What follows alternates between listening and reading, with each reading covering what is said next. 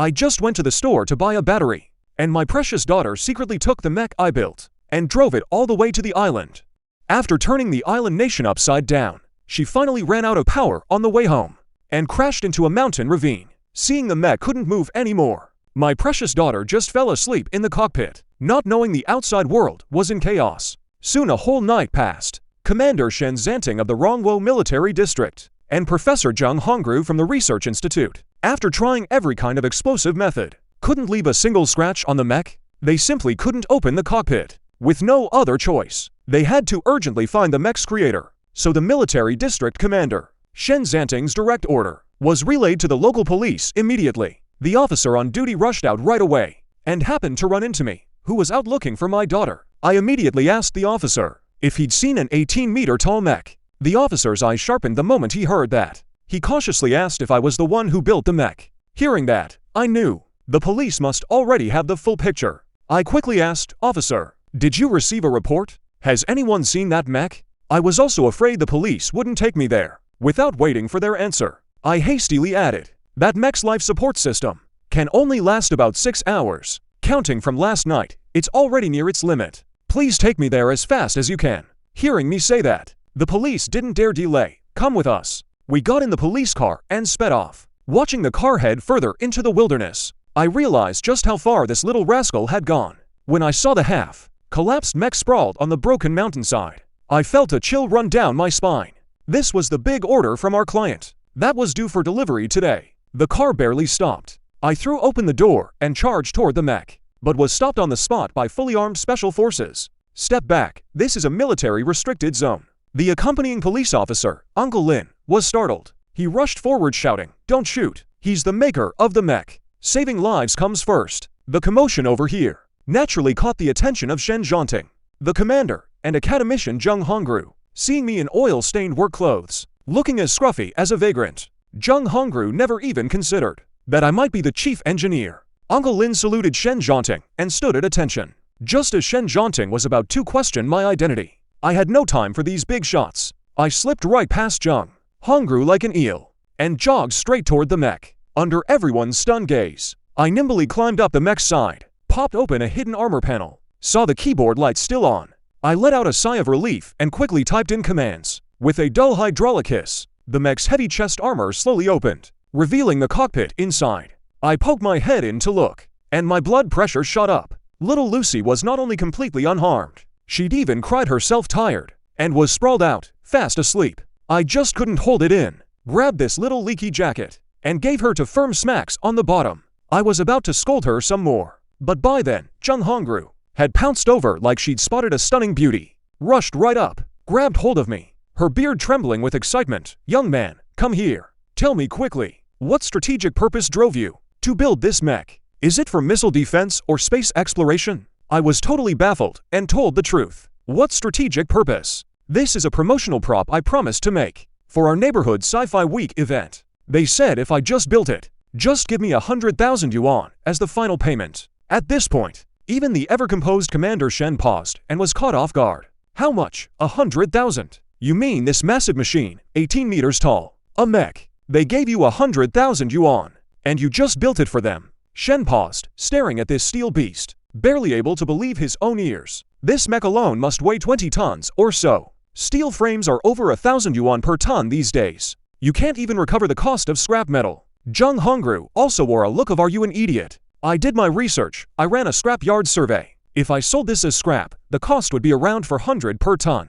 No matter how I calculate it, I'd still pocket a 10,000 yuan difference. Lin Shudong said speechlessly, "You can still earn 10,000. Hearing that, my pride took a hit. I scratched my head and shot back, "Little miss, I think you've never managed a household. You don't know how pricey things are. 10,000 yuan is a fortune to me, all right? If I flip this as scrap metal, I couldn't even get 10,000 for it." The surrounding military tech officers were dumbfounded. First time they'd ever heard someone working on cutting-edge national defense tech just to make a cabbage price profit. Zheng Hongru felt his CPU about to overheat. But after all, he was a top-tier scientist. He instantly latched onto the blind spot. "Your street office. Why did they have you build a giant mech instead of just making an ordinary cement sculpture?" In that instant, Shen Zanting keenly smelled the stench of conspiracy. "The street office. director discovered a genius, exploited his financial hardship, and lured him into developing a new type of weapon. This is absolutely the playbook of foreign spies. Shen paused, his eyes turning cold. Operating on the principle of better to kill the wrong one than let one go, he quietly signaled his secretary with a take-him-down gesture. Mentioning that, I get furious. I grumbled through gritted teeth. That old geezer, before he left, casually said, "Wouldn't it be great if this thing could move?" Tell me, isn't that infuriating? Does he have any idea how complex the dynamics are to make a humanoid robot actually move? The more I talked, the more excited I got. But I was so professional. How could he find any fault? So in a fit of anger, from the neural transmission system to the hydraulic skeleton, I redesigned the whole thing.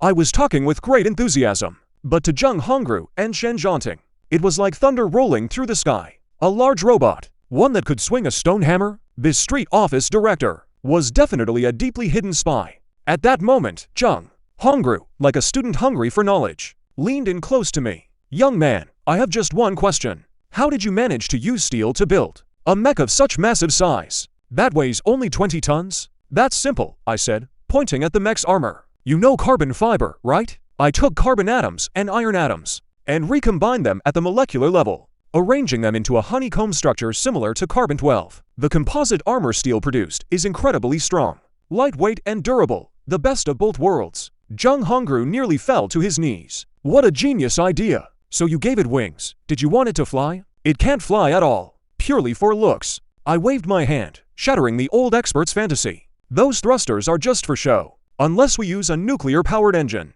current battery tech simply can't drive it. This thing is only good for construction work. In battle, it'd be a sitting duck." The two of them hit it off more and more. Zheng Hongru realized that this young man before him was, all by himself, an entire military-industrial system, and right at that moment, that unlucky spy, the street office director Zhao Dezu, was dragged over by Special Forces soldiers. Zhao Dezu was completely dazed. He'd been sleeping at home. His eyes went dark, and he was stuffed into a sack and brought here. When the hood was pulled off, he was still wearing SpongeBob pajamas, his face full of terror, like a startled deer. "This is really not fair play. Zhao Dezu saw me and thought I was behind the kidnapping. I only introduced you because I saw you struggling with the kid. You can't repay kindness with enmity. Just tell me how much money you want, I'll pay it." Shen Zhanting walked over with a grim face. "Murderous aura, cut the nonsense. Confess honestly, who's your handler? Why did you order Mr. Lu to build heavy war machinery?" Zhao Dezu was so scared he dropped to his knees, crying injustice. "Chief, I'm just a street office director. I just wanted a big robot for Science Fiction Week, to make it look impressive. I only hired him because I heard he was a level 8 welder. Who knew he could actually forge a Gundam?" Zhao Dezu cowed out and wept, until he saw the towering mech behind him. His breath caught in his throat. He nearly passed out. Zheng Hongru overheard and found it amusing. Zheng Hongru pointed at Zhao Dezu and asked, "So this was all a misunderstanding?"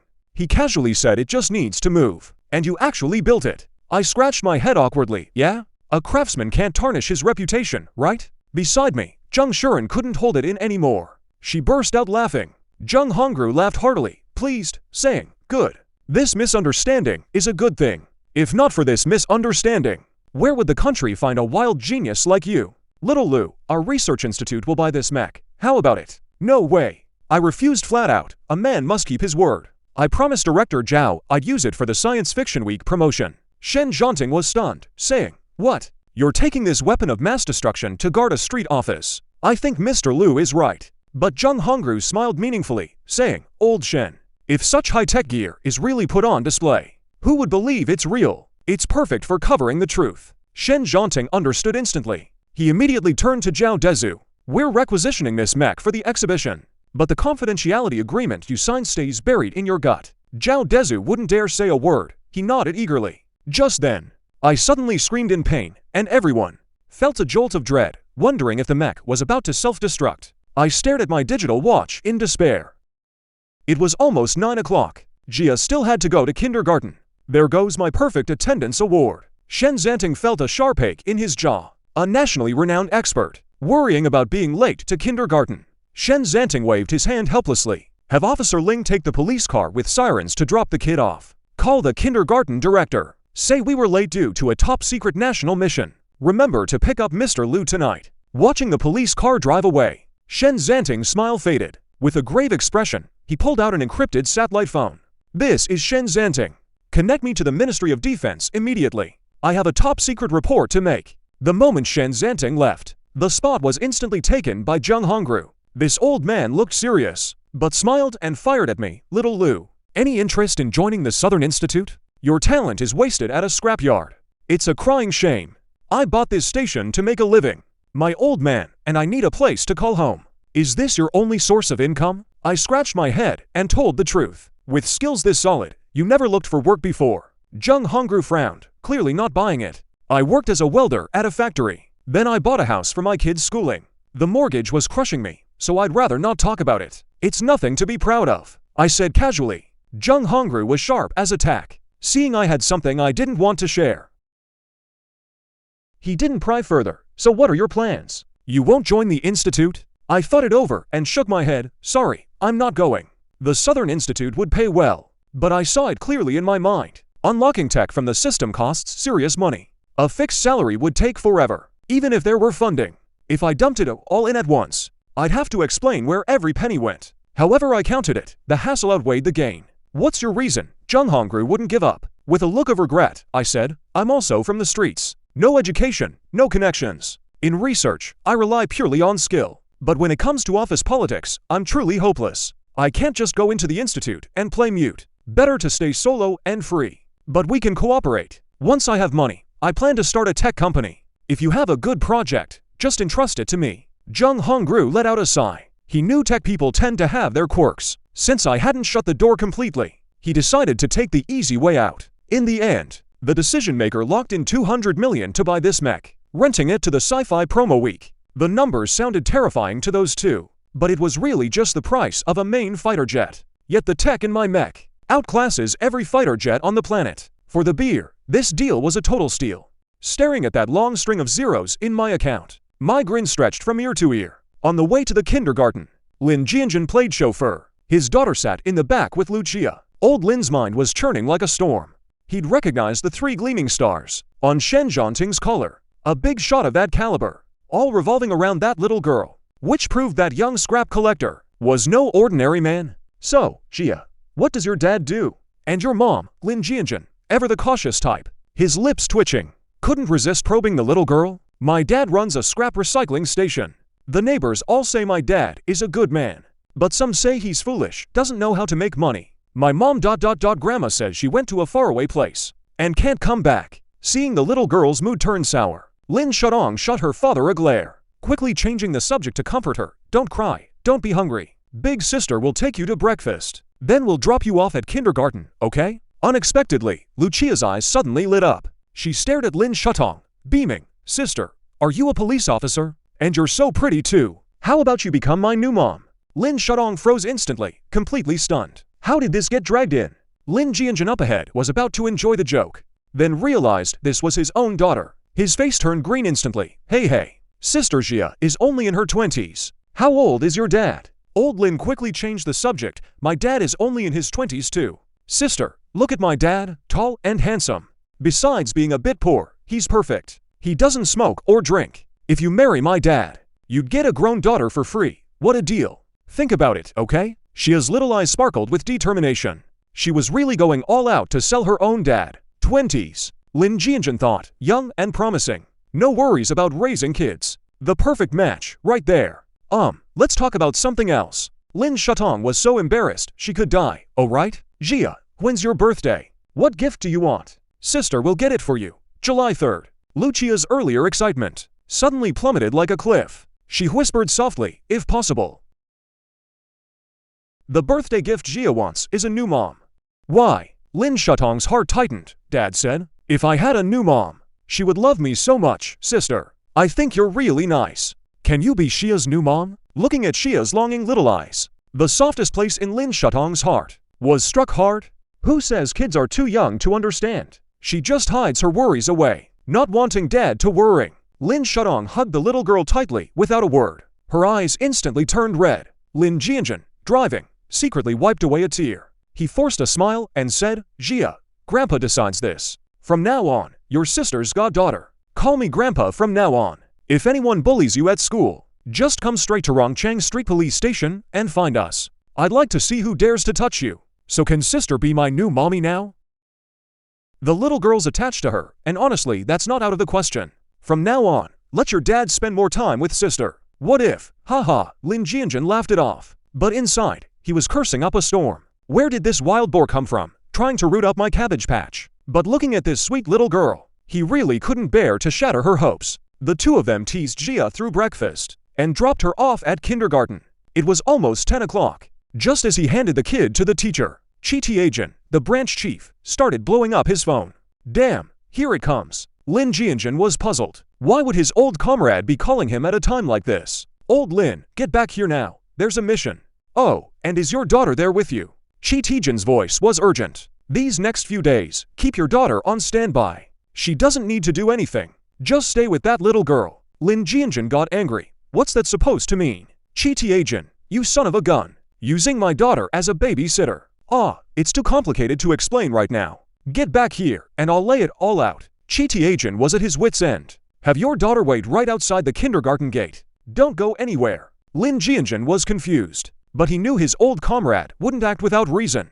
He told his daughter to guard the front gate, and floored it back to the station. When he got back to the station, the whole branch was in complete chaos. Chitiajan grabbed Lin Jianjun. Old Lin, pack your things now. Pack your daughter's stuff too. What's going on? Did the enemy invade or something? Why do we need to pack? Lin Jianjun was dumbfounded. If the enemy came, would they even let you run? Chitiajan kicked him. Top brass gave a direct order. The whole station moves within 3 days. Moving. Demolition. It's the Ministry of Public Security ordering us to relocate to this place. Chitiajan looked miserable. Pulled out an address. Either we move, or everyone from top to bottom gets fired.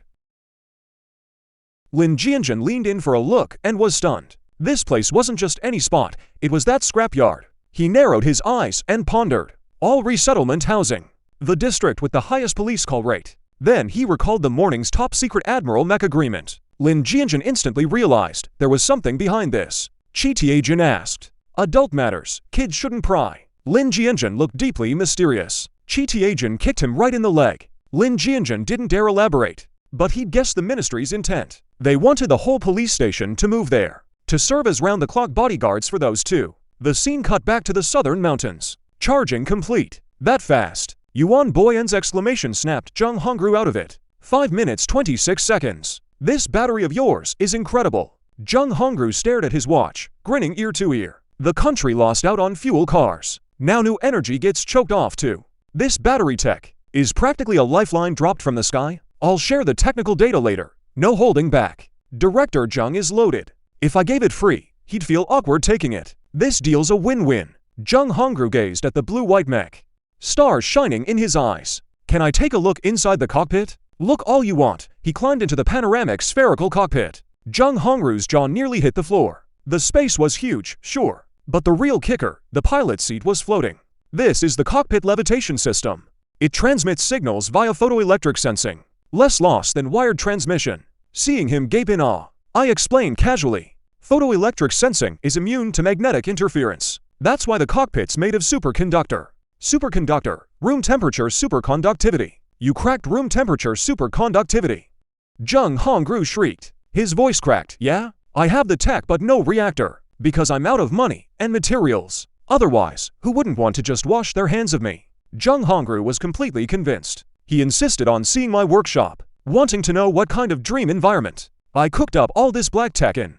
I didn't refuse. I took him straight to the scrapyard. The moment we stepped into the yard, Zheng Hongru stared at the rusted scrap metal everywhere, and the stench of rot hitting his nose. His expression was absolutely priceless. He couldn't connect the dots at all. That era-defining mech suit had crawled out of this junk pile. It's a bit messy in here. Watch your step over here. I gave an awkward smile and led him into the assembly workshop. Pushing open the door, Zheng Hongru's pupils dilated again. Though it couldn't match Nanzuo's dust-free lab, compared to the junk pile outside, it was like two different worlds, especially those oddly shaped machines. Even a big shot like him couldn't figure out the principles. Little Lu, this is the first-generation quantum compressor I built myself, used to compress metal ions. Usually, I use it to bundle scrap metal and sell it for cash. You use this thing to bundle scrap. Zheng Hongru's heart was bleeding. Isn't it perfect? Gravity combined with magnetic compression. Nanometer material with self-cleaning. Even oil can't stick. Works like a charm. After Zheng Hongru heard that, he looked at me like I was an alien. What is a genius? This is a genius. In this rundown scrapyard, there was hiding a master who could change the world. Locking someone like this in a research institute is truly wasting talent. Letting him do his own thing might be the best arrangement. You mentioned wanting to start a business earlier. Come on, tell me all the details. While Jung Hongru was touring my workshop, over at the kindergarten, things were blowing up. Jia had just waved goodbye to Lin Shudong at the gate. The moment she joined the class lineup, a bunch of little kids swarmed around her. Jia, who was that pretty lady at the gate? Is she your mom? Jia had been in school for 3 years. No one had ever seen his mother, or so the teachers said. Though they tried to protect him, these kids had loose lips. There were even rumors that Lu Chenqiu was kept by a rich woman, and that little Jia was an illegitimate child. Today, when Lin Shudong stood there in her police uniform,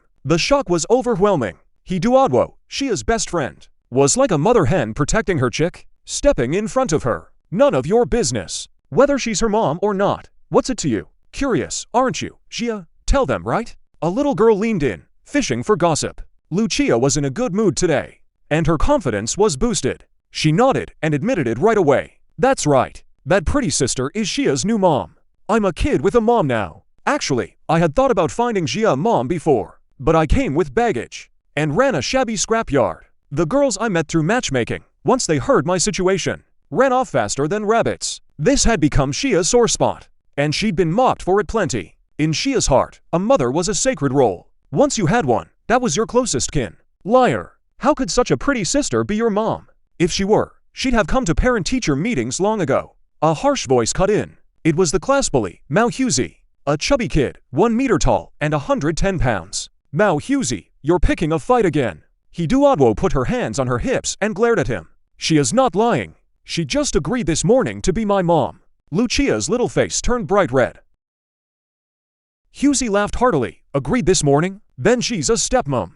Dummy, a real mom raises you from birth. The ones who come later are all wicked women. And when she has a little brother, you'll be abandoned. Jia is a kid with a mom. Tears welled up in Xia's eyes, and her lips puckered. Aw, she's about to cry. It's because you cry so much that your mom doesn't want you.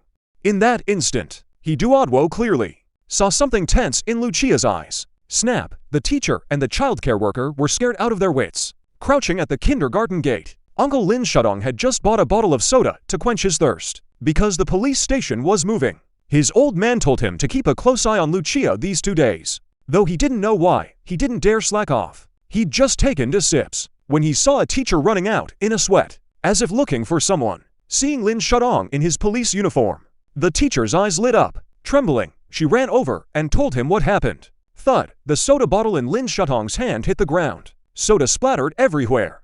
The scene cut back to the workshop in the southern mountains. I and Jung Hongru were originally talking about corporate planning, but as we talked, the occupational habit of 2 defense industry veterans kicked in. The topic shot straight to defense technology. Jung Hongru looked at me like I was a Doraemon, wanting to drain everything out of my head. He even had people start analyzing the mech system right away. Little Lu, to be honest with you, our country's fighter jets are still a weak spot. Where do you think we should focus our efforts? Flight control, engines, or aerodynamics? Jung Hongru looked at me with a humble, eager expression. The West's 4th gen fighters are everywhere, and we're still flying 2nd gen. If a real war breaks out, we'd have to pay with lives. Who can stand for that? Old man, since you treat me like family, I'll give you the inside scoop. What era was I from before I crossed over? An era where J-20s filled the sky. Right now the whole world is still stuck at the end of the 20th century. How could I not know the direction? Only by advancing on all fronts can we overtake on the curve. I grinned, turned around, and pulled out from a pile of scrap paper a blueprint I'd sketched in my spare time. Nothing else. It was the J-20, the Whalen. Jung Hongru took one look at it. My head just buzzed. Perfect aerodynamic layout. Sci-fi style DSI air intakes. And those astonishing specs marked beside them. A master's work shows at a glance. If this thing gets built, it'd absolutely scare those Western powers shitless. Actually, I still have the blueprints for the J-36 White Emperor, but I didn't bring them out. Take too big a step and you'll trip yourself up. The country's current industrial base can't build a 6th gen fighter yet. We have to go step by step. Since I could make that gun damn fly with brute force, the tech broken down from it, building a fighter would be a total cakewalk. Little Lu, sell these blueprints to our Nansuo. Name your price. Jung Hongru was so excited his hands were shaking. The mech for 200 million earlier was practically a giveaway. That was for reverse engineering. But these blueprints can go into production right away, forming combat capability. The value is simply incalculable. Before I could figure out how to price it, my stomach protested first. Jung Hongru's face flushed red. His stomach started growling too. He'd been dragged out of bed at dawn and hadn't had a drop to eat or drink since. Ha, hungry, let's go. I haven't eaten either. I'll just have a quick bite at your place. Jung Hongru didn't stand on ceremony. I nodded and led him toward the inner compartment. Not going home. Why are we going further in? Jung Hongru was puzzled. I live right here. Pushing open that door. It was a grimy little door. A wave of damp, musty smell hit us. Jung Hongru was stunned. This isn't a home at all. It's just a storage room for junk. A simple bed and a table missing a leg. Not even a single window. All the light came through from the workshop outside. Hard to imagine. That blueprint that could change the nation's fate was drawn on this greasy table. Little dear, you live here. The old man's voice was trembling, right? I bought a house when I first got married. Later, my wife couldn't stand the mortgage pressure and ran off with someone. I couldn't pay the loan alone. The bank took the house away. With what was left, I rented this abandoned factory. Fixed it up like this, just barely getting by. My tone was flat, like I was telling someone else's story. Jung Hongru's heart ached at that. What about work? With your skills, you were a grade 8 welder at a state-owned factory. The divorce caused a huge mess. Plus the house went into default and I became a deadbeat. The factory said I damaged their image and fired me. I scratched my head, a bit self-deprecating. Jung Hongru's brows instantly knitted into a knot. A grade 8 welder is a prized asset. How could they fire you over something so trivial? Even a blind man could see there was something fishy going on. Someone must have wanted to swap the dragon for a bird, using any excuse to take your position. That's the classic case of a small temple with a big wind. Shallow water, big turtles. Jung Hongru was about to dig into the dirty details, planning to seek justice for me. Then my old Nokia in my pocket suddenly rang. The moment I answered, my face changed instantly. After hanging up, I immediately headed for the exit. Sir, my daughter got hurt at kindergarten. She's at the hospital. Please look around on your own for now. I'll continue our talk when I get back. As I spoke, I ran off without looking back. Jung Hongru tried to call me back, but couldn't stop me. What are you staring at? Chase after him and drive him there. By the time he takes the bus, who knows when he'll arrive? Jung Hongru glanced at the guard beside him and said immediately, before Shen paused, he had already realized how important I was. So without making a fuss, he arranged a guard for me too. But on paper, it was Jung Hongru's guard. In reality, Jung Hongru himself also had bodyguards with him. But it wasn't under the military district system. It belonged to the National Security Department. They were responsible for secretly protecting Jung Hongru's personal safety. Security registration. Compared to a single bodyguard, it was a step higher. But this bodyguard before him had clearly just started working not long ago. Lacked awareness. Seeing his protectee had already run off, he only reacted when someone reminded him. Then he quickly chased after them. Soon, the sound of a car engine outside grew fainter and fainter. Jung Hongru thought for a moment, made a phone call, asking his own granddaughter Jung Shuren to bring him some dumplings, and also buy some groceries to cook here. After I bring my daughter back, we'll have a meal together. While waiting for his granddaughter, the old man was bored, so he paced back and forth in the workshop. Soon his attention was drawn to that pile of design drawings stacked in a heap. He hadn't felt comfortable touching them at first, but remembering that before I left, I'd told him to look around freely. He didn't hold back. He was genuinely curious about what else I had here that might interest him, so he could bundle it all up and sell it to himself, and negotiate a better price. When he flipped to a page, showing a fighter jet shaped like a maple leaf, a string of question marks floated up in his mind. He could tell this design was a fighter jet, but I hadn't drawn the attack steps, nor the exhaust nozzles, not even the intake.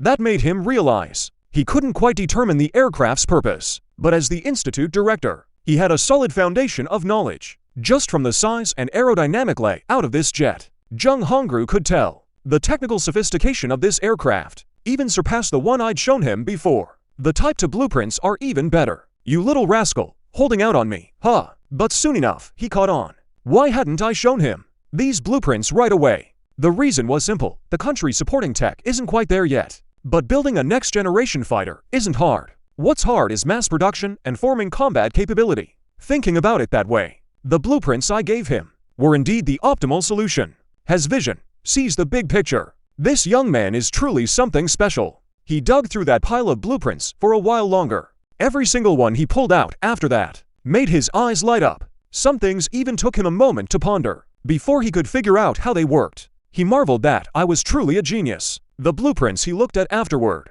made him feel like he was reading science fiction, like concept art for a movie. At that thought, Jung Hongru couldn't help but make a phone call. The call went to the State Council. The Southern Institute is a military enterprise under the Ovid Group, and AVIC is state-controlled, directly managed by the State Council. When a gentle voice came through, Jung Hongru spoke with great solemnity. Reporting to the Premier. I have something important to report about Lin Hao. After hanging up, Jung Hongru let out a long sigh. After making the call, he regretted his rashness a bit. After all, that was the man who ran the country, and he'd only gone to disturb that elder. Based on some guesses, it was a bit reckless, really, but it turned out well. After learning everything, Lin Hao said just one thing: make sure to take good care of Comrade Lu Chenqiu. The implications in that statement were enormous. It was practically giving him, Jung Hongru, carte blanche. In a manner of speaking, anything goes, as long as it's within the bounds of the law. With that kind of backing, it truly suits a young genius like me. He glanced around at his surroundings, then thought for a moment, and made another phone call. Hey, old Lee. This bank manager is a busy man. I've got something I need your help with. Just half an hour later, a red property deed was delivered by the bank manager into Jung Hongru's hands. Jung Hongru opened it and checked the owner's name. And there it was, my name written clearly. Jung Shuren also came to stand by Jung Hongru's side. The moment she arrived, she heard that Grandpa had used his own money to help someone redeem a house. That was several million. You could say it drained the old Jung family savings. But Jung Shuren said nothing and asked nothing. She just quietly picked up the groceries she'd just bought and went to prepare the meal. After delivering the deed, the bank manager left right away. Jung Hongru sat in his study, his fingers tapping rhythmically on the deed's cover, wondering what kind of expression I'd have when I came back and saw my house had been redeemed. At the hospital entrance, the guard had just parked the car. When I leapt out in one bound, I sprinted toward the hospital. Lin Shudong was already waiting at the main gate. Seeing me, Lin Shudong said apologetically, "I'm so sorry. It was my negligence." Having already learned the full story, I immediately reassured Lin Shudong, "Kids fighting is just kids. You weren't even inside the kindergarten. How could it be your fault?" But the moment Lin Shudong thought of Lucia's pitiful state, he was about to say something more, but I had already headed for the ward. The moment I saw Lucia lying in bed, her face still bearing the marks, her head wrapped in gauze, my heart clenched instantly. I forced down the anger inside me and looked at the others in the ward as calmly as I could. Besides the two teachers I recognized, there were also two well-dressed people, a man and a woman. The man had a big potbelly. The woman was dripping with jewels. Both around 30 or 40 years old. When they saw me, the wariness in the man's eyes vanished instantly. He spoke up right away. "So you're this little girl's father. Your daughter hit my son. Go on then. How are we settling this?" The two kindergarten teachers beside them were stunned, staring at the couple in disbelief. "Look at my son's face. It's all red from the hit. Let me tell you, if you don't give us proper compensation today, this isn't over." As she spoke, the woman pulled open the curtain beside her, revealing Mao Huzi lying there, sleeping on the hospital bed. She said to me with a fierce glare, "Huzi's mom." The caregivers and teachers quickly replied, "The one who hit was clearly Huzi. How can you say it takes two to make a quarrel? Why did my son hit his daughter and not someone else? It must be his daughter's fault. Look at my son's face. It's still red even now. His daughter must have struck first." Huzi's mom then continued, "I'd like to first understand what happened." I held back my anger and didn't look at the couple. Instead, I turned to Teacher He. We didn't see exactly what happened. We only heard the other kids shouting. By the time we got to them, Jia was already like this. Teacher He and Teacher Liu beside her looked apologetic. They bowed to me and said, "Sorry, Xia's father. It was our negligence." Seeing how sincere the two teachers were, I couldn't say much more. After all, a class has 40 or 50 kids, with only 2 or 3 teachers normally. There's bound to be places they can't cover. And this isn't like the world before I traveled back, where cameras were everywhere. Check the surveillance and you'd know the whole story. I knew exactly what had happened. Just then, a wealthy lady walked into the ward. He was also with a little girl. The little girl was Iduadwo. The principal and teachers saw the old lady and immediately lowered their heads. "Student Iduadwo, tell us what you saw." The old lady said coldly to Iduadwo, "It was Jia Xian who hit Huzi first, but it was Huzi Xian. Before Hiduadwo could finish, the principal cut her off. Parent, you heard that too, right? It was indeed your daughter who struck first. As for compensation and other matters, I don't want this to affect our kindergarten. I hope both sets of parents can resolve it soon. I could tell right away. The old lady was clearly taking sides, so I softly asked Hiduadwo. I said, little sister, tell uncle, what happened to Hughesy first? Hiduadwo's eyes instantly welled up. Hughesy said Jia has no mother. Said Jia's mother left because of Jia. That's why she abandoned him. That's why Jia couldn't hold back and hit him. Jia bled a lot. Uncle, Jia is hurt so badly. Is he going to die? No, uncle won't let anything happen to Jia. I patted Hiduadwo's head and smiled, even though Hughesy was wrong first. In the end, Lu Chenqiu was the one who threw the first punch. So I think, parent, you should still give Hughiesy's parents an explanation. After the old lady heard Hiduadwo's words, her face turned grim, but she kept on taking sides without batting an eye. I didn't respond right away. Instead, I walked over to the bedside table, picked up Lu Chenqiu's medical record and glanced at it. About 5 centimeters of laceration on the forehead. Nasal bone fracture. No impact on normal function found yet. Conservative treatment recommended. I put the record back in place. Looked up at the Mao Hughesy family. My daughter hit your son first, I admit that. But your son hit my daughter. How do we settle that? How to settle it? My son hitting your daughter was self-defense, the woman said in a shrill voice. So you're saying your son hit my daughter, and you're not willing to take any responsibility at all. I slowly unbuttoned my shirt. I knew I couldn't reason with these people. It was Lu Chenqiu who struck first. Yes, he was at fault. But just now, Hiduadwo made it very clear. After they pushed Jia down, they kept hitting her. That's why Lu Chenqiu was hurt so badly. The first hit you could call self-defense, but the beating that followed was clearly intentional harm. This is just too cruel and bullying. It was your daughter's fault to begin with. Why should we take responsibility? What, you want to start a fight? Hughiesy's mom watched my movement and sneered. She mocked, a nobody like you with no power or status. We'd be generous just letting you pay us some money, and you dare raise a hand. Ruzi's dad also let out a cold laugh, walked up to me, and said coldly, do you think we're bullying you? I looked into you. You just run a scrapyard.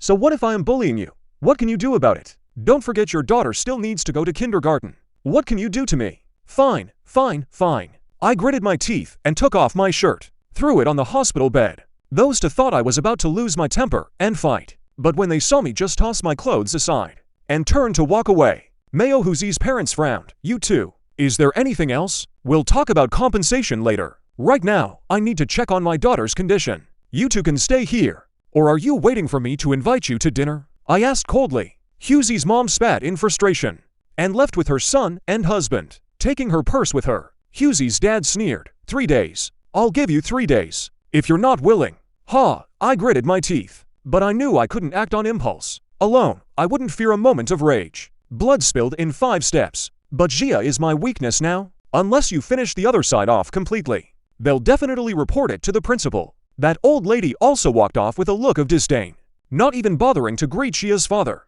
The 2 teachers came up to me a bit awkwardly. Teachers, this isn't your fault. Thank you for bringing Jia to the hospital. I didn't lash out at the 2 teachers. I just forced a faint smile. In the end, the 2 teachers could only let out a long sigh, hoping Jia recovers soon. We'll come back to see Jia, Dad. After the 2 teachers left, Jia slowly opened her eyes. Her eyes were full of tears.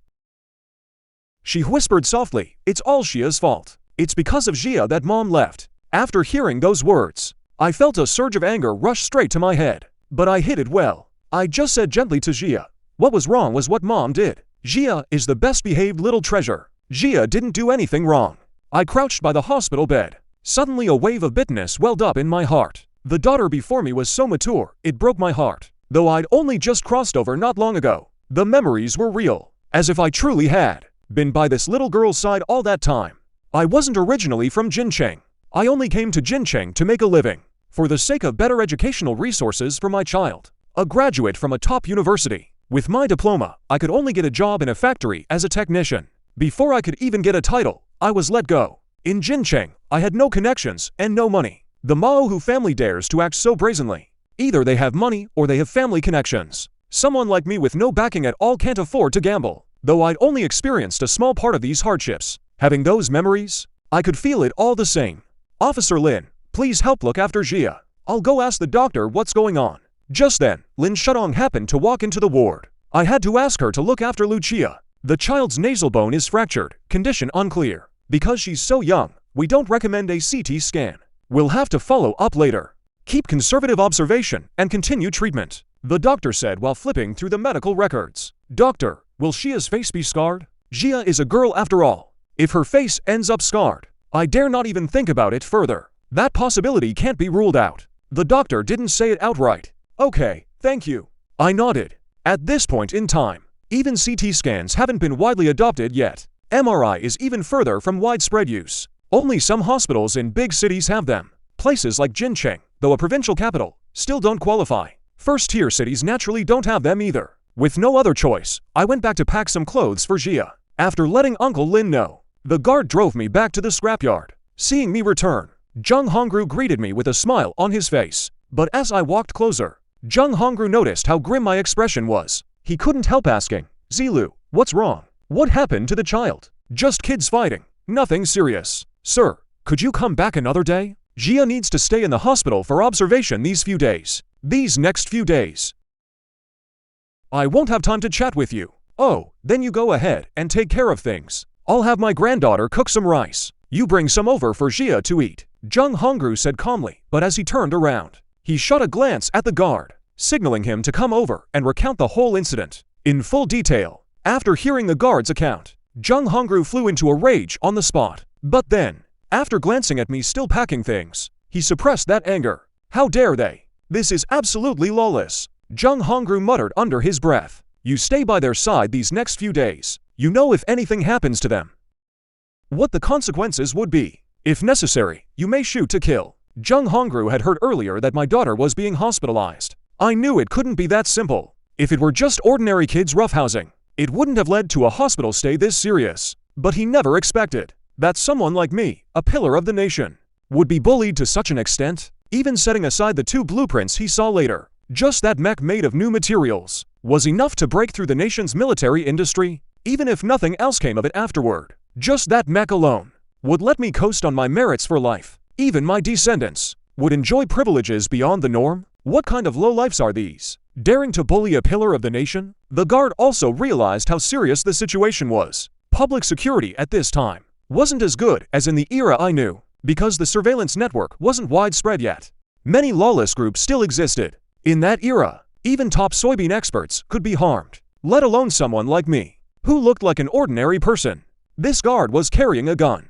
I'll call old Shen over here and arrange for someone to take over your shift. You'll have to work extra hard today, Zheng Hongru said solemnly to the man before him. With that, he went straight to make the call. What? Zilu's daughter was being bullied, and he himself was being threatened? Shen Zhanting was shocked when he got the call. Were there really people this brazen in this world? The other party even claimed to know Zilu's daughter was still in kindergarten and was threatening Zilu outright, extorting him. Zheng Hongru's expression was grim. He too wanted to know just who was bold enough to dare threaten a meritorious figure. All right, I understand the situation. I'll find someone right away. If I don't take him down, then ... double quotes. Shen Zhanting was truly furious. As commander of the Southwest Theater Command, it was rare to have such a talent emerge here. If it was ruined because of a few clueless people, and if someone gets hurt, then he won't be the military district commander anymore. I've already reported to the Ministry of National Defense to list Little Deer as a special personnel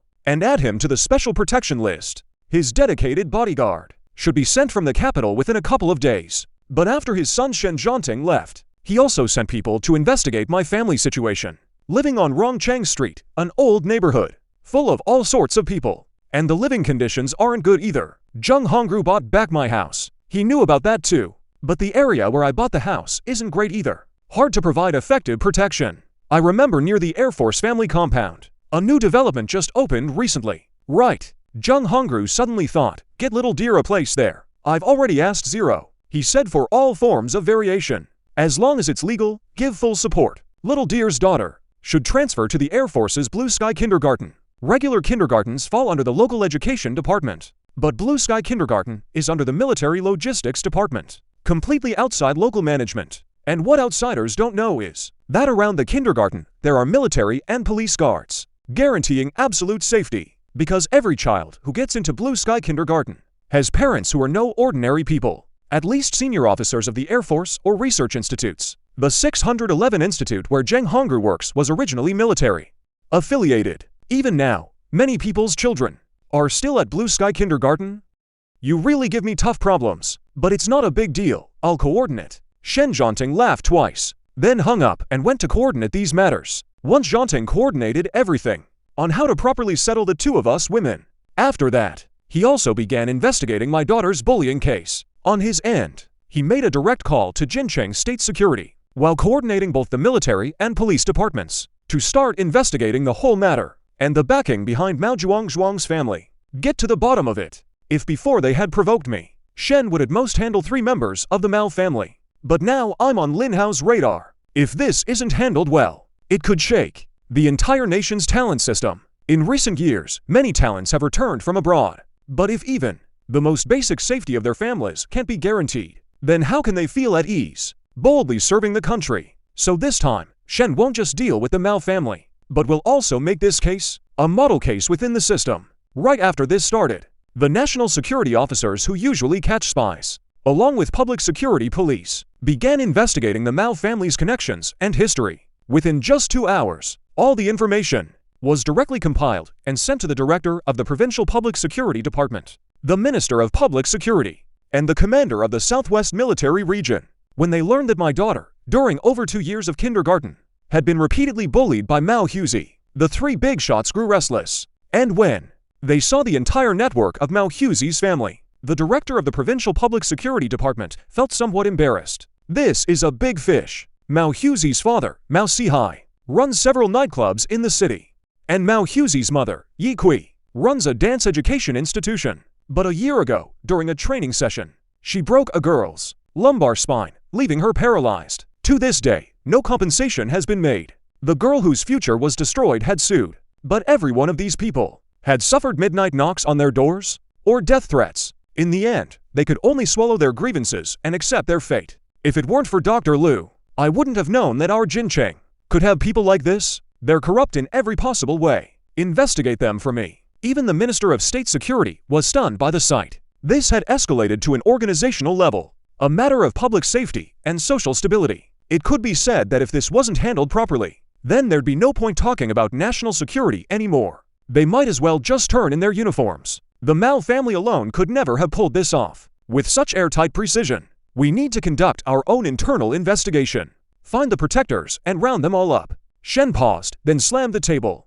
Soon, military and police forces across the city were mobilized. In the middle of the night, doors were knocked on one after another. That night, over 30 officials of various ranks were arrested.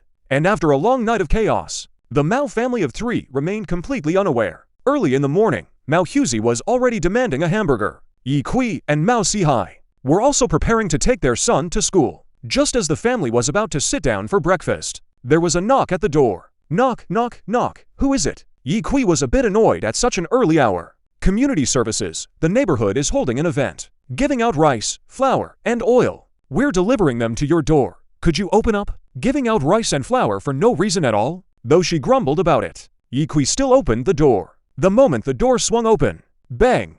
A large group of heavily armed police and armed police officers stormed into the house. Yi Kui was taken down on the spot. Mao Sihai, who was in a dangerous line of business anyway, the instant he heard the door kicked open, instinctively tried to run, but hearing a shout behind him, "Don't move. Run and we'll shoot," he had no choice but to surrender. He raised his hands and slowly turned around. Only then did he realize at least 20 fully armed police officers had flooded into his home, and armed police, all holding submachine guns. He had imagined his ending before, but never imagined that he'd warrant such a massive deployment of military police. After the raid, police discovered considerable evidence at the Mao residence. Most importantly, a handgun was found in the Mao family's home. Now the Mao family's crimes are far more serious. Mao Huzi, being a minor, was taken away by a female officer. How did you find me? Do you know who I answer to? A lot of criminal evidence was taken away. Mao Sihai still wasn't panicking.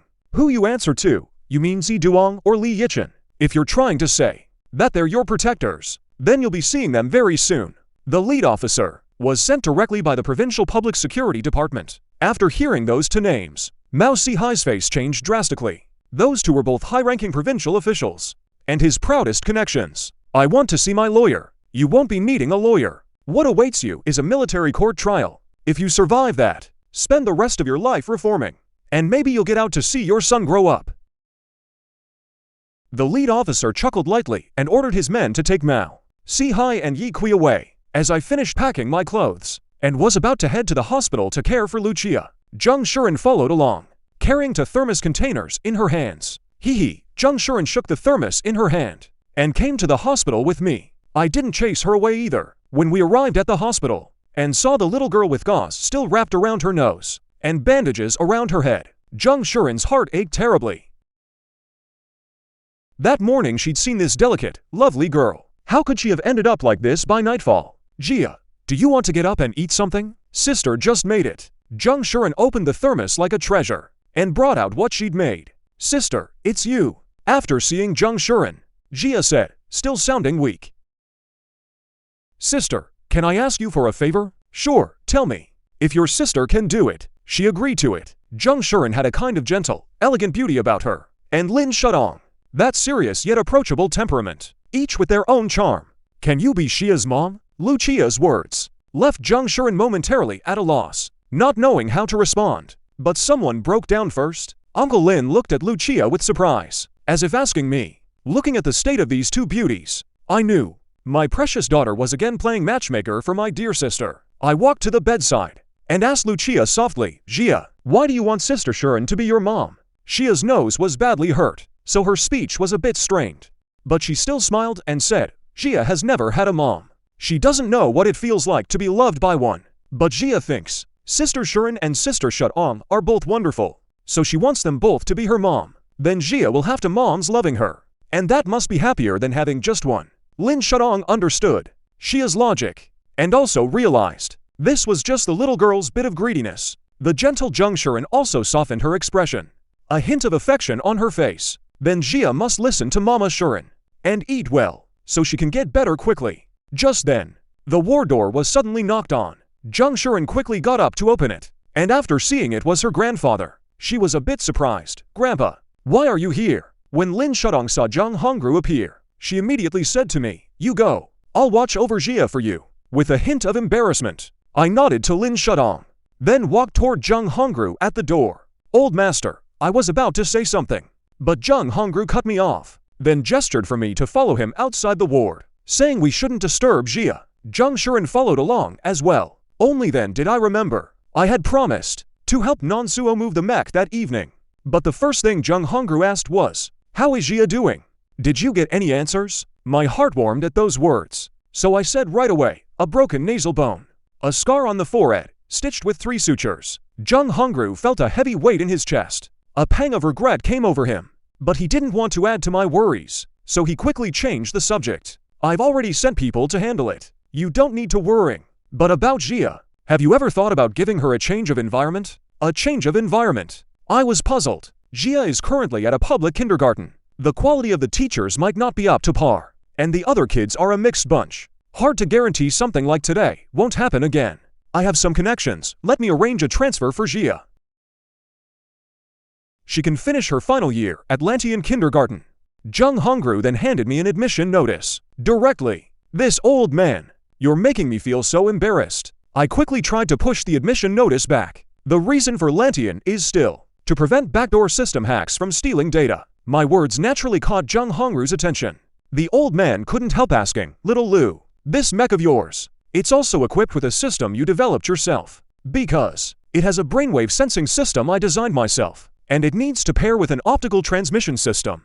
Plus it has to be compatible with a motion sensing operating system. That's why I said before, this thing is a real pain to put together." I recalled how I stayed up day and night drawing, rushing the blueprints, and couldn't help feeling a pang of frustration. "Can your system be promoted for wider use?" Zheng Hongru could already tell my system was no simple thing, so he pressed on immediately. "It's possible, sure, but with the current domestic conditions, or rather, currently, most hardware specs in the world can't even run my system." I smiled and thought, how could that be? Our domestically made chips have already. Yuan Boyan was about to argue back, but suddenly realized this thing was classified, and immediately shut his mouth. I smiled and said, "Elders should know that processing speed depends on chip precision.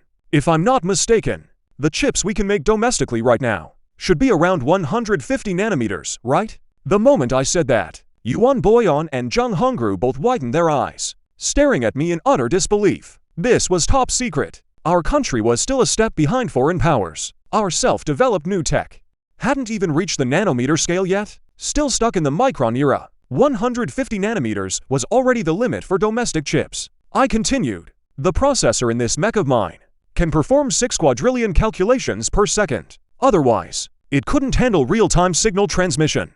Honestly, I was underselling the numbers, because this mech's core processor, I got it straight from the beginner's gift pack, not something I developed myself. To exchange for the related technology, I'd have to start from scratch, step by step. To unlock quantum chips, Zhang Hongru immediately realized the technology inside this mech. His eyes were practically sparkling.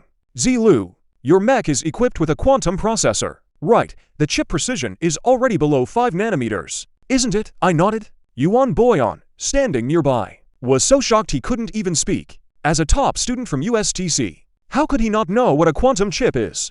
And a quantum processor? The current domestically built supercomputer, Shenhui's computing power only reaches 324 billion calculations per second. This mech's processor is nearly 20,000 times more efficient than Shenhui. Apart from a quantum processor, there's simply no other explanation. Once chip precision drops below 5 centimeters, quantum tunneling efficiency kicks in. That's also the principle behind quantum computers. When precision reaches a certain level, a quantum computer's computing power increases exponentially. Processing speed and efficiency shoot straight up. No wonder my little laptop couldn't parse this mech's data. Even if you took this tech to a research institute now, we probably couldn't figure it out either. Zhang Hongru let out a long sigh. Being one step ahead is called genius. Being 100 years ahead is almost terrifying. Give a Qing Dynasty veteran soldier your smart device to look at. He'd probably just shout witchcraft. Let's not keep pushing against him for now. First get through the Sci-Fi Promo Week event. We'll deal with the rest later. Zhang Hongru was pretty open-minded about it. Anyway, I'm here and the tech is on me. When the time truly comes to build a quantum computer, we'll talk then, I said, and headed off to pilot the mech. I placed the mech on the flatbed truck prepared in advance. This flatbed was directly transferred from the military district. It's normally used to transport rockets. Old Master Zhang Hongru suddenly thought of something and asked, Zilu, can I ride along with you? Sure, that's fine. It's just that the co-pilot seat is a bit small. When I first designed this cockpit, I actually considered whether a parent might want to ride with a small child. So I added a co-pilot seat. But it's the child-sized version. Once the old man sat down in it, he was practically swallowed whole by the seat. It was honestly hard to keep a straight face. You can begin now. Zhang Hongru signaled I could start loading up. When I booted up the system, the cockpit locked tight, and the 360-degree panoramic displays around me started working, taking in everything around me at a glance. Everyone outside saw the mech's eyes light up with a fresh, youthful glow. And this 18-meter giant mech sat up. Then it slowly rose to its feet, standing tall upon the earth under the night sky, before lying down on the flatbed prepared for it, waiting to be loaded and secured. Even for such a simple series of movements, this mech's level of completion was almost indistinguishable from a real person, with none of the stiffness or clumsiness of a giant robot. And Zhang Hongru, who had witnessed my entire operation, was utterly amazed. A control system like this, if truly mounted on a fighter jet, would undoubtedly elevate the fighter's combat capability to a whole new level, especially this system, which even a child could operate. The next day, at the Sci-Fi Promotion Week on Rongcheng Street, countless kids were awestruck by the towering 18-meter giant robot before them, especially its blue and white color scheme, and the massive white wings on its back left an indelible impression on everyone who attended. And as the organizer, the Rongcheng Street office, truly learned what it meant to be overcrowded. Though this era had no such terms as short videos or check-ins, people could still rally their friends. Many who went that first day brought their acquaintances and family the very next day to see it again, especially when they learned that for extra money, they could even climb into the mech's cockpit and sit inside. Even more people were thrilled. And these weren't children, but a crowd of grown men. After all, what boy doesn't love giant robots? After several days of the exhibition, Rongcheng Street not only made a name for itself through this event, but also brought enormous foot traffic to the nearby businesses. Zhao, Director Zhao, thanks to his outstanding achievements, was already slated for a promotion by year's end. The next morning, I didn't go to the sci-fi promotion week to join the crowd. I still had to take care of my own daughter. In the morning, after seeing off Lin Shudong and Zheng Shuren, who had stayed the night, I expressed my thanks once again. I took a glance at Lu Chenqiu, who was still sleeping, and then another glance at the blue kindergarten admission letter by my hand. I couldn't help but sigh. I'd been here since I traveled through time, and in just a single day, my life had changed completely. Maybe I was too stubborn before. Glancing at Shire, who was still wrapped in bandages, I opened the system mall. Inside the system mall, the tech products available for direct purchase were the same as the main system's research options, divided into several categories by discipline. I opened the biotechnology category, spent 500,000 to buy an oral scar removal healing medicine, and a medicine to speed up fracture recovery. With the help of these medicines, Shire should recover quickly and avoid scarring. I had originally planned to wait a couple of days before transferring Shire at school, but what I didn't expect was that right after lunch, Lin Shudong showed up again. "Officer Lin, what are you? I'm on leave these days and have nothing to do, so I came to the hospital to see Shire. After all, Shire does call me Mom." Haha, Lin Shudong didn't have the heart to say that the chief had given her a long leave and had given her a strict order to protect Lu Chenqiu up close.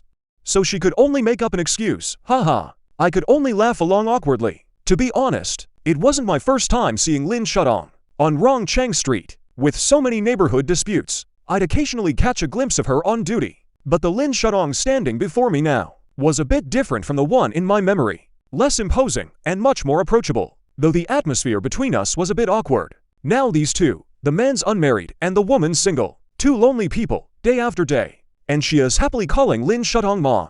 Right there, acting all cute with her, which makes me, her real father, want to curl my toes so hard I could dig a 3-bedroom apartment. That Officer Lin, you keep her company. Yeah, we're moving. I need to transfer Jia to a new school. In my past life, I was a total loser. Never even held a girl's hand till the day I died. And now, they put me with Lin Shudong, such a gorgeous policewoman. Stuck together. I feel like I'm sitting on pins and needles, utterly restless. So I just decided to slip away quietly. Lu Chenqiu, of course, noticed my odd behavior. Then she looked at Lin Shudong with a smile and asked, "Shudong Mom, what do you think of my dad as a person?" Dad. Sensing something was off, Lin Shudong was about to say something, but then she suddenly remembered what I'd said earlier and asked Jia, "Your dad just said he's transferring you to a new school." Grandpa found Jia a new kindergarten. It's close to our new home, so Jia has to go to the new kindergarten. Lu Chenqiu nodded, and that was the trouble. Lin Shudong immediately called her bureau chief and reported the matter. Originally, the police station moved just to protect this mother and daughter. Now they've moved away. So didn't the station move for nothing? After arriving at the kindergarten, I met the head teacher, Miss Liu. After explaining why I'd come, Miss Liu expressed her regret. I'd been thinking I'd have to see that annoying old lady again, and I was already feeling irritated. But when I got to the principal's office, I discovered the principal had been replaced by a middle-aged woman I'd never seen before. "Hello, Xia's dad. I'm the new director of the kindergarten. Regarding what happened to little Jia, our kindergarten bears undeniable responsibility. This is a small token of our sincerity. Also, I'll have the transfer paperwork done for you right away. Just a moment, please." As the director spoke, she slid a bank card across to me. On the back of the card was a string of numbers. It must have been the PIN. Lu Chenqiu's transfer went through without a hitch. It didn't even take half an hour to finish everything. After I left with the transfer certificate, the new director, who had been all smiles, turned serious. Teacher Liu, who had been by her side the whole time, couldn't help but ask, "Director, aren't we being a bit careless?" "What do you know?" the new director said sternly. After this incident, the old director was arrested last night. Everything she'd done before was almost all dug up.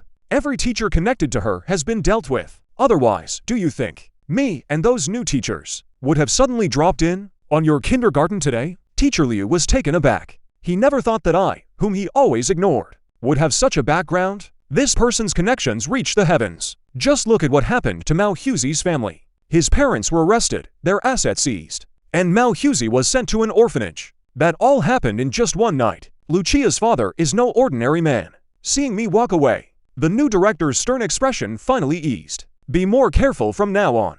Don't let anything like this happen again anytime soon. Otherwise, both of us will be severely punished." After giving that warning, the new director went off to handle her own affairs. A few days later, The mech was transported to the Southern 611 Research Institute. This time, the transport wasn't operated by Lu Chenqiu. Instead, under his supervision, it was handled by the Institute's researchers. Lu Chenqiu had finally fulfilled his mission and was ready to step into a new life. Meanwhile, Junkyard's phone had been ringing non-stop these past few days. After learning that Lu Chenqiu could manufacture chips below 5 nanometers, Junkyard immediately chose to report it. But this matter became a problem hard to prove. Junkyard had no way to prove that Lu Chenqiu could manufacture 5 nanometer chips. Junkyard knew the way. Chenqiu had been busy taking care of his daughter these days, so he didn't disturb him, planning to pave the way for him first. The reason he was so passionate about this was entirely because he knew that if Lu Chenqiu's technology could be promoted, then for the overseas chip industry, it would be a devastating blow. After all, although the domestic industry lags behind, foreign countries aren't that far ahead either, still stuck fighting in the micrometer era. If they could seize the first opportunity, then domestic chips could take the lead. One step ahead means every step ahead. So these past few days, he had been lobbying various state-owned companies and departments, trying to persuade them to join Lu Chenqiu in founding a state-controlled tech company. But after a whole week, not a single company or department was willing to invest in Lu Chenqiu. This left the old man deeply frustrated, and he couldn't help cursing out loud. A bunch of useless fools living off the system. Junkyard had just walked in when she heard her grandfather cursing, and couldn't help asking, "Grandpa, what are you so angry about this time? My throat's almost raw from talking these past few days." These fools have no idea how important Chenqiu is, let alone the strategic significance of 5 nanometer chips. If those foreigners get ahead of us and break through the relevant technology, then in the future we'll be choked by the neck. Junkyard said with deep regret. You mean the state-owned enterprises and departments we contacted before all refused? Junkyard naturally knew what her grandfather had been busy with lately, and was a bit surprised for a moment. Yeah, a bunch of short-sighted fools. They just focus on not making mistakes rather than making progress. These people never actually came from those companies or departments themselves. They just coast through their posts to pad their resumes. They have no sense of collective honor or vision for future development. Junkyard, unlike Tieying, he's nothing like those people. He joined the institute right after graduation and worked his way up from researcher to director, devoting almost his entire life to the institute. Grandpa, actually, I think it's fine that we don't cooperate with them. Junkyard suddenly spoke up. Tell me more. Junkyard wasn't the autocratic patriarch type. He valued the opinions of the younger generation. Think about it. If it becomes state-controlled, then does that company answer to Mr. Lu or to the higher-ups? If they take their budget, they'll definitely be assigned tasks. Can Mr. Lu still do things like now, freely and creatively, designing whatever he wants? Junkyard analyzed. Go on. Junkyard nodded, signaling his granddaughter to continue. If we establish a cooperative relationship with him, like the 4th-generation fighter we're building now, he's already provided the blueprints. If we reach a cooperation agreement with him, having him help produce the related materials, or letting his factory handle the assembly, wouldn't that both protect him and let him make money? Junkyard's words undoubtedly opened a new door for Junkyard. You're right. Grandpa was a bit too fixated on protecting the safety of those two. If we bring in the military district, hey, I have a better idea now. Junkyard came up with a new approach, but we should still discuss it with Lu Chenqiu first. He then asked about the mech analysis. How's your progress coming along? Junkyard asked this question. Junkyard's face showed a bit of embarrassment. Oh, well, I was just about to tell you about that. You interrupted me, and I forgot. It's just ... well, you should go see for yourself. Hearing his granddaughter say that, Junkyard also wanted to know what the problem was. He arrived at the Research Institute's workshop to facilitate the research. The institute had specially built a new dust-free hangar to house this mech, and now nearly all the researchers at the institute were gathered there, circling around the mech. So, any results yet? Junkyard called over Yuan Lang and asked. Teacher, we're completely stumped. Yuan Lang looked utterly miserable. Then, from Yuan Lang's description, they learned that they couldn't currently decipher the mech's operating system, so they tried to work on the armor materials and even the armor coating layers to see if they could extract some new technology to use on the new aircraft. But contrary to their hopes, the whole mech could be disassembled. But the armor they took off, let alone analyzing it, they couldn't even damage it. They used a 5,000-degree laser and still couldn't cut through the armor. Not even a scorch mark was left behind. The armor coating was even more absurd. It could perfectly absorb radar waves, which meant a mech this massive was completely invisible on radar.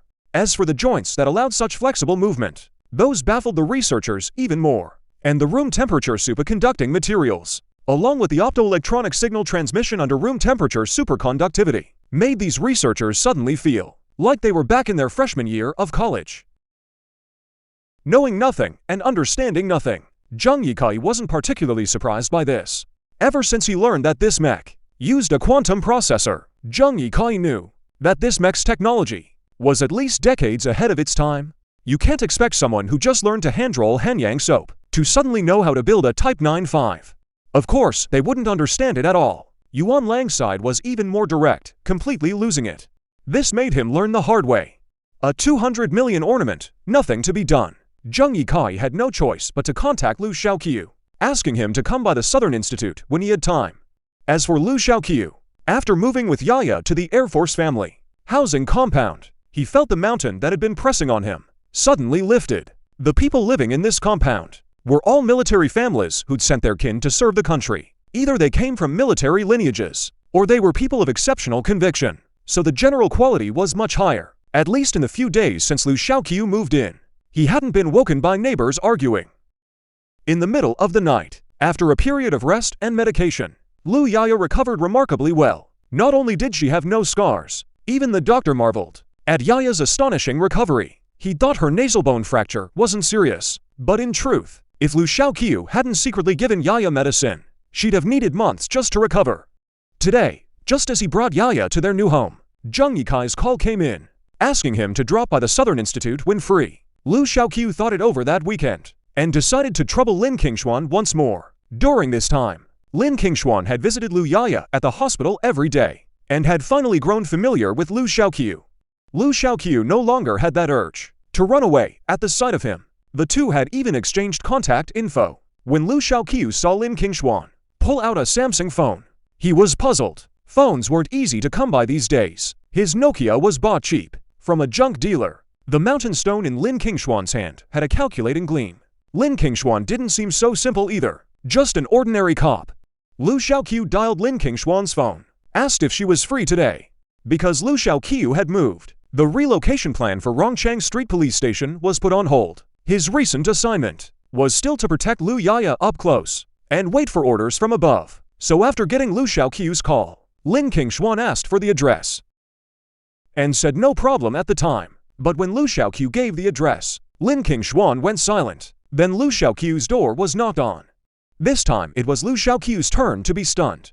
The call wasn't even hung up. The knocking came from both the receiver and the hallway. When Lu Chenqiu opened the door, there stood Lin Qingshuan, smiling, dressed in casual homeware. Her door across the hall wasn't even closed yet. What a coincidence! Lin Qingshuan forced a smile, not quite sure what expression to make. Chapter 20, coming full circle. Lu Chenqiu never expected that Lin Qingshuan lived right next door. You live here too? Lu Chenqiu asked, surprised. My brother's in the military. My family has home buying qualifications, so I just bought it. That's the requirement. Lin Qingshuan never expected either that such a coincidence could happen in this world. I had everything planned out in my head, but now seeing Lu Chenqiu in person, he felt a bit embarrassed. After all, as a father, he kept leaving his kid with other people. That was a bit irresponsible. But Yaya was very understanding and said, "Daddy, you go do your thing. I'm fine with Mama Qingshuan here." Yaya, want to come play at Mama Qingshuan's place? After a few days, Lin Qingshuan had gotten used to the name Mama Qingshuan, and now she actually enjoyed it. Yeah, Yaya immediately trotted over and hugged Lin Qingshuan, her big round little eyes rolling around as she looked up at her own daddy. "Daddy, why haven't you left yet? I'm going to go play with Mama Qingshuan." Hearing the tone in Yaya's voice, that clearly couldn't wait for him to go, Lu Chenqiu felt a little sour inside. "Yaya, now that you have Mama Qingshuan, you don't want Daddy anymore? Daddy is a boy. Boys should go out and make their way in the world. Staying by Yaya's side all the time would make him useless." Yaya puffed out her cheeks and said, "Ha ha, Yaya, who taught you that?" Lin Qingshuan couldn't help but burst out laughing at those words. It was Grandma away from the place before. She said a boy who stays home is useless. All right, Daddy will go out and make his way. You be good and listen to Mama Chenqiu, okay? Lu Chenqiu gave his daughter a helpless look, then looked. Lin Qingshuan, sorry for the trouble, Officer Lin. No trouble at all, I really like Yaya. As she spoke, Lin Qingshuan gently pinched Yaya's cheek, making the little girl giggle with joy. After Lu Chenqiu left, Lin Qingshuan spoke earnestly. Yaya, what you said just now wasn't right. Daddy didn't stay home because he's useless.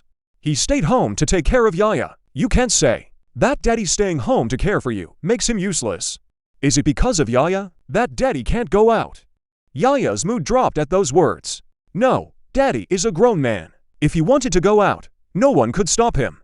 The reason daddy stays home with you is because daddy loves you? Lin Qingshuan smiled and patted Yaya's head. Oh, Yaya nodded, half understanding. Lu Chenqiu took the bus all the way to the South Lock. Actually, the Air Force family compound, Rongcheng Street and the South Lock were both in Hualong district of Jincheng. It really wasn't that far. When Lu Chenqiu arrived at the South Lock gate, Junkyard was already waiting for him at the entrance. Little dear, come sit inside. Leading Lu Chenqiu all the way to his office, Junkyard quickly invited Lu Chenqiu to sit down. Jungyai brought Lu Chenqiu a glass of water and sat down on the sofa nearby. Junkyard got straight to the point, saying, Little dear, you've really given our Nansuo a huge problem. Lu Chenqiu had roughly guessed something and immediately asked the old man with a smile, Is it a problem with the mech you can't figure out? You little rascal, did you plan for problems to arise and just wait for me to come find you? Junkyard pointed at Lu Chenqiu and laughed heartily, saying, Not exactly. I also want to know how much technology you can actually figure out from it. Lu Chenqiu felt a bit guilty. After all, the manufacturing equipment, design blueprints, and even the technology all came from a newcomer gift pack. The manufacturing process of this mech, for him, apart from the skeleton and transmission technology, which he fully mastered, everything else was like playing with plastic models.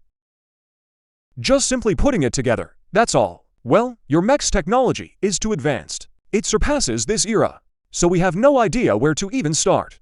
Junkyard said honestly. Right now, we are like ancient people looking at modern high-tech. We simply can't understand the principles behind it. So we had to give up. Lu Chenqiu also guessed what Junkyard meant, then said, Even if the deal fails, goodwill remains. Besides, didn't I give you a blueprint? Those 200 million should be enough. 200 million? You sold that blueprint to our Nansuo for that. Junkyard was somewhat shocked. A price of 200 million is just the current selling price of a main fighter jet. The value of a complete blueprint far exceeds that price. We're all contributing to the country. A bit more or less doesn't matter, Lu Chenqiu said with a grin. Of course, he wouldn't make a losing deal. Junkyard is the highest ranking person he can reach right now. He had spent the past few days mapping out the future direction of his company. If Junkyard could help him, the difficulty would at least be cut in half. This favor wasn't something money could measure. Junkyard, for his part, didn't know what to say. He decided on the spot to share all his previous thoughts with Lu Chenqiu. Ziluo, you mentioned you plan to start a company. I have some ideas here. Would you like to hear the details? Lu Chenqiu knew his move had paid off. I'm thinking of having you work with the Southwest Military Region and with our research institute. Become a supplier for our institute. The military region will back you up. This guarantees a market for your products and ensures the safety of you and your company.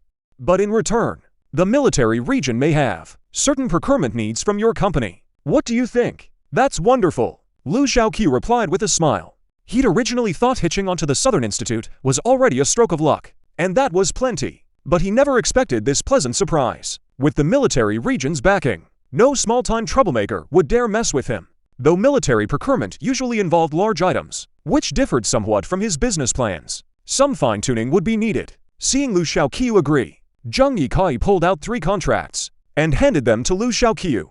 After signing the contracts, Lu Chenqiu officially became one of the Southern Institute's partner suppliers. As for that mech that none of the researchers could figure out, the Southern Institute sent it back to the scrapyard. However, with the backing of the Southern Institute and the Southwest Military Region,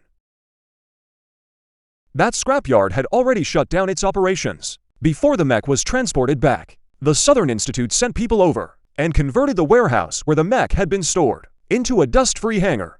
The military district has also started planning to redivide the surrounding land, intending to take this land back under military control, then lease it to Lu Chenqiu for him to run a factory. As soon as they heard their resettlement homes were being demolished again, Many of the elderly folks were overjoyed. Now the topics they chat about never go below 1 million. Looking at the mech part in the newly built dust-free hangar, Lu Chenqiu couldn't help but find it amusing. After all this going around, it's back in his hands. It's good to have it back. Lu Chenqiu now has another chance to keep improving it, to truly turn it into a weapon of war. Just as Lu Chenqiu was thinking about how to modify this Gundam, a phone call suddenly came in. Hey, old buddy Luo, long time no see. What have you been up to lately? Lu Chenqiu had no habit of saving phone numbers. After all, for his door-to-door scrap collecting, too many people had his number. If he saved them all, his SIM card wouldn't have enough space. But after searching his mind for the owner of this voice, Lu Chenqiu remembered who it was. Lo Che, why did you suddenly think to call me? I'm just on a business trip to Jincheng recently. I was thinking that there should be quite a few classmates from our class still in Jincheng, so I called to suggest we all get together. The caller was named Chai Hang. He was Lu Chenqiu's bunkmate in college. The two had a good relationship during their university years. They attended Suzhou University together in Jincheng. This was also one of the reasons Lu Chenqiu chose to develop his career in Jincheng after getting married. After all, many college classmates stayed in Jincheng. If any problems ever came up, they could look out for each other. Internship, Lu Chenqiu chuckled and asked directly, "You're not still hung up on that certain someone, are you?" No, that's not it at all. How can you accuse me of something out of thin air? Cheheng denied it outright over the phone, but his old habit of stammering when nervous clearly gave him away. Can I bring family along? Lu Chenqiu asked directly. If you bring family tomorrow night. Cheheng hesitated as he spoke. The matter of Lu Chenqiu's divorce was practically known by everyone in their class circle, because Lu Chenqiu's ex-wife also went to their school. Though not the same major, quite a few people still knew her. I mean my daughter. I don't feel safe leaving her home alone. Lu Chenqiu knew his good brother was worried about his feelings, so he said generously right away, That's good. I was afraid you hadn't moved on yet. Cheheng laughed twice, then sneakily asked another thing. Remember to dress low-key tomorrow. Why? Lu Chenqiu asked with a knowing smile. Of course, because if you dress too handsome, my Chu Shinyu won't even look at me. Class heartthrob, give your brother a chance, Cheheng said miserably on the phone. For years of college, whenever they went out, among the four brothers, Lu Chenqiu always stood out the most. The other three looked like followers or bodyguards. Only Lu Chenqiu looked like he was there to survey the people. All right, I'll stick to my college style, okay? Lu Chenqiu agreed with a laugh. Thanks, my liege. If I win over Chu Shinyu tomorrow, at the wedding, the feast can't start until you arrive. Cheheng laughed and hung up the phone, clearly preparing for tomorrow's class reunion. Daddy. Just then, Yaya suddenly like an octopus, pounced onto Lu Chenqiu's back, her little hands and feet grabbing onto his body. She whined and asked her dad, Are you going out to eat meat tomorrow? Uncle Che said. Tomorrow he'll treat Yaya and Daddy to some meat. Do you want to go, Yaya? Lu Chenqiu tilted his head up and kissed his daughter on the cheek, greeting with a smile. Going out for meat tomorrow. Yaya clapped her hands happily. Very soon, Lu Chenqiu packed up the equipment in the dust-free hangar and took Yaya home. Yaya suddenly didn't want Lu Chenqiu to carry her upstairs. Instead, she took the elevator up by herself, then walked to Lin Qingshuan's door, knocked hard, bang bang bang, I'm here. Lin Qingshuan opened the door a crack and saw Yaya standing at the doorstep. Her face lit up with joy. Yaya's back. It's Yaya. Come on in and play. During this time, not just Lin Qingshuan, even Lin Weiming's wife, Lin Qingshuan's mom, Comrade Zhaoya, had already been won over by Yaya, becoming a doll slave. The moment she saw Yaya, her eyes crinkled with smiles. She quickly invited Yaya inside. Yaya needs to sleep early today. She mainly came to tell Aunt Qingshuan that Yaya and Daddy are going out for meat tomorrow, so Auntie doesn't need to wait for Yaya. During this period, Lu Yaya and Lin Qingshuan really got along like mother and daughter, so much so that every day after school, Yaya's first order of business was to go report to Lin Qingshuan. If Yaya didn't show up on time, Lu Chenqiu's phone would definitely ring. At first, Lin Qingshuan doted on Yaya, purely because of the mission. But after spending so much time together, she genuinely grew to love the sensible and lively Yaya.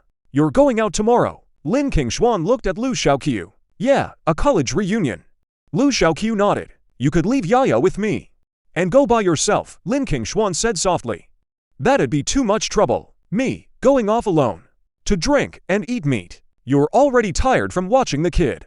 Lu Chenqiu quickly waved his hand. Lin Qingshuan, during this time, almost always by Yaya's side, protecting her. As for Lu Chenqiu, he's under the care of state security comrades from the capital. His safety is no concern of Lin Qingshuan's. During this time, Lin Qingshuan spent every day with Yaya, because they knew she had the closest bond with Yaya. So the state security team also transferred Lin Qingshuan's assignment over. During the day, while Yaya was in class, Lin Qingshuan was also undergoing professional training to handle any emergency that might arise. Fine, that works. Lin Qingshuan figured that if Lu Chenqiu went out, he'd have state security agents discreetly nearby, and Yaya's safety wouldn't be her worrying either. But then Yaya suddenly burst out and hugged his arm tightly, looking up at him with pleading eyes, saying, "Mama Qingshuan, can you come with us?" Lin Qingshuan's eyes went wide, pointing at herself in surprise. "Me, come along too. No harm in going," Yaya said with a grin. Yaya looked at Lin Qingshuan with a cheerful smile. All right. Lin Qingshuan thought it over and finally agreed to the little one to go with him to the class reunion. After her daughter closed the door, Ms. Jiaoya looked at her with a knowing smile. "Oh yeah, what's up? I'm talking about you. Spending all day doting on someone else's daughter like that. Aren't you afraid people might get the wrong idea?" Ms. Jiaoya chuckled, looking at her daughter with a teasing air. "I'm doing it for the mission. Right. My daughter's the career type. This new year, if Yaya and her mother don't come home for the holiday, make sure to invite them over to our place, all right?" Ms. Jiaoya couldn't be bothered to argue with her daughter. She just tied on her apron and went to cook. "Fine," Lin Qingshuan hummed in reply, then ducked into her room to pick out clothes. The next evening, wow! "Mama Qingshuan, is this car yours?" What Lu Chenqiu hadn't expected was that Lin Qingshuan had driven up in a Jetta. He came to the scrapyard in person to pick up the father and daughter. Meanwhile, Lu Chenqiu was also clearing things out of the scrapyard, selling what should be sold, keeping what should be kept. He'd been spending his days at the scrapyard lately. "What is this? It's your grandfather's. I'm just borrowing it for now." Just thinking about her dad's pained expression, Lin Qingshuan couldn't help but smirk. When the little girl got into the car, her eyes suddenly lit up. She noticed that Lu Chenqiu and Lin Qingshuan had both chosen youthful campus-style outfits. As for the shirt he was wearing, that was Lu Chenqiu's classic look. He'd barely changed it in all 4 years of college, guaranteed that their old classmates would recognize him at a single glance. And Lin Qingshuan was in a white shirt with a knitted vest, paired with a pleated skirt. The two of them even picked the same color scheme. It looked just like a couple's outfit. Wow, Yaya had a look of pure delight on her face. Chapter 22. Well, eating better and better, huh? Lu Chenqiu and Lin Qingshuan both froze, never expecting they'd end up matching by accident. But there was no time to change now. No choice but to make do and head to the meal in these outfits. As the two of them stepped out of the car together, a tall, lean figure immediately rushed over and gave Lu Chenqiu a big bear hug. "Hey there, old Lu, I've missed you so much. Come on, give me a kiss." And he leaned in, ready to plant one on Lu Chenqiu's cheek. Get away, my daughter's right here." Lu Chenqiu shoved the man away with utter disgust, then introduced him to Yaya. "Yaya, this is Uncle Che.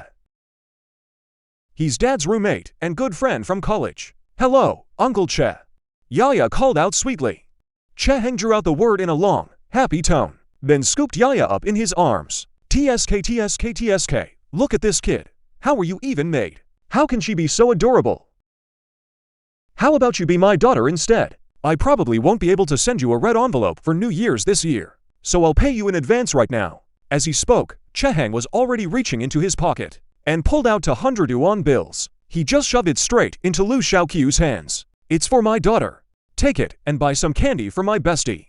Don't you dare keep it for yourself." All right, Lu Chenqiu knew Che Heng wasn't just being polite with him. He pocketed the money directly. Just as Che Heng was about to lead the father and daughter into the hotel, his peripheral vision caught sight of Lin Qingshuan. His face instantly showed surprise, and he looked back and forth between the two. "Hey, you old dog, let me introduce you. You threw me off and I forgot." Lu Chenqiu quickly called Lin Qingshuan over to introduce him to Che Heng. "This is Officer Lin Qingshuan. She's our neighbor across the street. I've been pretty busy lately, and she's the one who's been looking after Yaya. Since she had nothing to do, I brought her along for a meal. This is my buddy from the next shop over, Che Heng." "Hello." Lin Qingshuan gave a slight nod in greeting. Hello. Sorry I didn't notice you earlier. Come on in, please." Cheheng led the way, with Lu Chenqiu carrying Yaya behind him. And as he walked, he muttered through gritted teeth, "You lucky dog, you're eating better and better, aren't you? Your ex-wife was maybe a 6 out of 10. But this one here, she's a 9. How the heck do you get so lucky? Don't talk nonsense, we really are just neighbors." Lu Chenqiu tried to explain. "Oh, neighbors," Cheheng said in a mocking, drawn-out tone. Then he turned to Yaya with a serious look. "Yaya, what do you think? Are your daddy and this pretty lady really just plain neighbors? Uncle Che, are you talking about Mama King Xuan? Right now, Mama King Xuan and Daddy really are just neighbors. But Yaya really hopes that Mama King Xuan can truly become Yaya's mommy." Yaya said it very seriously. "Yaya, don't say such things." Lin King Xuan's face flushed bright red. She shot Yaya a reproachful glare. Yaya stuck out her little tongue. Then she covered her own mouth. Watching the two of them interact, the fake smile on his wife's face grew more obvious. Then she walked over to Lu Chenqiu's side. Speaking without moving her lips, she said through gritted teeth, "You little rascal, you still manage to drive people absolutely crazy. I should never have let you come." Hey, all right, have a seat first." Lu Chenqiu looked embarrassed, pretending not to hear. He quickly invited Lin King Xuan to sit down. "Waiter, bring a few more stools, and some extra bowls and chopsticks. I figure quite a few more people are coming," Cheheng called out. By now, several people had already taken their seats. Lu Chenqiu's memories of these people had grown somewhat blurry, but he could still vaguely recall that they were indeed his college classmates. "Old Lu, come on over here and sit." The classmates who had a decent relationship with Lu Chenqiu all called out for him to take a seat. At this point in time, for Cheheng to be able to host so many classmates for a meal in a hotel private room, it was clear this guy had done well for himself these past few years. "Old Lu, aren't you going to introduce this lady?" Quite a few people had noticed Lin King Xuan. They looked at Lu Chenqiu with teasing expressions. Lu Chenqiu repeated the same explanation from before, but not a single person believed him. So he simply gave up trying to explain. Let them say whatever they wanted. Lin King Xuan didn't comment on it either. She just carefully took care of Yaya, not paying any attention to anyone else. People gradually arrived until most were present. Cheheng glanced at the reserved seats. There were still 2 empty ones. Then he lowered his voice and whispered into Lu Chenqiu's ear. "Old Lu, brother owes you an apology first. What's wrong, knowing this guy as well as he did?" Whenever he started like that, it was never anything good. "Didn't you get divorced a while back? I figured you're still young. So I got in touch with our classmate Yi Yushi. This reunion was originally meant to give you a chance to meet. Now with you all hyped up like this, just don't end up fighting, that's all." As he said this, Cheheng awkwardly picked up his teacup and took a sip. The name Yi Yushi felt distant, so much so that he could barely remember what she even looked like. He only vaguely recalled that he and she seemed to get along pretty well. "Sorry, I'm late." Just as everyone was about to give up waiting and start the meal, a woman in a business suit walked in. She said apologetically to everyone, "I'm so sorry. Traffic was terrible. Let me punish myself with 3 drinks first." Just as she picked up the bottle to pour herself a glass, the corner of her eye caught sight of Lu Chenqiu. She froze for a moment. "Chenqiu, long time no see." Her face still flushed from running, making it hard to tell whether she was blushing from the sprint or for some other reason. "Long time no see." Lu Chenqiu looked at the woman before him, and his once blurry memories gradually sharpened. Still, he felt a bit embarrassed. Back then, his original self treated her like a buddy. They'd agreed to study for the grad exam together and keep moving forward. But halfway through, he bailed and went home to get married. Seeing the two of them meet with such a charged atmosphere, Cheheng had expected Lin King Xuan to have a showdown with Yi Yushi, a real battle royale. But to his surprise, the woman in question was sitting in the prime gossip seat, crazy gossiping with Yaya. As for the other classmates, they were like wild melons in a patch, their eyes darting back and forth between Lin King Xuan and Yi Yushi. Yi Yushi was the celebrated beauty of the engineering department back then, the most dazzling one in the entire college. Everyone assumed that she and Lu Chenqiu would eventually end up together, but who knew Lu Chenqiu would suddenly switch gears midway? She went home and got married right after graduation. When Yi Yushi saw Lin Qingxun and Yaya beside him, her eyes dimmed a little. She didn't know what expression she should put on. On the contrary, Lin King Xuan, one of the parties involved, had no sense of it at all. Instead, she acted as if it had nothing to do with her, cheerfully watching Lu Chenqiu and Yi Yushi's reunion. The classmates around were all getting a bit anxious. Boring, I want to see blood on the floor. Class reunion, break up a couple, that's the mission. No drama to watch. These gossips were itching with impatience, but didn't dare say a word. Just then, someone pushed the door open. Chapter 23, The Poser Arrives. Oh, sorry, everyone. Traffic on the way.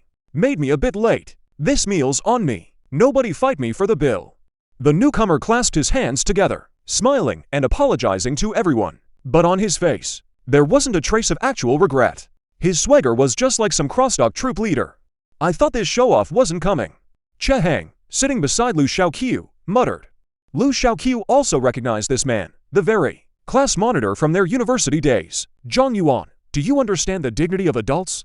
Back in college, Zhang Yuan never really got along with Lu Chenqiu, because Lu Chenqiu, as the class heartthrob, had the few girls in the class, all flocking around him.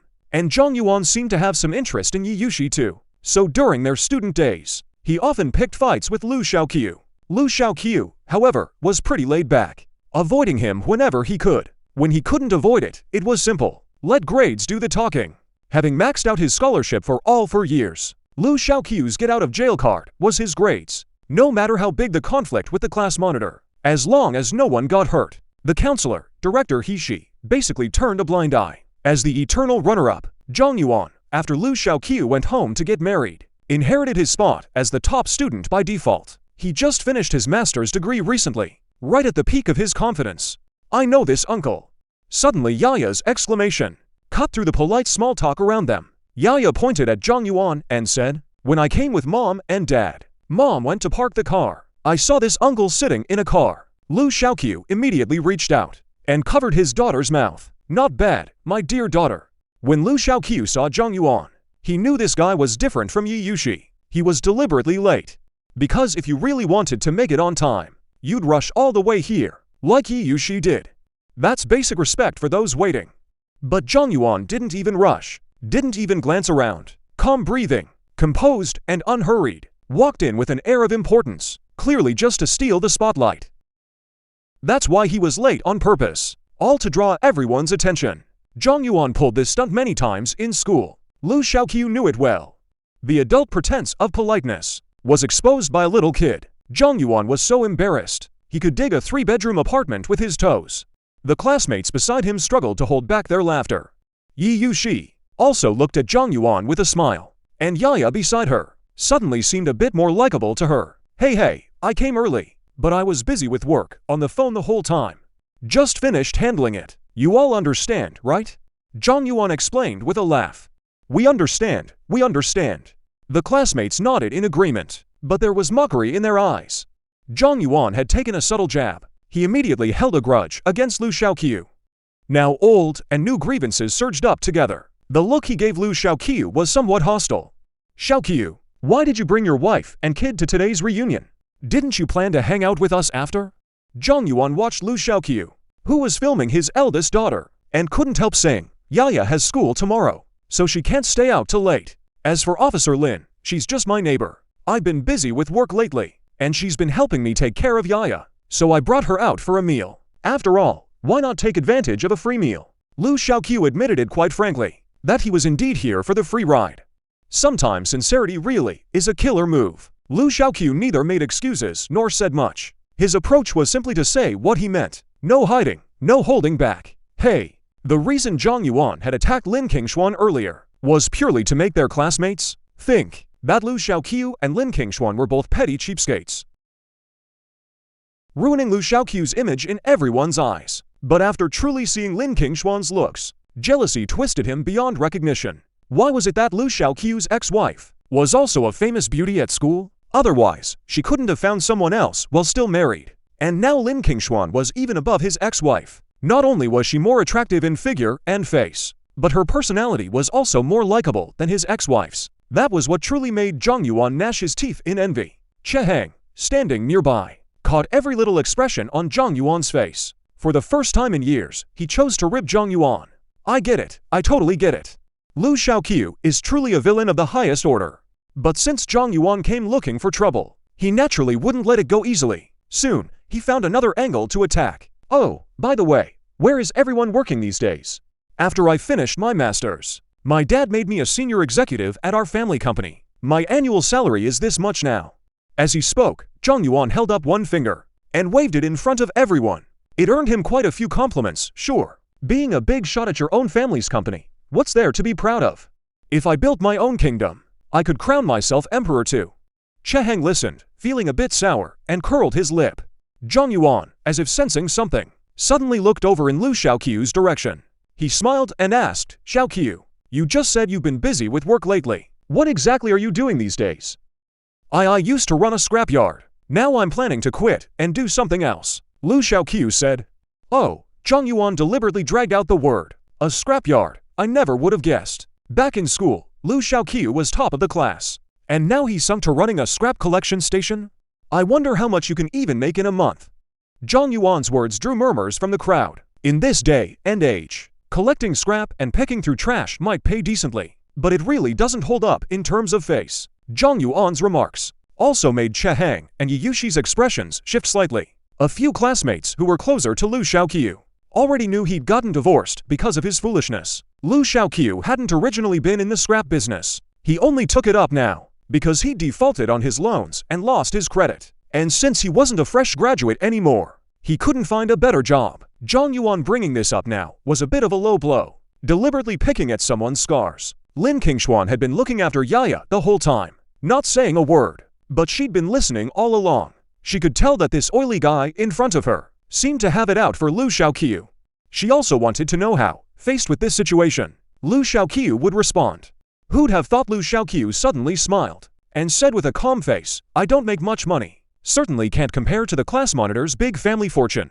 But I think, either way, I'm earning money with my own labor. There's nothing shameful about collecting scrap. I don't steal, I don't rob.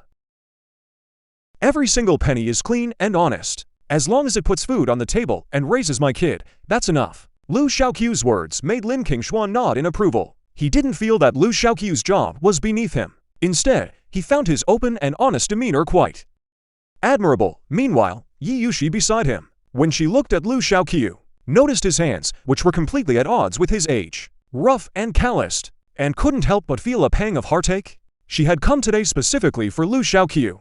Yiyushi quietly gave herself a little encouragement and said, "Chenqiu, would you like to try working at our family's factory?" Chapter 24, Annihilation Mode Factory. Lu Chenqiu had never heard Yiyushi mention this before. Like Zhang Yuan, Yiyushi was also a local of Jincheng. Their parents were among the first generation of businessmen who opened their eyes to the world and reaped the rewards of the era. But compared to Zhang Yuan's high profile at school, Yiyushi kept a much lower profile, right? My family has a steel mill on the north side of town. Yiyushi nodded. The factory isn't doing well right now. It's just when we're short on hands. If you want, you can come and help me out. Lu Chenqiu was very interested in this. The general direction of this world was almost identical to the building he knew well. Although this world had already entered the 21st century, the building of this world was going through the layoff wave of the late 2020s in a parallel world. This era was almost a one-size-fits-all approach. Every enterprise, whether state-owned or private, had its own downsizing targets, and steel mills like the Yi families were hit by the layoff wave, far harder than state-owned enterprises. I'll go take a look tomorrow. Lu Chenqiu was intensely interested. Soon, throughout the entire class reunion, no one was paying much attention to Zhang Yuan anymore. After all, class reunions among adults were more about exchanging resources. As for classmate camaraderie, it was far less genuine than the shared hardships of high school, except for people like Cheheng, who were reminiscing about the past, hoping to rekindle old ties. Very few talked about friendship. It was more about rewards. After graduation, everyone went into all walks of life. Naturally, they picked up quite a few connections of their own. Once they start chatting, who cares about you, right? Of course, there were still some who went to suck up to Zhang Yuan. But right now, Zhang Yuan's attention was all on Lu Chenqiu and the two women by his side. Desperate to one-up Lu Chenqiu, he could only seethe with jealousy in the corner. Why was he so lucky? He's practically a junk collector now. How could anyone still like him? What exactly did he lose on? Earlier, when he heard Lu Chenqiu admit that Lin Qingshuan wasn't his wife, but just a neighbor, Yiyushi's eyes lit up again. He had planned to confess to Lu Chenqiu when they both went to grad school together. But who knew Lu Chenqiu would drop out halfway? And now he even had a kid. Still, it wasn't too late. He didn't really mind raising someone else's child. At worst, he could just have one of his own later. That step he missed back then had become a thorn in Yuyushi's heart. Seeing him again now was like dry wood meeting flame, igniting his little schemes. A class reunion ended with everyone happy. Zhang Yuan left halfway, saying he had things to do. Didn't even say a word about covering the bill. In the end, someone else paid. When it came time to settle up, Lu Chenqiu joked, "Not bad, old Che. Haven't seen you in years, you're doing well. This meal must have cost a couple thousand, right?" Che Heng paid and modestly waved it off. No. Just after graduation, I joined a state-owned enterprise back in my hometown. Just getting by, really. Lu Chenqiu glanced over and saw someone standing gracefully, not far away. It was Che Heng's dream girl, Lu Chenqiu. Lu Chenqiu smiled and said, "Nice one, kid. Good news is on the way."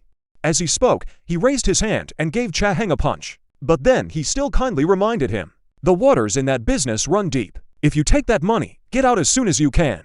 Don't leave yourself a target on your back." After saying that, Lu Chenqiu patted Che Heng on the shoulder. "We've been brothers. That's all I'll say." Lu Chenqiu hoped Che Heng would understand. He didn't want to see, a few years down the road, his own brother behind bars, iron doors, and iron chains. He'd hate to have to visit him in prison. "All right, got it." Lu Chenqiu's warning made Che Heng's expression shift, but then he nodded to show he understood. "Thanks, I know what I'm doing. Keep in touch when you have time. I should be getting transferred to the Jincheng branch before long. We'll meet up often then, good?" Lu Chenqiu smiled, then looked over at Lu Chenqiu, not far away, and waved at her too, then whispered in Che Heng's ear, "Remember to invite me to the wedding. Of course, we won't even pick up our chopsticks until you arrive." Che Heng laughed heartily and walked over toward Lu Chenqiu. Damn it, Zhang Yuan went home with a face full of resentment. He had originally hoped to use this reunion to properly connect with Yuyushi. After all, in his view, they both had master's degrees, and both families were well off, well matched. They should have more to talk about. But what he never expected was, throughout the entire reunion, it was Yuyushi who kept pulling Lu Chenqiu aside, chatting nonstop. He was like an outsider, just standing there watching their joy and sorrow. How could he feel any sense of fairness? I refuse to believe it. A junk collector like you can't just turn into some genius. Zhang Yuan decided to have his men look into it. Where exactly Lu Chenqiu collected his junk. Sometimes you don't fear a bad man scheming hard. You fear a fool having a sudden bright idea. That very night, his men sent Zhang Yuan back a reply. Tell him he'd found out all about Lu Chenqiu's information. Even tracked down Lu Chenqiu's phone number. These days, first off, there are no surveillance cameras. And second, the police are too short-staffed to handle everything. So during this time window, if something bad happens, there's often no way to trace it. Zhang Yuan's old man never had a clean start in business. He just rode the wave of the times and took off. But even to this day, the Zhang family still plays it black, white, and gray. Zhang Yuan went straight to one of his father's underworld crews and rounded up about 20 guys, planning to teach Lu Chenqiu a lesson. Otherwise, he couldn't let go of his grudge. So the group, led by Zhang Yuan, in the dead of night, slipped through the dark straight to Rongcheng Street, climbed the wall into Lu Chenqiu's scrapyard. They planned to cause some damage and make Lu Chenqiu suffer a bit. But just as they were sneaking into the warehouse, suddenly they heard a hum, as if something had powered up. Two beams of green light lit up in the darkness, glowing eerily bright in the night. Intruders detected. No biometric match found. Confirmed as outsiders. Annihilation mode activated. As an electronic voice rang out, those two green lights glowed. Zhang Yuan and the others finally realized. Those two green lights were clearly a pair of eyes, and those eyes were staring right at them. Rat-a-tat-tat, the Vulcan cannon mounted on the mech's head immediately started spinning up. Bullets flew out in a stream. Zhang Yuan felt a sharp pain in his head, and then remembered nothing more. In an instant, the entire dust-free hangar blazed with light. Countless fully armed soldiers, their gun barrels, aimed at Zhang Yuan and his men, mowed down in a heap. Chapter 25. Who did you provoke? Hey, I just wanted to see how impressive the defense system that expert Lu brags about really is. Never thought they'd be this formidable. A large group of big men in military uniforms walked up to these unconscious fools lying on the ground, all wearing smiles on their faces. The one speaking was in charge of security at Lu Chenqiu's scrapyard, the captain of a squad from the Southwest Special Operations Brigade, Kongyu. Actually, before Zhang Yuan and his crew snuck into the scrapyard, they had already noticed these guys. Originally, the team members wanted to take them all down right away, but Chenqiu stopped them. All because during the day, Lu Chenqiu was bored. Chatting with Chenqiu, said he'd just upgraded the mech's radar system. It could directly identify people through facial and height biometric information. Anyone not recorded in the database could be judged as an enemy. Chenqiu naturally didn't believe it. He thought Lu Chenqiu was full of hot air. But that same day, Lu Chenqiu also upgraded the mech's weapon system, installed a head-mounted Vulcan cannon on the mech's head, using rubber bullets, of course. Just took one look at these 40-centimeter-long projectiles, and another look at these bruised and battered guys lying all over the ground. Chenqiu was truly convinced. Originally they'd planned to wait until these guys made their move, then catch them red-handed, and have a good laugh at Lu Chenqiu's expense. "Captain, how should we handle these guys?" a nearby team member asked. "How to handle them? Just toss them outside for now." Chenqiu chuckled. But didn't the higher-ups say before, anyone who dares to enter this yard should be arrested on sight? Are you dumb or what? Chenqiu slung an arm around his comrade's neck, said with a laugh, "In the middle of the night with so many people, sneaking in all stealthy like, they're either thieves or out for revenge. Catching just these few is no fun at all. What did the military district leaders say a while back? We can't just charge in blindly. We need them to take us there." "Awesome, Captain." "Well, that's why I'm the captain." Chenqiu laughed and said. When Zhang Yuan and the others woke up, it was already daybreak the next morning. They couldn't remember at all what exactly happened last night. They only remembered that they seemed to have entered Lu Chenqiu's scrapyard. Or maybe they hadn't gone in. Either way, their memories were hazy. But everyone had bruises all over their faces and bodies, looking utterly disheveled. With no choice, they had to go to the hospital first. But they didn't notice that right after they left, a jeep quietly started up and followed them. "Ouch, that hurts, Mom." "Be gentle." After returning to their villa, Zhang Yuan's mother was heartbroken. She quickly got the medicine kit and applied it to him. After having his face covered in medicine, Zhang Yuan finally felt a bit better. Zhang Yuan's father asked with a displeased look, "Where did you go gallivanting off to last night?" "In broad daylight, not at work, and coming home covered in injuries." "What? Are you trying to fly?" "No, Dad. Last night we had a college reunion. That guy who's always been at odds with me showed me up. I was just thinking of teaching him a lesson. So I got some people together to go cause him trouble," Zhang Yuan said weakly. "Humph, who's so bold as to show you up?" Zhang Yuan's father didn't press further for the truth. In his view, who was right or wrong didn't matter. What mattered was whether the Zhang family had lost face. "It's that guy I mentioned to you before. The one from college, who always outshone me, and was always butting heads with me," Zhang Yuan said. "Does he have any connections?" Zhang Yuan's father hesitated for a moment, then still asked. "No, he's just an outsider. He has no connections in our Jing city." Zhang Yuan. He was quite confident about Lu Chenqiu's capabilities. "That's good, but still make it clean. Remember to tie up all loose ends. Don't let anyone catch you." But just then, a loud crash rang out. Several figures suddenly burst through the window, raising their guns at the Zhang family of three. "Who are you people?" Staring at the dark gun barrels, Zhang Yuan couldn't help but cry out. But seeing the soldiers in green uniforms before him, and the police who came bursting through the door, the leader, Chenqiu, smiled and said, "Hello. Let me introduce myself. I'm from a special operations unit in the southwest, captain of a squad. Sorry, but I can't tell you my name. Your family is under arrest for stealing state secrets." "State secrets? What do you mean?" Zhang Yuan was stunned. "Last night, did you go to Rongchang Street? The scrapyard at that address. That area is under our Southwest Military District. Top-level state secrets are stored there. So do you still think you're innocent?" Chenqiu asked with a smile. This can't be possible," Zhang Yuan exclaimed. "Isn't that just a scrapyard? What state secrets could a scrapyard possibly hold?" "That's none of your concern. And as for what state secrets are stored inside, naturally, that's classified. Come on, take them away." Chenqiu waved for the police to enter. Smack! Even Zhang Yuan's old man couldn't hold it together. He slapped Zhang Yuan right across the face. "You fool! Who exactly have you provoked?" Zhang Yuan's family was much like Mao Zhuang's family. Or rather, most wealthy people of this era were like that, deeply connected with official circles. The reason Zhang Yuan had always been so brazen was simply because the Zhang family had plenty of connections in Jin Cheng's official circles. But now, military personnel had shown up, stealing state secrets. That goes straight to a military court. Even if the Zhang family tried to pull strings, they couldn't. I didn't. I just wanted to go in and smash some things to teach him a lesson.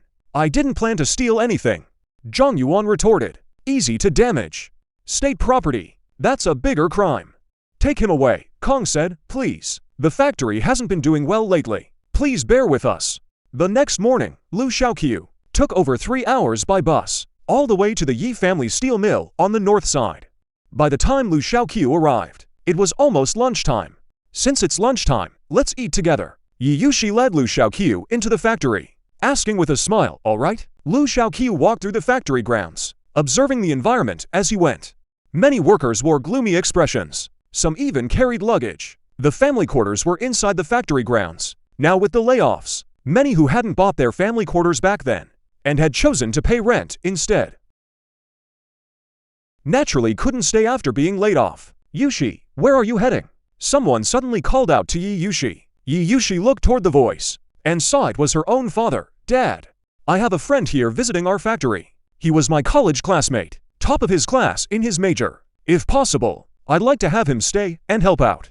Yi Yushi said honestly, but upon hearing her words, her father Yi Yun scolded. Nonsense. We can't even finish laying people off. How could we possibly be hiring more? Chapter 26, I'll buy it. Yi Yushi was put in an awkward spot by her father's words.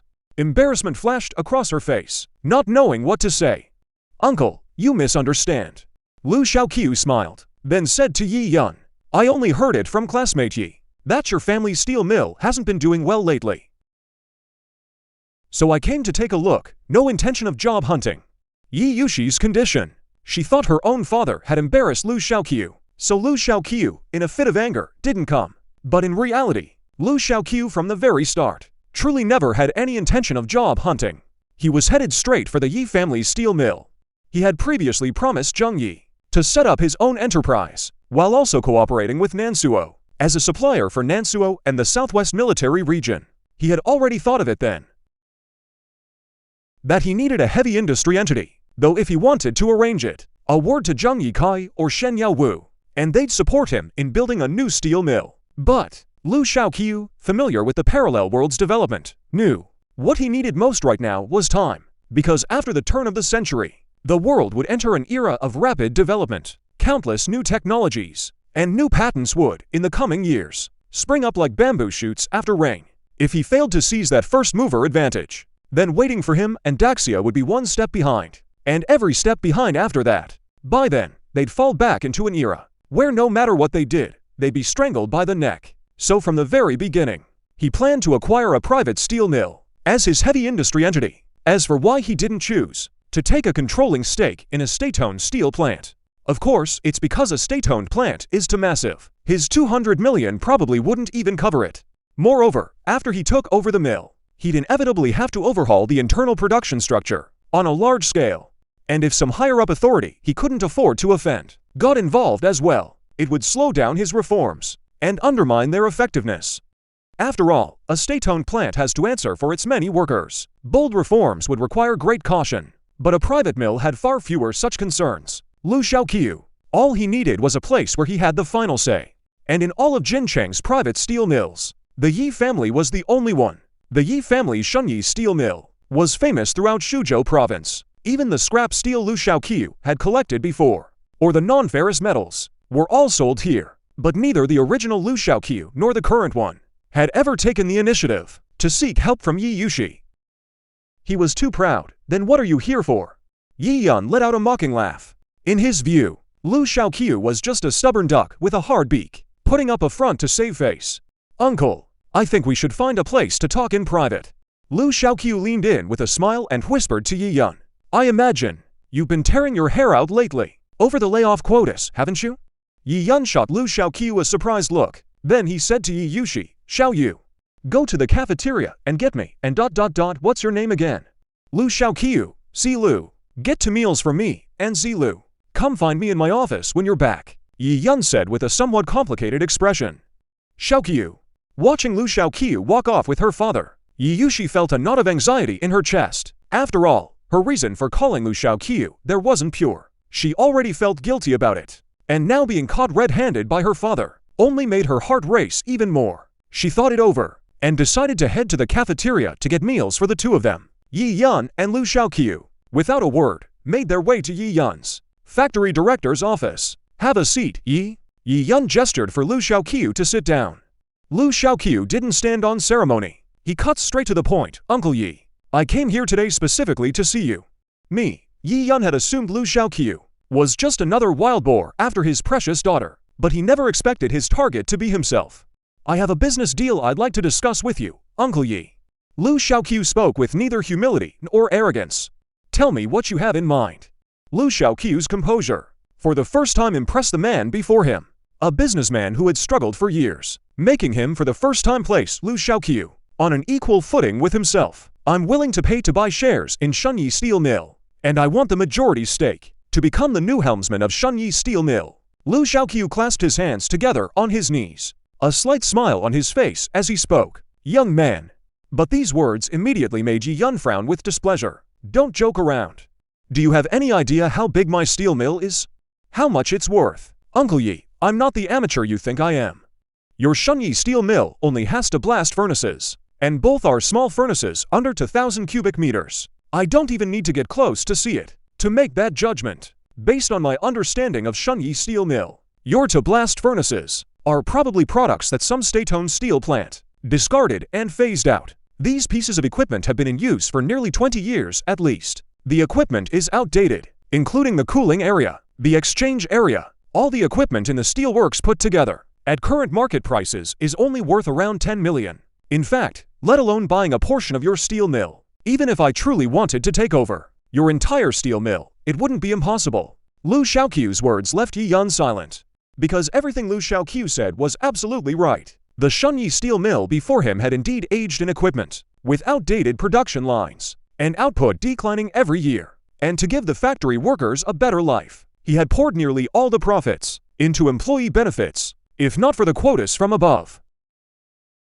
he would never have laid off any workers. But the truth was indeed just as the documents from above stated. Heavy industry enterprises had put too much of their costs and profits into employee welfare. There's no more money to invest in industrial upgrades and technology research and development. At this rate, the industry will eventually stagnate and end up following the old path of the Big Brother. You know, back then, the Big Brother's working class had the best benefits and welfare. Housing was provided, working hours were fixed, workers could even take up skydiving and other high-cost sports as hobbies. A country needs to keep developing and must constantly inject fresh blood. Being content with the status quo is a dead end. But the wave of layoffs also brought huge negative impacts on social stability. Without jobs, public security was in crisis. Many people turned to a life of crime. It's precisely because Yi Yun didn't want to see such scenes that he's been so overwhelmed. "Uncle, I can give you 100 million, but I'll only hold 51% of the shares. I have other businesses to run, so I can't devote all my energy to the steel mill. So you'll remain the factory director, but I need you to follow my overall direction. If you agree, I'll buy this steel mill." This is the 27th time I've heard this, and it's like eating a free meal. 100 million. He was a bit different from Lu Chenqiu to be able to come up with that much money. After all, the Lu Chenqiu standing before him, compared to a big boss in a suit and tie, looked more like a college graduate who'd just left school. So suddenly telling him he wanted to spend 100 million to buy his steel mill made Yi Yun feel it was a bit unreal. 100 million in this era was truly an astronomical figure. You know, housing prices at this time were only around 1,000 yuan per unit. But if Lu Chenqiu really could come up with 100 million to buy his factory, then he'd not only have enough money to settle the laid-off workers, but also to update the equipment. "Uncle, you've misunderstood something," Lu Chenqiu suddenly said with a smile. "This 100 million is entirely for you. The funds for updating equipment will come from my side. This 100 million, whether you use it to settle laid-off workers or pocket it and spend it yourself, I have no objection. But you must agree to one condition." "What condition?" "I only want skilled workers with good character. Don't keep anyone else," Lu Chenqiu said with great seriousness. "Why, Yi Yun, you'll understand in a few days." Lu Chenqiu smiled without explaining. "Dad, Chenqiu, food's here." Yi Yushi walked in holding two lunchboxes, handed the prepared meals to Lu Chenqiu and Yi Yun. The moment she entered, Yi Yushi noticed her old man seemed different from before. Previously, Yi Yun wore a gloomy, miserable look, as if he'd written life is hard on his forehead. But now Yi Yun was full of vigor, as if he'd aged decades younger. Come, let's eat first. We'll talk after the meal. Yi Yun felt the mountain looming over him, suddenly lifted, and the whole man seemed much lighter and brighter. He immediately urged Lu Chenqiu to eat first. After the two wolfed down their lunch, they began to discuss the details of what came next. It was then that Yi Yushi learned Lu Chenqiu was actually going to buy their steel mill. Wait, where did you get so much money? Yi Yushi grabbed Lu Chenqiu's hand tightly, trying to persuade him not to act rashly. Yi Yun watched with a furrowed brow. He's not after my little cabbage, is he? No, wait, my little cabbage has a mind of her own. Lu Chenqiu smiled and patted Yi Yushi's hand, signaling her to relax. Then he said with a smile, I did some business with state agencies before, so I'm not short on money right now. Then why choose our mill? Right then, you know how this steel mill is now. Humph, Yi Yun gave a very theatrical cough, cutting off his daughter's words. At that moment, Yi Yun was cursing up a storm inside. Who the hell is this Lu kid anyway? My daughter's acting like she's been bewitched. Why are you blurting out everything like that? Dad, is your throat bothering you? Yi Yushi shot a glance at her old man. Yeah, probably caught a bit of cold wine last night, feeling a little under the weather. As he spoke, Yi Yun picked up the thermos from his desk, unscrewed the lid, and took a sip. While drinking, Yi Yun was also secretly observing. He wanted to know what else these two could chat about. If the venue is really that big, I can't afford it either, Lu Chenqiu said with a laugh, speaking plainly. Yi Yushi was momentarily at a loss for words. She just felt that what Lu Chenqiu said made a lot of sense. If you came here just to help me, then there's really no need. Yi Yushi said a bit awkwardly. The venue isn't doing well right now. It's just the overall economic climate. Once this period passes, our venue won't have any problems. You still have a kid to raise. Feeling Yi Yushi's genuine concern and worrying, Lu Chenqiu felt warmth in his heart. Do you want to come? Help me out, Lu Chenqiu suddenly offered. Yi Yushi didn't quite understand what Lu Chenqiu meant. After I acquire your family's steel mill, I won't stop there. I plan to establish even more businesses. Our factory won't need to keep laying people off. In fact, we'll be hiring more workers. In the future, the steel mill will just be a subsidiary under my group company, but I definitely can't handle it all alone. I need people to help me. Lu Chenqiu looked at Yi Yushi with burning intensity. Yi Yushi wasn't really all that skilled in technical development, but he had a natural gift for running a company. Back in college, when he managed the books, no class in the whole department was richer than theirs. If it weren't for taking over the family business and needing to know the technical side, he probably wouldn't have studied mechanical engineering. He might have gone into business management instead. Yi Yushi's face turned bright red, a bit excited and a bit nervous. He couldn't quite figure it out why Lu Chenqiu had invited him, whether it was purely for his talent, or if he had his eye on something else. Seeing his daughter's blushing face, a father knows his daughter best. Yi Yun knew that his precious, tender daughter was most likely not going to stay his for long. Rather than being a nuisance later, he might as well accept it graciously. If you want to go, then go. I've been running this place for years anyway. I'm still far from retirement. Catching the hint in her father's words, Yi Yushi nodded excitedly and said, okay, we'll talk about the rest once I've sorted things out on my end. The steel mill is our foundation. The upcoming production line upgrades and equipment renewals just wait for my notice. In the meantime, start by shutting down the old equipment in the factory. Afterwards, Lu Chenqiu and Yi Yun signed the agreement, and he officially became the chairman of Shunyi Steel Mill. And the first thing he did after taking office was to give the mill a new name. He even hand-drew a new logo, a crimson dragon head. From that day forward, the Crimson Dragon Steel Mill was born. 3 days later, a construction crew arrived at the now-named Crimson Dragon Steel Mill. These 12 people, Chenqiu had given Yi Yun and his daughter a heads-up beforehand. The steel mill halted production, and the workers were given a 2-month-long break. Many initially thought they were being let go, and that the long break was just an excuse. But when the mill advanced a month's wages and promised full pay during the break, with social insurance still covered, everyone felt much more at ease. Now there were barely any people left in the factory. The construction crew came specifically to dismantle the equipment. After signing the deal that day, Lu Chenqiu went to inspect the mill's machinery and discovered the equipment was older than he was. He had originally planned to make do with it, but now it was clear, to keep up with his expected output, these machines just weren't up to the job, so he simply sold them all off. But soon enough, old comrade Yi Yun noticed something a little off. This construction crew was way too efficient. Everyone moved with strict discipline, Perfect coordination. Nothing like the usual ordinary construction crews. After the equipment was dismantled, except for a few old machines that Lu Chenqiu decided to keep, everything else was basically sold off. The kept equipment was loaded up immediately and hauled overnight to the new district plan south of the city. When Yi Yun noticed the sign hanging at the new factory gate, he's completely losing his composure. Southwest Military Region Partner Unit. I'm now a military enterprise eating state rations. Yi Yun was stunned, recalling Lu Chenqiu's impossibly young face. Yi Yun couldn't help but click his tongue. Just who the hell is this kid? Chapter 28. A little extra. Won't cost much. How's this spot, kid? Close to the city too. Won't take long to drive over, oh right? You don't have a car yet, do you? I'll have the military region get you one. Yi Yun had just finished arranging for the crew to move all the usable equipment to the designated areas and was about to go find Lu Chenqiu to discuss the next steps for development. The moment he stepped into Chenqiu's office, he heard an elderly man inside with a booming, vigorous voice. He knocked on the door and walked in. Seeing the general star on the old man's shoulder insignia, he couldn't help but gasp sharply. Holy shit, this is the Southwest Military Region Commander. Who's this? The old man looked at Yi Yun. This is the Deputy Director of our Chiron Steel Mill, Uncle Yi Yun.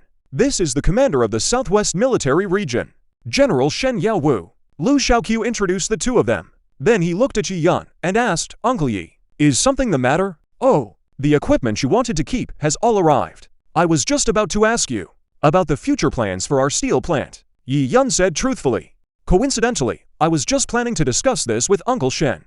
You should come and listen to. Lu Chenqiu said with a smile. All right. Yi Yun quickly found a seat.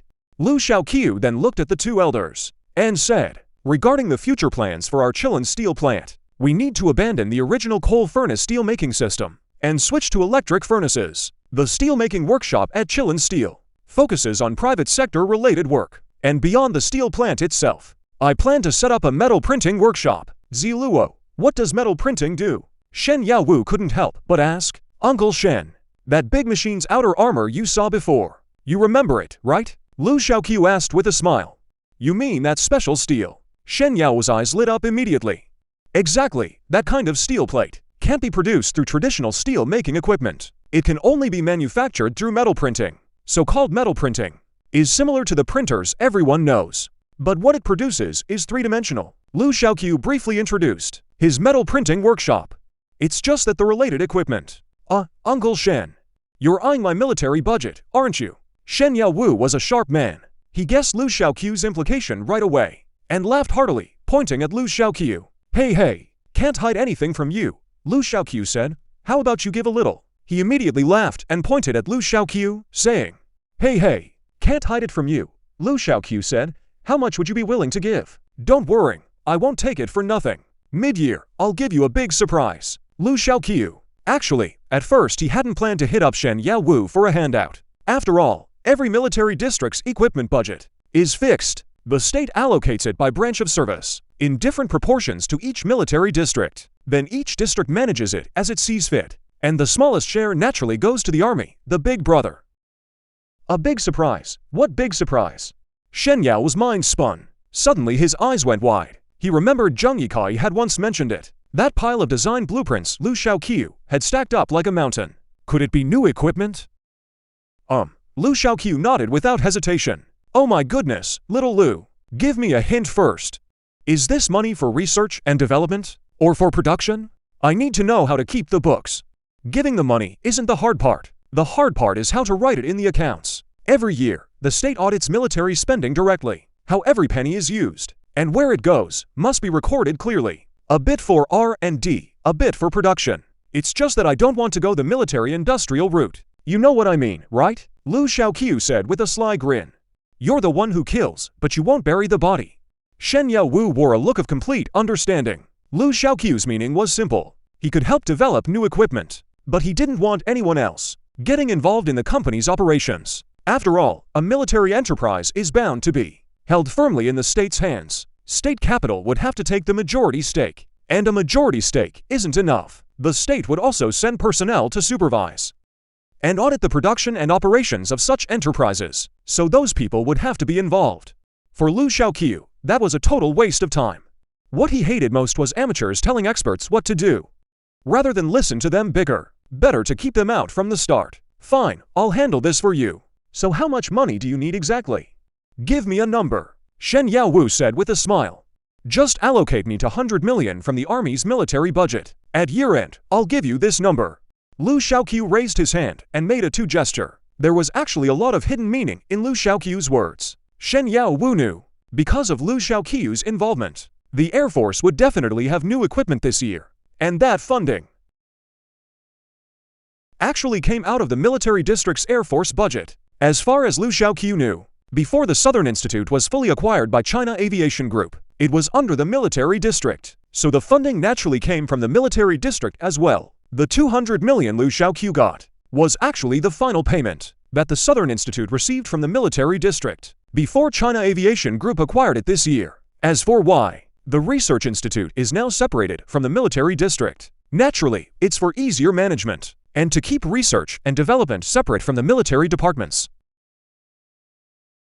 To prevent arms races between certain military districts. Now, Lu Chenqiu is directly asking the military district for army funds, which means the new thing Lu Chenqiu has developed is equipment for the army. As someone with an army background, Shen Yaowu could hardly sit still. In the past 2 years, with the country's growing emphasis on coastal defense and airspace, as far as he knew, the Navy would, within a few years, gradually launch the Type 051C destroyers, the Fengshan and Changshan ships. On the Air Force side, with Lu Chenqiu's involvement, new aircraft would likely be in service within a few years too. But the current Army headquarters can't have the Navy's new warships, or the Air Force's new planes. The Army would just be stuck with new recruits and ammunition.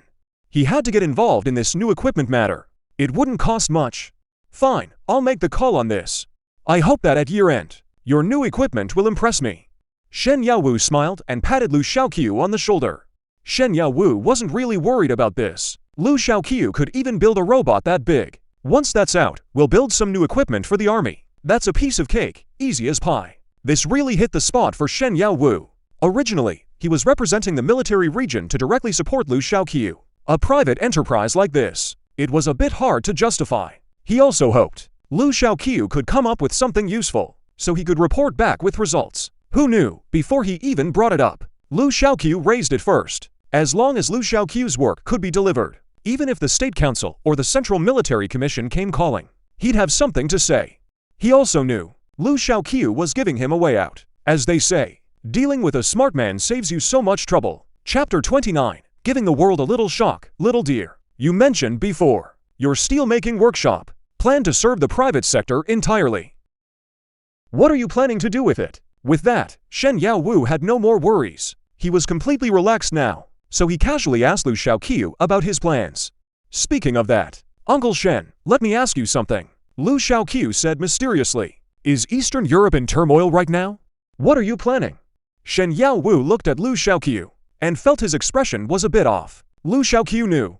According to the historical course he knew well, over in Eastern Europe, the Federal Republic of Yugoslavia was bound to run into trouble. In the history he knew, at the end of the 20th century, Yugoslavia fought a war with NATO, which ultimately led to its breakup.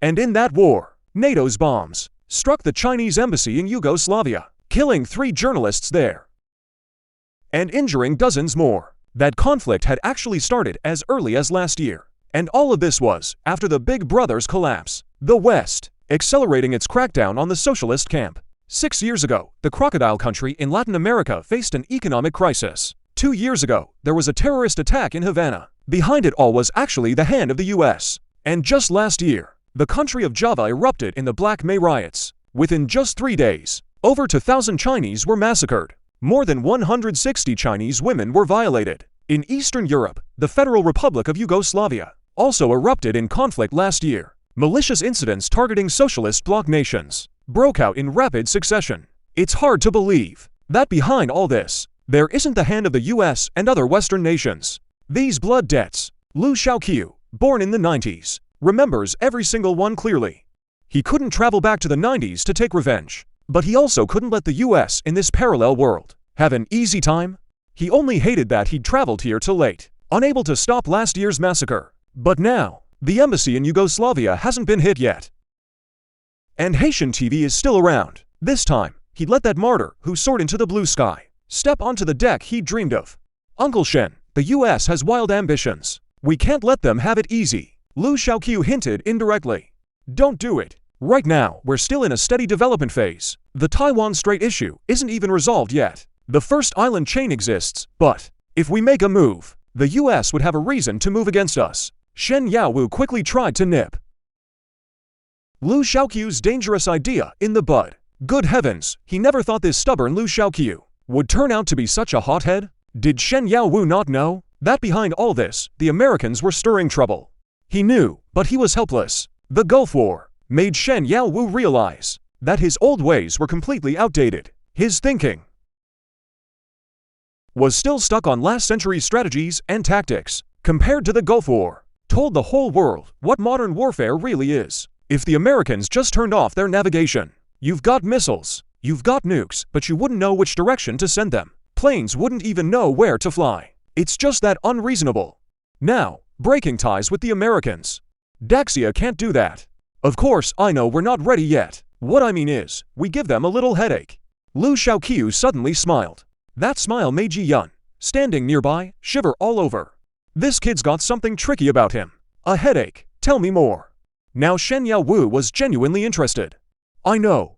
We can't just casually turn against the Americans right now. And there's no way we can give the South Alliance side any kind of substantial support. Forget about exporting weapons. But exporting some raw materials isn't too much, is it? Lu Chenqiu said, guiding him along step by step. Raw materials, you want to export explosive ingredients.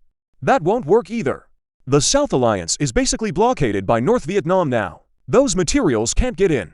Shen Yaowu shook his head repeatedly. Too small. Your thinking's too small. Lu Chenqiu grinned darkly. Think about it. Fertilizer and such, tweak it a bit, and it'll blow just the same. Pack that stuff into gas canisters. Add fixed fins on the back and launch them. It's just like those old no-conscience cannons. Who cares if they hit accurately? The whole point is cheap and massive fire coverage. Shen Yaowu finally understood what Lu Chenqiu was saying. Kid, you're clearly turning this into a military thing. But thinking over Lu Chenqiu's idea, it did seem feasible. What does war really come down to? Isn't it just money? But when weapons clash, a single missile, even a single shell, costs a fortune. Yet how much does a gas canister cost? One missile could buy a whole truckload of gas canisters. And Lu Chenqiu just wanted to make money off those canisters. For a moment, Shen Yaowu didn't know what to say. But this idea seemed workable. No matter who it is, as long as it gives the Americans a headache, then Shen Yaowu would surely help the factory out. This is a big deal. I need to go discuss it with my superiors. Wait for my news. Shen Yaowu himself wasn't sure whether he felt excited or thrilled. He took his leave right away. Lu Chenqiu, on his end, directly spent the money. Spent 1 million in the system to exchange for blueprints of large blast furnaces from 20 years later, though the system had even more advanced ones. For now, these furnaces were more than enough. After working day and night without rest, plus full support from the military district. Finally, a month later, they successfully built the new plant area for the Chiron steel factory. The new site was located in the southern new district of Jincheng, far from the city center, and it was a separately designated zone, a dedicated area of nearly 100 square kilometers, all set aside as future production grounds for the Chiron steel factory. Lu Chenqiu built a total of 4 large blast furnaces, each with a capacity of 5,000 cubic meters. Compared to the original Shunyi steel plant, the scale had expanded beyond measure. Now not only did all the Shunyi steel workers not need to be laid off, they were even short on hands. After a series of recruitment, training, and raw material procurement efforts, finally, before the new year, all preparations were complete. They just had to wait until after the holiday to officially start production.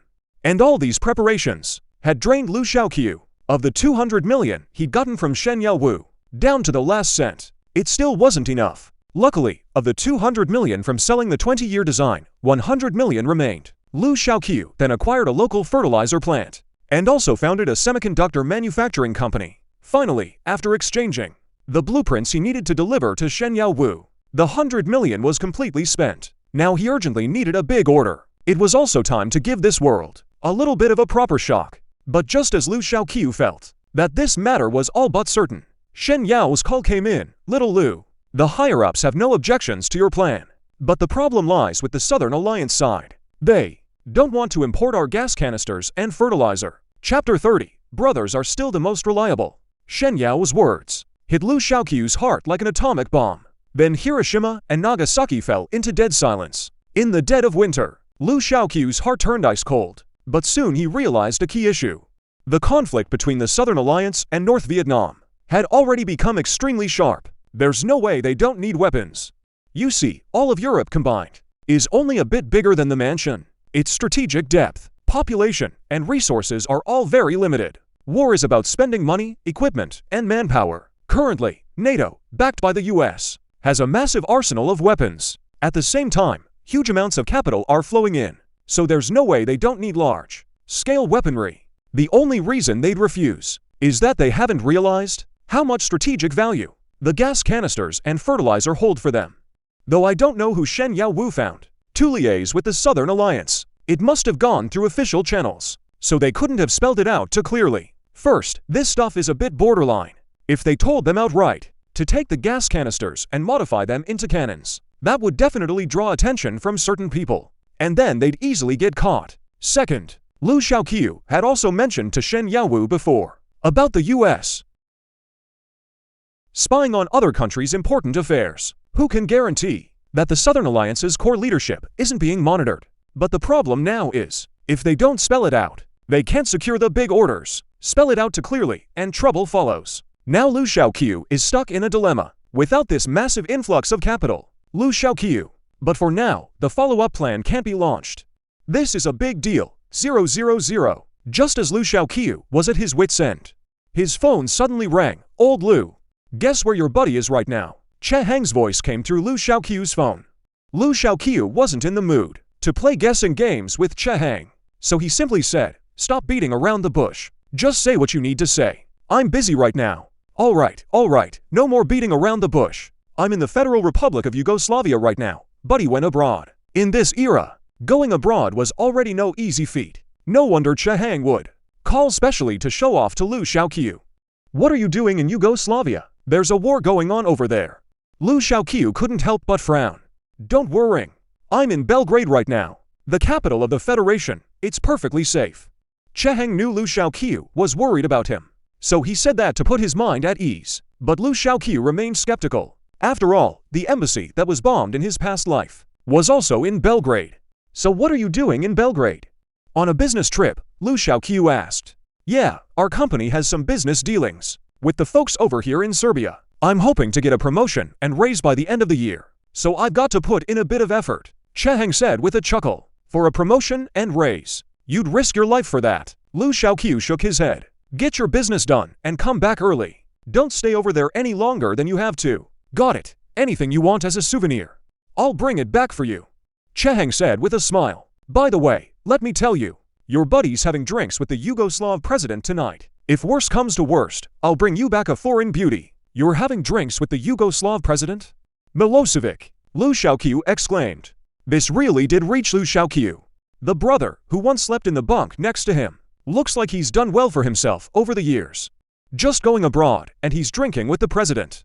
Ah, small stuff. After all, he's the one who needs something from us. Have you figured out what you want? When I get back, I'll bring you something, Che Heng asked with a smile. No need. Can you ask him one thing for me? I have a business deal I want to do with Milosevic. Lu Chenqiu mentioned it, holding out a faint hope. What kind of deal? How many millions? Che Heng couldn't help but be stunned. I'm not sure of the exact amount, but I imagine the Yugoslav Federation exports gas canisters and steel pipes, Lu Chenqiu said. What? Exporting gas canisters and steel pipes over here? Buddy, the Yugoslav side doesn't even produce natural gas. Buying gas canisters would be useless for them. Che Heng couldn't quite understand. Lu Chenqiu then repeated what he'd told Shen Yaowu before, word for word. And then Che Heng fell silent. After a long pause, Che Heng finally spoke again. Brother, you are a goddamn genius. You wait, I'll talk to him tonight. But whether it works out, I can't guarantee. If it really doesn't work, there's no helping it. Also, when you eat with him, remember to bring up one thing, Lu Chenqiu instructed mysteriously. As for whether Che Heng could seal the deal, Lu Chenqiu didn't hold much hope. At worst, after the new year, he'd go pitch his future plans to Junkyard and find some connections to get an unsecured loan. The presidential palace in Belgrade. Milosevic was overwhelmed by the ethnic conflicts at home, and tonight, the man he was to receive and dine with was Chehang, sent by Daxia to negotiate trade. The state-owned enterprise Chehang belonged to mainly exported building materials to the Yugoslav Federation. Because of the sharp ethnic tensions at home, many industries had completely shut down and needed to import from the building imported finished building materials. After Chehang arrived, the two chatted smoothly as planned. Just as the 9 countries were toasting in harmony, Chehang brought up Lu Chenqiu's matter. Milosevic's expression immediately turned displeased. Yesterday, people from the building side had already asked him whether he could accept imported gas canisters. Currently, industry in the Yugoslav Federation had almost completely ground to a halt. Even if Yugoslavia could extract natural gas, they couldn't afford to buy gas canisters now. It would just be wasted money. But when Chehang very subtly mentioned putting something else inside those gas canisters, Milosevic was instantly stunned. Wait, the great Zia. People didn't seem to be offering him a natural gas export business, but something else entirely. Chehang had also heard Chenqiu mention this was the period when American espionage was most rampant. It was entirely possible the presidential palace had listening devices too, so he couldn't cause trouble for Milosevic or for himself, but he still used body language to make Milosevic understand his meaning. He subtly told Milosevic there might be listening devices in the presidential palace, and also told him the other uses for steel pipes and gas canisters. The more he spoke, the brighter Milosevic's eyes grew. He had actually already smelled the scent of war. But Yugoslavia, constrained by national strength and internal factors, was truly unprepared. Milosevic certainly knew that in this ethnic conflict, America and NATO countries were involved. But now it seemed the Great Eastern Power didn't intend to sit idly by, but rather planned to make a hidden move in this game. So should he trust the Great Zia? Chapter 31, Dragging America into the War Quagmire. That evening, Milosevic and Chehang talked for a long time. Then that night, back in the Great Zia, it was already daytime. Lu Chenqiu received a call from Chehang. Brother, this deal is done. Chehang, on the phone, was slapping the freshly signed contract with glee. Slapping the contract he'd just gotten. As you instructed, at $25 per cylinder, I've sourced nearly 10,000 units for you, with delivery in March. If the results are good, follow-up orders will increase 100-fold, so just put your back into it and get the job done. Oh, right, there's also the fertilizer import contract. I've signed it with them. 100,000 tons of ammonium nitrate fertilizer, at $300 per ton, shipping included. Deliveries start in batches from March. Same deal, we'll see how it performs first. As long as results are good, orders will also surge 100-fold. Chehang said with a smile. Thanks, old Che. Lu Chenqiu broke into a grin. At the current exchange rate, after deducting freight, with overseas bulk commodity shipping costs, running 5 to 20% of the total value, the money that would end up in his pocket came to about $24 million. Then, with steel production costs at 20% of the total, and fertilizer production costs at 50%, the final net profit would reach about 97 million yuan. Not an enormous sum, to be sure, but more than enough for Lu Chenqiu to breathe life into his next move. Following the course of history from his past life, NATO's military action against Yugoslavia, sparking the Kosovo War, would come in March of this year. And this year's Lunar New Year falls on February 16th. Producing everything on the order by early March wouldn't be the hard part. The hard part was getting the goods to Yugoslavia. By sea, it would take at least 20 days. And that's not even counting the time from Jincheng to the port. There was no way that would make it in time. The only option was rail transport. But by rail, freight costs would run 30% higher than by sea. Lu Chenqiu mulled it over, then gritted his teeth, and decided to ship the cylinders and fertilizer by rail. If he could seize the initiative at the very start of the war, and intimidate the NATO forces, he might slow the conflict's progress as much as possible, to buy himself more time. That way, many of his plans could come to fruition. His goal was to turn the current Kosovo conflict into a future Russia-Ukraine clash, drawing all the attention of NATO and the US onto the battlefield. That was his true intention. Right now, time was the most precious thing. Earning a bit less was fine. But rail transport could run into problems along the way, like getting stuck in certain countries, unable to move, or sudden tax hikes, and so on. That was beyond Lu Chenqiu's control, so he made a call to Shen Yaowu, hoping he could help resolve it. When he heard that Lu Chenqiu had actually managed to sort out the export issues for the gas canisters and fertilizer, Shen Yaowu was stunned. He hadn't even managed to pull that off himself, yet Lu Chenqiu had solved it on his own. But when he heard Lu Chenqiu planned to use rail transport and needed his help, he was a bit puzzled. When Lu Chenqiu laid out his entire plan in full detail, Shen Yaowu was utterly shocked. He never expected that Lu Chenqiu's reason for accepting lower profits was to drag the US and all of NATO into the quagmire of war. Old man, what we need most right now is time. As long as we have enough time, we can solve many problems, and then we won't have to answer to anyone. We can stand tall and be ourselves. Lu Chenqiu, that's a solid plan. I'll figure something out for you. I guarantee your shipment will reach the Yugoslav Federation before mid-March. Shen Yaowu knew this was a matter that could shift the international landscape. He couldn't handle it alone, so he made a call straight to the Central Military Commission, reporting the matter exactly as it stood. At first, the commission members didn't believe it at all. After all, regarding the Kosovo issue, though the officials kept silent publicly, those at the very top all knew this is an assault on the socialist camp. After the old bloc split apart, the socialist camp nations also fell apart, unable to find a way forward. If Europe is allowed to completely purge the socialist camp, then the future international situation would be far from optimistic for Daxia, a problem so many couldn't solve. And now suddenly, someone of unknown origin steps forward, claiming to have a solution. What a joke. But when Shen Yaowu laid out Lu Chenqiu's entire plan in full detail, the many staff officers of the Central Military Commission, and at the very top, Lin Hao, were all left speechless. This plan actually seemed feasible. After the US delivered F-16s to Taiwan last year, it sent a clear signal that the US had the capability to threaten Daxia's homeland at any time. This situation had kept Daxia's strategic deployments frozen in place. But now, another possibility lay before everyone. Shen Yaowu felt his own weight might not be enough, so he brought along his old comrade, Junkyard. Junkyard also assured the Central Military Commission and Lin Hao that the new aircraft Lu Chenqiu had submitted had a real chance of being built. The only thing lacking now was time. If the Federal Republic of Yugoslavia could withstand the early pressure of the war and push the conflict into a stalemate, the attention of the US and NATO nations would all be drawn to the Eastern European front. Daxia could then gain 1 to 2 years of breathing room, as long as they secured that 1 to 2 years of development time. Once this new batch of equipment came online, then in the days to come, the whole world would hear Daxia's voice.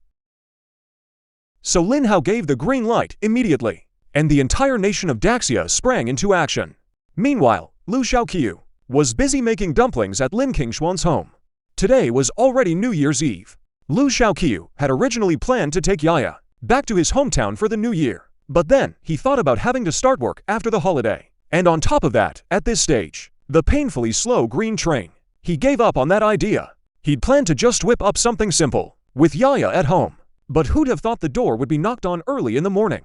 Lin Qingshuan stood at the doorway, looking a bit embarrassed as she said, would you and Yaya like to come celebrate the new year at our place? We live so close anyway. It'd be so lively and fun to spend it together. That might not be appropriate, Lu Chenqiu said, a little embarrassed. Even though he'd gotten quite close to Lin Qingshuan, suddenly going to her house for the new year felt like a lot. Well, if you really don't want to, then forget it. Lin Qingshuan was about to make a hasty retreat, but her mother grabbed her and stopped her. What are you running off for? I sent you to invite someone, and you take forever to come back. Madame Jiaoya shot her daughter a glare, then turned her gaze to Lu Chenqiu. Her stern expression melted away, and she said with a warm smile, Chenqiu, dear. Look, you and Yaya spending the new year at home by yourselves. It's so quiet and lonely. Just come over to Auntie's place. We'll all have a good time together. Then in the evening, after the reunion dinner, you can take Yaya home to sleep. You live right across the hall, so it's no trouble at all. Auntie bought a lot of food today. It'd be a real shame if you didn't come. The Lin family was so warm and insistent that Lu Chenqiu had no choice but to follow Lin Qingshuan over to their place across the hall. Chapter 32. Who are you? On New Year's Eve, Lu Chenqiu spent the whole day at the Lin household, preparing the reunion dinner with the family. Even Lin Weiming, who'd always seemed a bit put off by Lu Chenqiu, was surprisingly easygoing today. He held Yaya all day long, making the little girl giggle with joy. That evening, the Spring Festival Gala played on TV, and Lu Chenqiu sat with the Lin family in warm harmony. They truly felt like one big family. Just as everyone was about to lose their minds, the neighbor's door suddenly went click, and was opened with a key. A big burly man burst in, arms spread wide, shouting excitedly, "Dad, Mom, Sis, I'm home." Surprise! Unexpected? When everyone in the living room looked at him, with blank, puzzled expressions, Lin Jindong felt like he'd been hit hard, especially when he saw his sister, sitting next to a man. And in his sister's arms, was a cute little girl. Wait, I've only been away a few years. And my sister's married. With a kid that big already? And who the heck are you? Why are you in my house? Lin Jindong stared at Lu Chenqiu, asking in confusion. Oh, I forgot to introduce you. This is our neighbor across the hall, Lu Chenqiu, Zilu. And this is his daughter Yaya. King Xuan has already adopted Yaya as her goddaughter. So now we're Yaya's grandpa and grandma. Come on, Yaya, say hi to your uncle. Ms. Jiaoya immediately introduced her son. Oh, Lin Jindong finally breathed a sigh of relief. Lu Chenqiu also stood up at that moment and shook hands with Lin Jindong. Hello, I'm Lu Chenqiu. Hello, Lin Jindong. What do you do for a living? Where do you work? Lin Jindong knew his mother all too well. His mother was the kind of person who'd casually let just any ordinary man into the house. Of course not. So, this man before him must have something special. Lu Chenqiu, on seeing Lin Jindong, immediately felt a flicker of recognition, like he'd seen him somewhere before. After a brief moment of recollection, Lu Chenqiu remembered. He'd seen this man's file at the Southern Bureau. He was a major in an Air Force unit of the Southwest Military Region. Not only a national first-class pilot, but also a test pilot. Zhu Shaoqiu had been discussing with Zheng Yikai earlier, when the new aircraft rolled off the line for its test flight, and saw Lin Jindong's file. He was one of the backup test pilots for the second prototype, to become a test pilot for the future main fighter. Speaks volumes about his skill. My work can't be disclosed just yet. All I can say is we'll meet again before long. Lu Chenqiu smiled and said to Lin Jindong, then stood up and took his leave of the Lin family, and headed home with the sleepy Yaya. What are you doing? After Lu Chenqiu left, Lin Qingshuan glared at her older brother, bombarding him with those questions the moment he walked in. Scared the man off. Son, it's not that your mother is picking on you, but you were so blunt right from the start. That was a bit rude, wasn't it? I was just curious what he did, so I asked one question. That's all. Hey, before Lin Jindong could finish, his father Lin Weiming walked up beside him and gave his shoulder a gentle pat of sympathy. Seeing his parents and his sister's expressions and reactions, Lin Jindong finally caught on, a little late. Oh no, I've messed up. Just as Lu Chenqiu had said. The short holiday passed in the blink of an eye. The very day Lin Jindong reported back, he ran into Lu Chenqiu again. And this time, Lu Chenqiu left Lin Jindong utterly stunned, because he was chatting and laughing with their commander. Who on earth is this guy? That night, another test pilot had come to the base with Lin Jindong, and both of them were still a bit confused, with no idea what they were supposed to do there. They'd hitched a ride there early that morning. On the way in, they'd vaguely caught sight of a sign at the gate reading Chilong Steelworks. Ziluo, you really don't waste any time. The holiday's barely over, and the new aircraft is already off the line. You've caught us completely off guard. A general in a blue uniform beside Zheng Yikai, with 3 stars on his shoulders, smiled and said to Lu Chenqiu, "This Air Force general is Long Bowen, commander of the Southwest Military Region Air Force." Lu Chenqiu then explained with a smile, "It's not that we're fast. Actually, I only returned to work the day before yesterday. Calibrating the equipment took a whole day. The plane was only started yesterday. A plane this advanced. You built it in 1 day." At this point, not only did Long Bowen lose his composure, even Zheng Yikai, who had always thought highly of Lu Chenqiu, was stunned. "Little Luo, you're this fast. Can you guarantee the quality?" Long Bowen was also a bit worried. According to traditional aircraft manufacturing processes, building a plane would take at least a month or so. Now Lu Chenqiu tells them it can be built in 1 day, which made them feel it was somewhat unreliable. Lu Chenqiu smiled and kept them in suspense. "The reason I invited Commander Long and Director Zheng here today, besides the inspection, of course, is to show you our aircraft production line. I've set up 3 production lines in total." "Fine, then let's first look at the aircraft's performance." Zheng Yikai gave Long Bowen a reassuring look, then said to Lu Chenqiu. Lu Chenqiu stepped aside, and the dust-free hangar behind him slowly opened its doors. What Zheng Yikai and Long Bowen didn't expect was that out of the hangar came not 1 aircraft, but 3. A full 3 J-20s. Now let me introduce to everyone the detailed specifications of these three J-20s. Lu Chenqiu calmly and confidently said to everyone present. With a smile, the G20 was designed and improved by me personally. The fuselage is 22 meters long, with a wingspan of 13 meters, and a height of 4.7 meters, adopting a canard aerodynamic layout, with a diamond-shaped nose, all moving twin vertical tails, and DSI supersonic dual air intakes. These three models before us. The G20 series comes in three variants, G20C, G20S, and G20G. Lu Chenqiu said, pointing at the three G20s behind him. Hey, little Luo, I'd like to ask, does this aircraft have any standout performance features? Long Bowen, being a veteran pilot, didn't care much about the external specs. He wanted to know, what makes this aircraft truly exceptional? That's exactly what I was about to get to. Lu Chenqiu smiled and continued his introduction.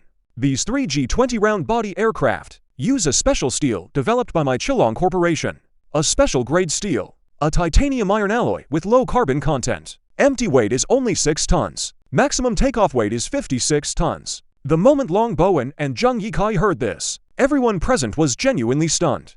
It was like a small child carrying several grown adults on its back. Wouldn't that cause problems? Chapter 33, Offense and Defense. Lu Chenqiu seemed to have anticipated this reaction all along. Then he smiled and said, the G20 series uses our independently developed second-generation variable cycle engine. Single-engine thrust is 28 tons. Cruise speed is Mach 4. Top speed can reach Mach 6. A variable cycle engine. You actually managed to build this thing. Oh my god. Zhang Yikai, standing nearby, was completely blown away by these figures. The variable cycle engine isn't a new concept. It was first proposed back in the last century. And you're already on the second generation. That's absolutely incredible. Zhang Yikai stared at the three G20s before him, his eyes sparkling with admiration. Everyone present realized what the arrival of this aircraft series meant. Across the ocean, America had already announced that their fifth-generation aircraft was about to debut. And just a year ago, all of them could only watch, powerless to do anything. And now, with the G20 coming off the line, the balance of power has completely shifted. Let me now introduce everyone to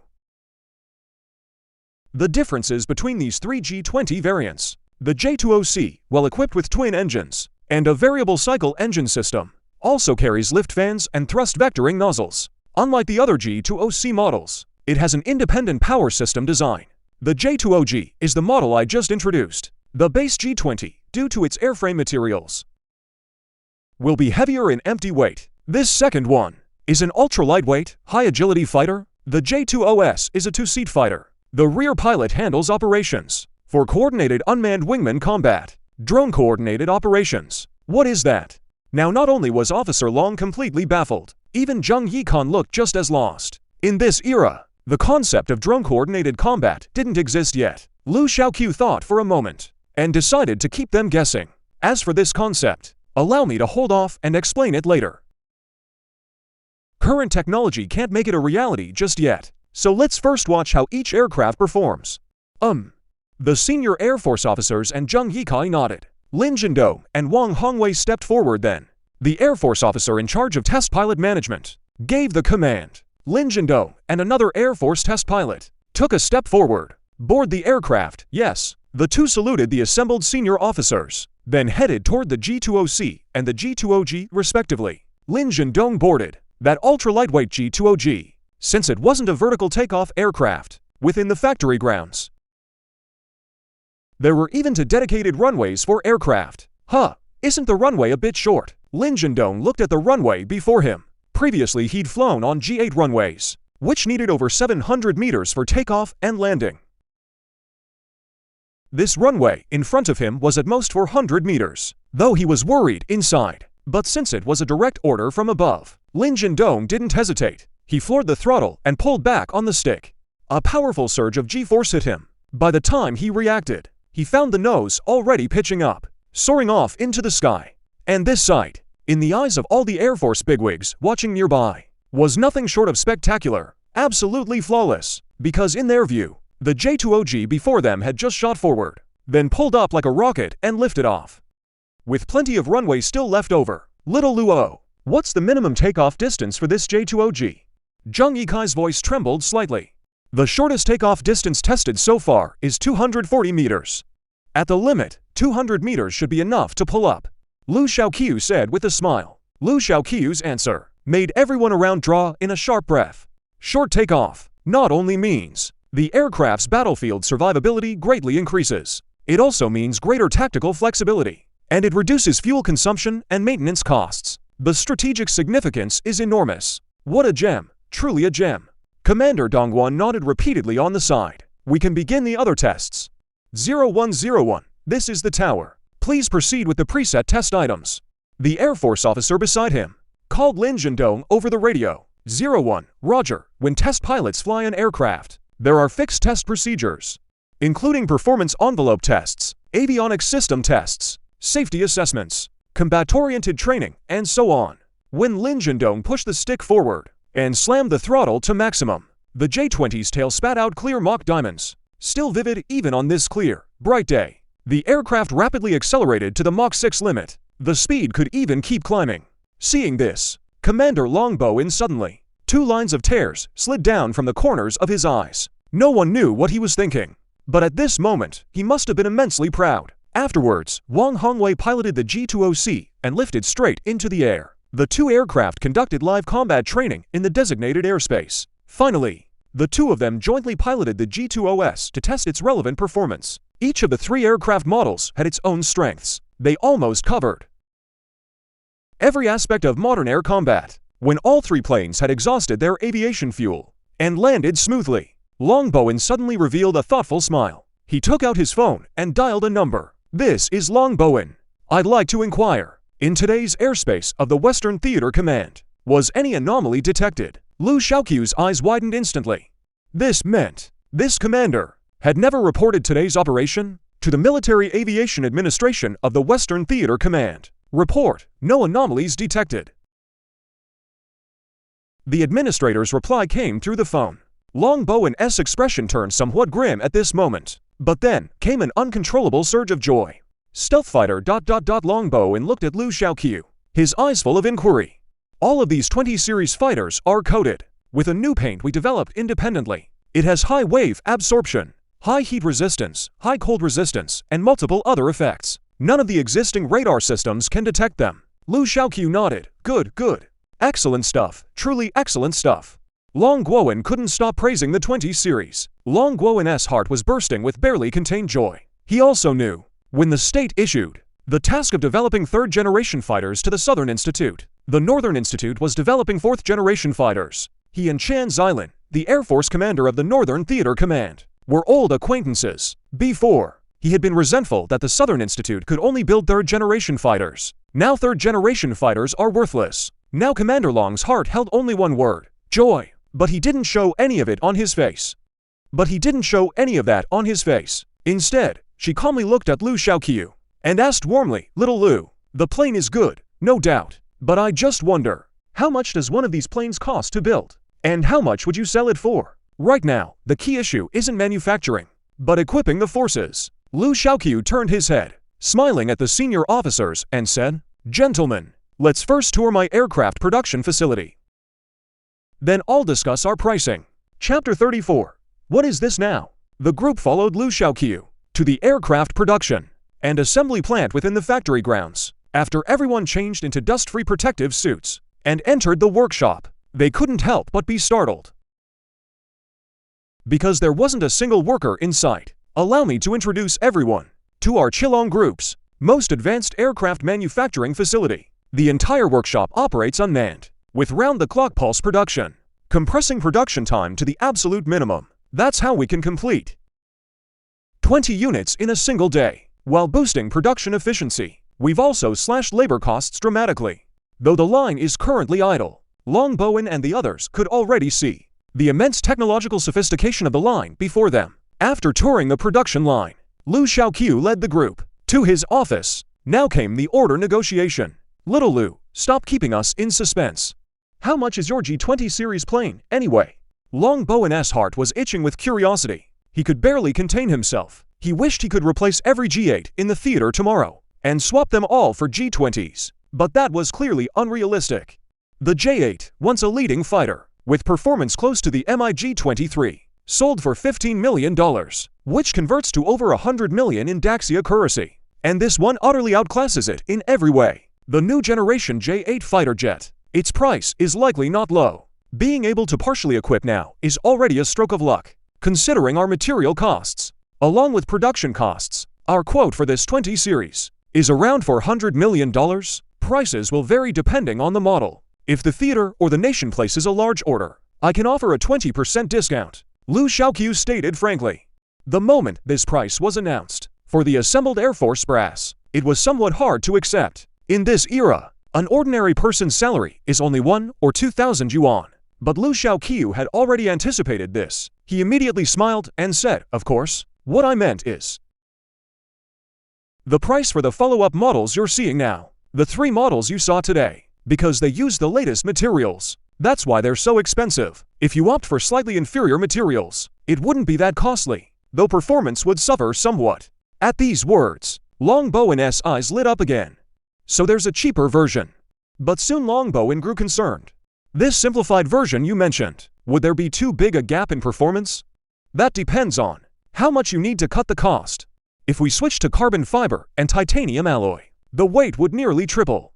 An empty weight of 17 tons. By that calculation, the price would drop to around 300 million. If you want to cut costs further, we also have lesser turbofan engines, but then the J-20 speed would be halved. After hearing Lu Chenqiu's words, Longbowen fell into deep thought. The new year has just passed. This year's military budget hasn't been allocated yet, but he already knows how to use it. All the Air Force procurement funds will be poured into upgrading to the J-20. What troubles him is, was it about chasing ultimate performance and ultimate thrill, or saving some money first and just playing it safe? After thinking it over and over, Longbowen decided what he wanted was to go all in one step.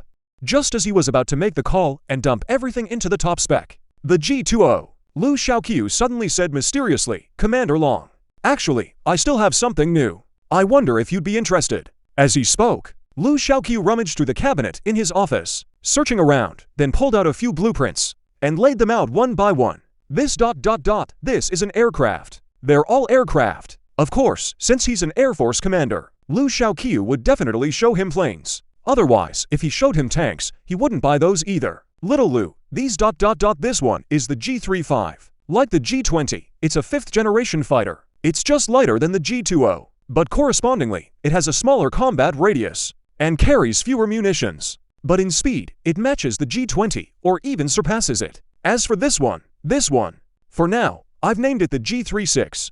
You can think of it as an upgraded version of the G-20. It doesn't belong to any generation of fighter as currently defined. If you really had to classify it, this would count as a 6th generation fighter. A 6th gen fighter on the left hand. Longbowen was hit hard by those words. Junkyard beside him was also left dizzy. The Americans had only just announced that they'd successfully developed a 5th gen fighter, and Lu Chenqiu was already about to roll out a 6th gen. But soon, everyone present started getting excited again. "Right, you Yankees can threaten us with force. Why can't we get ahead of you? You bring out a 5th gen, we'll bring out a 6th gen. By the time your 6th gen comes out, our 7th gen might already be in the sky, huh?" This aircraft is equipped with 3 engines, made up of 2 rotating detonation engines and 1 oblique detonation engine. Its initial positioning is as a near-space combat fighter, with a top speed of around Mach 16. Lu Chenqiu's words. Everyone present drew in a sharp breath. Longbowen, the look in his eyes as he stared at the blueprint on the table, was completely different now. This thing mattered more to him than his own life. He carefully, almost reverently, tucked the blueprint away and handed it back to Lu Chenqiu. His hands fumbled over his body. As he searched, he asked, "Hey, little Lu. You don't mind if I have a smoke, do you?" Mind, of course. Lu Chenqiu knew just how massive an impact this had on Longbowen. These men who had devoted their entire lives, their whole careers, to the Republic's national defense, when they saw a fighter jet so far beyond the technology of this era, such a reaction was hardly surprising. But Lu Chenqiu knew he still had something even more explosive up his sleeve. The 6th generation fighter was merely a near spacecraft, a transitional stage between conventional fighters and aerospace fighters. The true 7th generation aerospace fighter he held in his grasp. He was still keeping that hidden. But what he lacked now was the technology and the time. He needed more money to unlock the science and bring these designs to life. Long Bowen fumbled out a cigarette with trembling hands and lit it for himself. His hand shook so badly he could barely hold the cigarette. Not from fear, but from excitement. The shock he'd received today was simply too much. He needed to digest it all. Little Lu, if you were to build this, how much money and how much time would it take? Long Bowen asked with the utmost seriousness. 15 billion, and at most 5 years. Lu Chenqiu replied. Lu Chenqiu wasn't overcharging with that 15 billion. In fact, to unlock the technology, 15 billion might not even be enough. Most of what he'd unlocked so far was in the field of mech suits. The only thing compatible with fighter jets was the outer armor material. In order to set up that production line, for many technologies, he chose to buy finished products directly, including this unmanned production line. If he wanted to promote and exchange for all the data, a single category of data would start at 100 million. And just to unlock all the technologies for the detonation engine would require 1 billion, not to mention other technologies. Long Bowen was silent for a moment, then let out a sigh. Let's first talk about these J20s and J35s. Chapter 35. Throw the backward label to the other side. Did Lu Chenqiu not know that the Southwest military region couldn't come up with 15 billion now? Last year's total national GDP was only around 8 trillion. In the past few years, military spending had a clear downward compression trend. Last year's military expenditure was only 1% of the GDP. 80 billion was the money allocated to all 5 theater commands. Lu Chenqiu was now asking for a huge sum, demanding at once 15 billion, which was already about 1/5 of the entire military budget. If this money were given, would the soldiers of the Southwest military region have to live on air? So his real goal from the start wasn't the 15 billion in research funding, but the J20 orders. Lu Chenqiu could use the fully unmanned production line to compress the cost to around 100 million.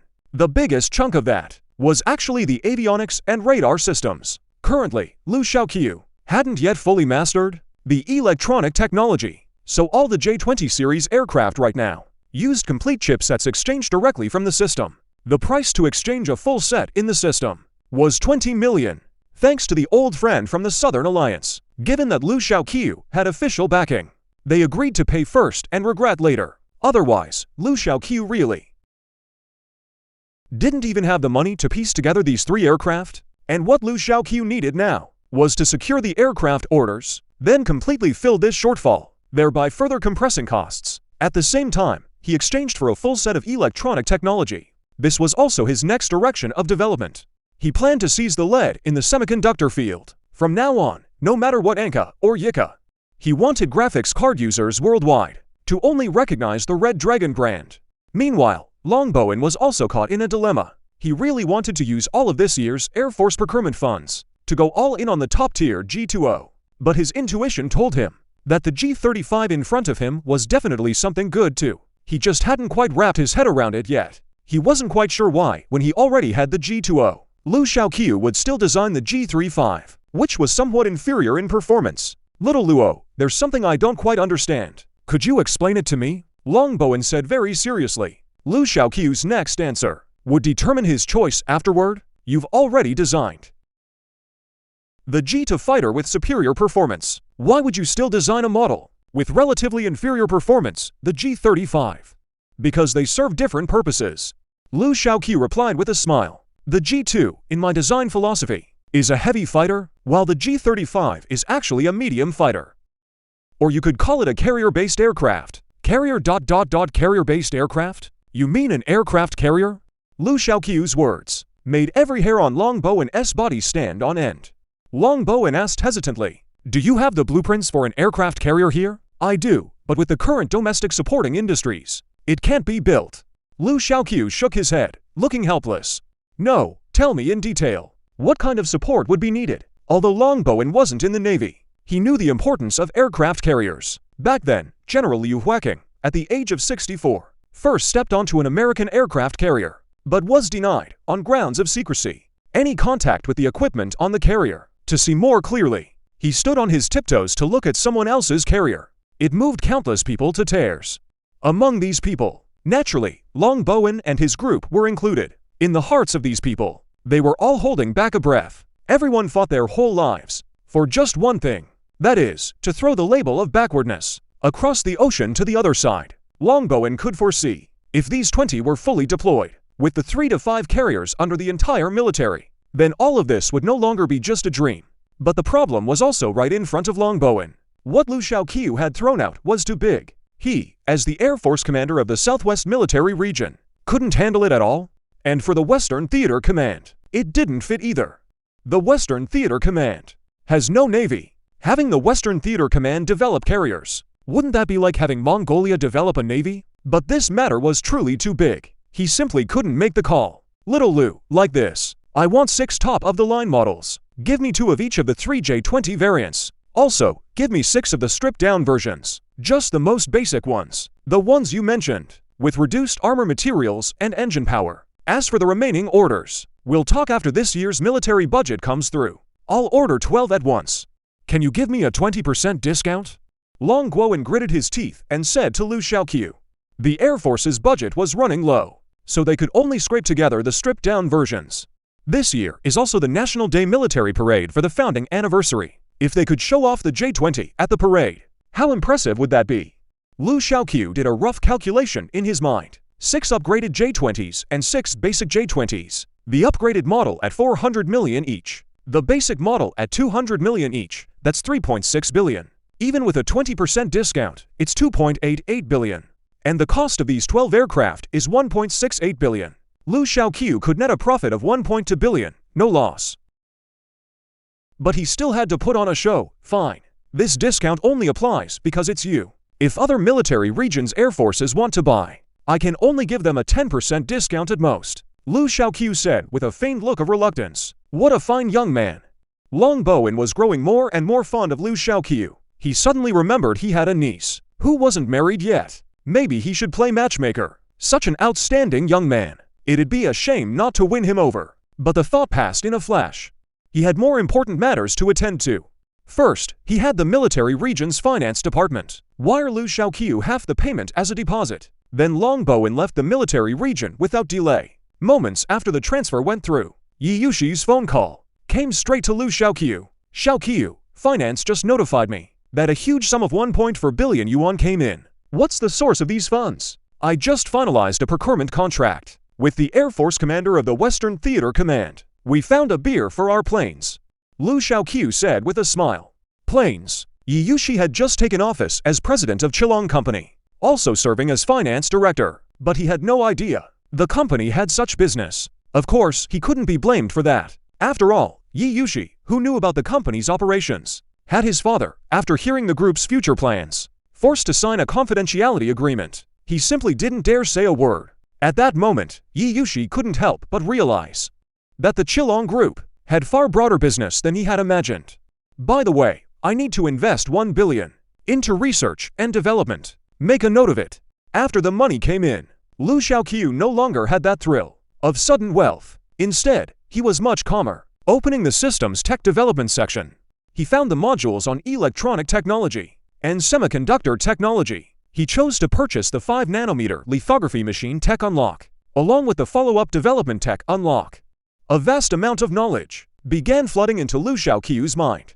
Chapter 36, Master of the Skies, over here. To secure the deal for these 20 J20s early, Longbowen didn't stand on ceremony. He simply took all 3 modified J20s away, because they were prototype aircraft. Lu Chenqiu gave Longbowen a discount, knocking off 30 million. Now, back at the military region, the mission for these 3 prototype planes was to test their limits, including maximum payload, power limits, and combat radius limits, and so on.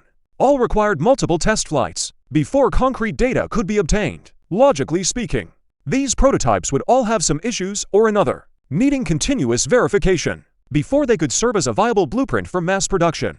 But Lu Chenqiu's 3 J20 series aircraft were simply too perfect, even after flying them back to the base. With the military region's logistics department's aircraft experts and experts from Nansuo on site, they couldn't find a single flaw. The only flaw was the price. Over the following days, all the attention of the Western Theater Command's Air Force was focused on these 3 aircraft. They were almost determined to fly these planes into the ground. But what no one expected was that these 3 aircraft, while showcasing outstanding performance, also displayed incredibly exaggerated endurance. No matter how the test pilots abused these planes, not only did they fail to reach their limits, They didn't even show the most basic metal. Fatigue. Ultimately, after multiple rounds of testing, the data obtained shocked quite a few people. This aircraft's fully loaded combat radius reached an astonishing 4,500 kilometers, nearly capable of striking anywhere in Asia at any time. And its fully loaded top speed reached an incredible Mach 6.2. Most importantly, the plane was incredibly light. Aside from its 6-ton empty weight and 15 tons of aviation fuel, the remaining 15 tons of payload can be mounted on the missiles. Which brings us to Lu Chenqiu and his redesigned high-capacity internal weapons bay.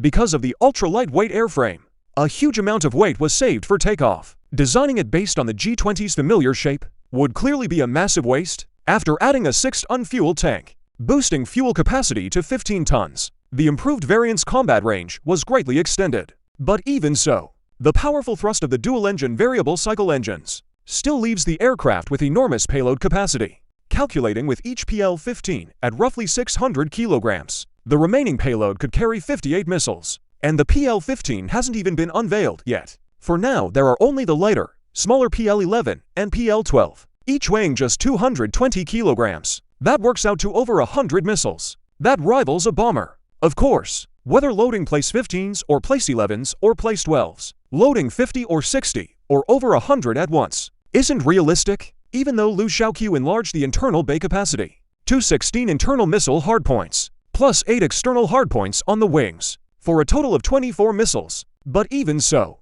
the weight of all 24 missiles fully loaded still doesn't reach the engine's thrust limit, so the actual speed and combat radius are considerably higher than the test data suggests. In fact, even just these 23 improved variants taking off from home soil, their strike range already covers most of the Eurasian continent, and can even directly strike targets on TU's home territory. The G20 today is truly the king of the skies, no matter what kind of aircraft. If it ever encounters a G20, it's a situation where it can't win a fight and can't outrun it either. With the missile load of this second-generation improved variant, its firepower density completely overwhelms any existing equipment. Once this kind of super weapon is unveiled, quite a few people will probably lose sleep over it. But these improved variants are all trump cards, and can't just be shown off casually. That's why Long Bowen, after Mingming ordered 3 improved models, he still spent money to buy the cover design. The cover is for show. The trump card is always ready to strike. After completing all the tests, the 3 round-shaped aircraft remained in good condition, even ready for immediate service. Long Bowen chose not to hide it. Instead, he reported the matter directly to the Central Command. But what he didn't expect was that because of his report, a massive storm erupted at the heart of the headquarters. Are you kidding me? Were these numbers made up? Full load top speed of Mach 6.2. The American F-22 has a maximum flight speed of only Mach 2.25. Those people at Nansuo really have no shame. That's not how you launch a satellite. A thrust-to-weight ratio of 2.6 and a minimum takeoff distance of 200 meters under all conditions. That's impossible. Countless aircraft experts in the capital, after seeing the aircraft data reported by Long Bowen, their first reaction wasn't joy or pride, but deep skepticism. Not that these people were all traitors, it's just that the data was too shocking. Truly hard to believe. Lin Hao, after reviewing the data submitted below, couldn't help adjusting his glasses. At first, Hito had doubts, but while everyone was arguing fiercely over these exaggerated numbers, he read the entire report thoroughly, and found that at the end of the report, it was clearly stated that this aircraft was not designed by Nansuo, but by a private technology company. After that, he noticed the chairman of that company, Lu Chenqiu. He had some impression of this man. Previously, Zheng Yikai from Nansuo had mentioned him. He had also given instructions before that for talent like this, as long as they stay within the law, they should be accommodated and supported as much as possible. He glanced at it. It should have been about the new aircraft rolling off the line and entering service, and discussing how to arrange things. The council members discussing with the procurement officials were now, because of these figures, arguing fiercely with no end in sight. But the old man suddenly smiled and said, since everyone has their own point of view, and each side insists they're right, then isn't it better to see with our own eyes? I recall there's a full army competition this year. Why not hold a joint exercise of the 5 major theater commands? I'd also like to see whether the Western Theater's new aircraft is really that impressive. Lin Hao's words silenced everyone present, bringing all the arguing to an abrupt halt. I remember Beisuo's new aircraft is also about to roll off the line. So let's have our two new aircraft go head-to-head properly. I also want to see whose aircraft is truly superior. Lin Hao's meaning was crystal clear. Rather than debating who's better now, better to settle it with real combat. And his implication was equally obvious, that in this confrontation, whoever comes out on top will be the main domestic aircraft going forward. As for the loser, well, sorry about that. You'll be the export model from now on. After Zero gave the final word, the whole meeting shifted focus to the year-end military exercise, rebranded as the full army competition. By the time Long Guowen got the news, the outcome was within his expectations. After all, the aircraft specs were absolutely stunning. If he hadn't seen it with his own eyes, he wouldn't have believed it. As for the aircraft based on the J-20 airframe, sorry, I'd run right over it without even noticing. All I can say is, any aircraft born in the same generation as the J-20 is destined to be overshadowed. It's just your bad luck to be born in the wrong era. Chapter 37. Enough, uncle, sir. My dear Shen, please, just help me out here. If you don't help me, your project will go down the drain. Lu Chenqiu had been on the phone with Shen Yaowu since early morning, pestering him relentlessly. The reason was simple. His development had hit a bottleneck. Early in the morning, Yu Daqiang, the director of his Red Dragon chemical plant, came straight to him. And for no other reason than to protest. The day before, Lu Chenqiu had sent a chemical formula to Yu Daqiang, telling him to use that ratio to develop a high-explosive compound. But Lu Chenqiu had no background in chemical engineering, so he didn't realize that this was something not just anyone could touch. Yu Daqiang himself was a veteran chemical worker. The predecessor of the Red Dragon chemical plant was a local private fertilizer factory in Jincheng. Due to poor management and the impact of the market downturn, it was on the verge of bankruptcy. It was Lu Chenqiu who injected capital in time and brought it back to life. After being acquired into the Red Dragon Technology Group, Yu Daqiang remained as the plant director. But this man in his 40s clearly had no idea what basic respect for one's boss meant. Early in the morning, just as Lu Chenqiu arrived at work, Yu Daqiang stormed into his office, slammed the formula sheet onto Lu Chenqiu's desk, and declared he couldn't do the job anymore, planning to resign. To be honest, if Lu Chenqiu weren't such an easygoing boss, he really would have told him to get lost. But after hearing him out, Lu Chenqiu finally understood what he meant. Yu Daqiang's point was simple. This job could cost a man his head. Asking him to do it was asking him to die. Only then did Lu Chenqiu realize that basically any chemical company could make explosives, but only some actually did, and sold them. The reason was simple. Getting an explosives manufacturing license was incredibly hard. Without that license, if you ever touched anything related to this, it was basically a capital offense. Lu Chenqiu felt a bit helpless too. This director Yu was great in every way, except his temper was way too fiery. If it weren't for this director, he really is quite capable, and he's genuinely fighting for the workers' rights. The workers do respect him. Lu Chenqiu would have replaced him long ago. But what Lu Chenqiu needs to do now is first secure the permit for making explosives. Otherwise, he really won't be able to fulfill his agreement with Shen Yaowu.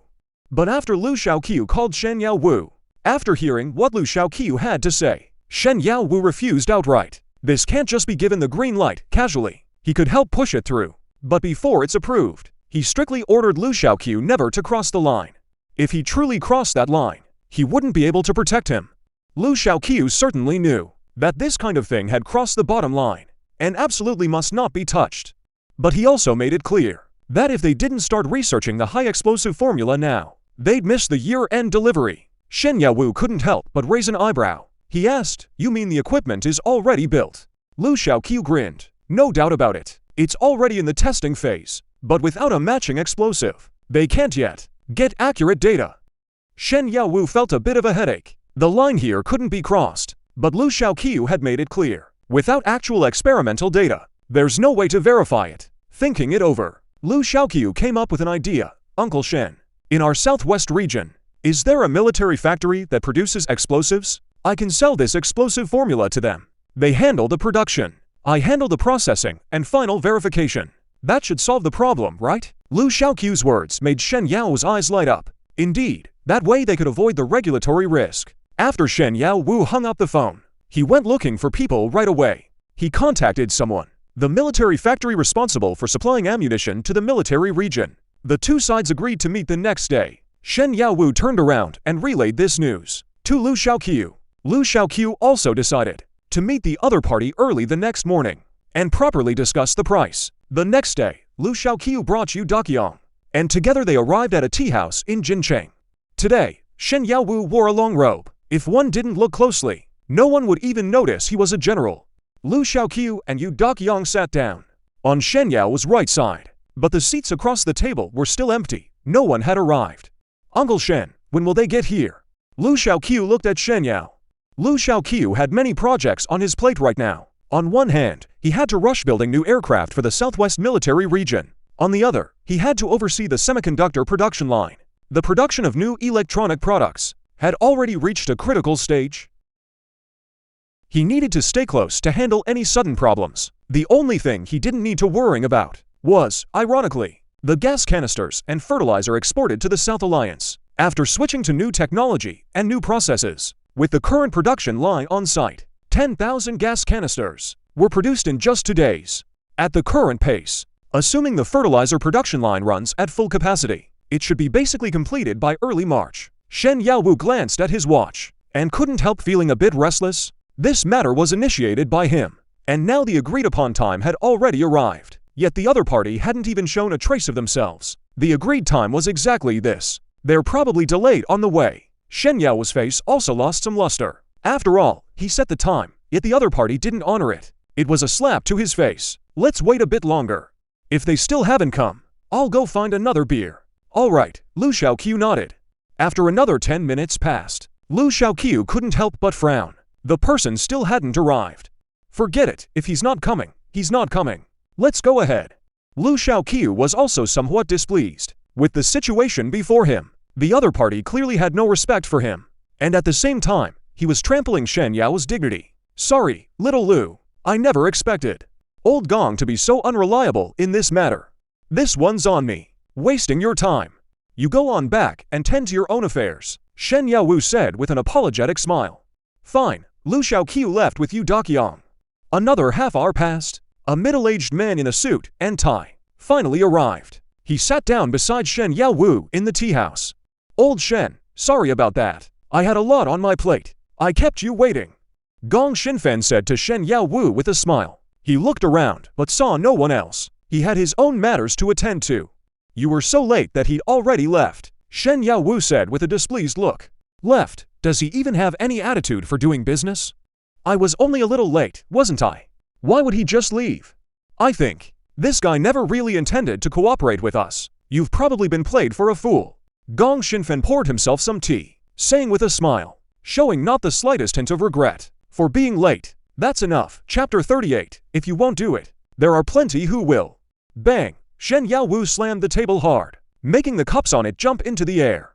Old Shen, what's gotten into you? Gong Xinfen looked at Shen Yaowu in bewilderment, utterly confused. What the hell are you spouting? He waited here for you for half an hour. Doesn't he have his own work to do? Only your work matters? You agreed on a time. If you couldn't make it, you should have said so in advance. He waited for you all that time. And now you're blaming him? They gave you a chance to cooperate, only because of my connections. How did I never see before that you're so infuriating? That you're this kind of person? Shen Yaowu glared at Gong Xinfen with fury and said, Hey, this is just a temporary job for me. Besides, we're a state-owned enterprise. I'm at least a section chief. He's just a boss of a famous private company. Usually he can't even get an audience with me. I gave him a chance to meet and discuss with us. He should be grateful. So what if he waits a little while? In business, you have to accommodate each other. Gong Xinfen still didn't think he was in the wrong. He shot right back at Shen Yaowu. If Lu Chenqiu were just an ordinary, private entrepreneur, then maybe Shen Yaowu wouldn't be so angry. After all, just as Gong Xinfen said, an ordinary private company wanting to work with a state-owned one is harder than climbing to heaven. How many private companies, in their entire lives, never even get to meet a single manager from a state-owned enterprise? But is Lu Chenqiu an ordinary private entrepreneur? No, these are the people who hand-built giant mechs and developed new fighter jets. They hold their own new military equipment in their hands. If Lu Chenqiu got angry and left Jing City, went to any military region, he'd be treated like a treasure immediately. Right now, even Lu Chenqiu himself has to be handled with care. You're just a small section chief at a state-owned company. Who do you think you are? Why should he accommodate you? You think being in a military unit makes you so special? And how did you become such a mess anyway? Shen Yaowu said angrily. Do you have any idea? I got this opportunity because of our old friendship. I begged young Lu for it. Do you know how rare this opportunity is? Do you know what he asked you to do? Do what? When Gong Xinfan heard Shen Yaowu say this, he suddenly felt a bit guilty. The truth is, he never had any temporary job. He was just playing hard to get, in his view, a small private company. Since he needed something from him, he had to be sensible. What did being sensible mean? Either give him some perks, the section chief in charge of the cooperation talks, or just do what he said. Do what needed to be done. Never mind that he and Shen Yaowu had been close before. But friendship was friendship. Money was money. The deal could be skipped. After all, theirs was a state-run factory. They never worried about orders. But the kickback could not be skipped. After all, that was his own interest. But Lu Chenqiu was so ungrateful and clueless. He did not even know to slip him some private benefits. That was just a clueless. Shen Yaowu was a veteran who came off the battlefield. How could he ever grasp the key point here? Even up to now, Lu Chenqiu still did not know who he was about to negotiate with, which unit that big shot belonged to. He had gotten the whole situation wrong. They were a private research institute, but they had developed a high explosive on their own. It was only because they lacked an explosives production license that they entrusted your factory to make it. Otherwise, do you think this job would ever fall to you? Shen Yaowu said with irritation. High explosive. Gong Xinfan let out a mocking laugh. If you had said some new cutting-edge technology, then our factory might not have much say. But high explosive, that is something our factory has played with for decades. We have researched it for so many years, and still could not develop a new type of high explosive. Do you think this technology is so easy to break through? I cannot explain it to you. Just keep hugging your old ways and laugh it off. If you will not do it, plenty of others will. With someone whose thinking is still stuck in the past, Shen Yaowu felt it was a total waste of breath. Then he rose from his seat and left. You will pay for that yourself. Gong Xinfan was about to say something, but saw Shen Yaowu had already picked up his military cap. He got up and left. At his age, still so naive. If there really were a new formula, could it be something a clueless guy like Ming Ke came up with? Gong Xinfan chuckled to himself.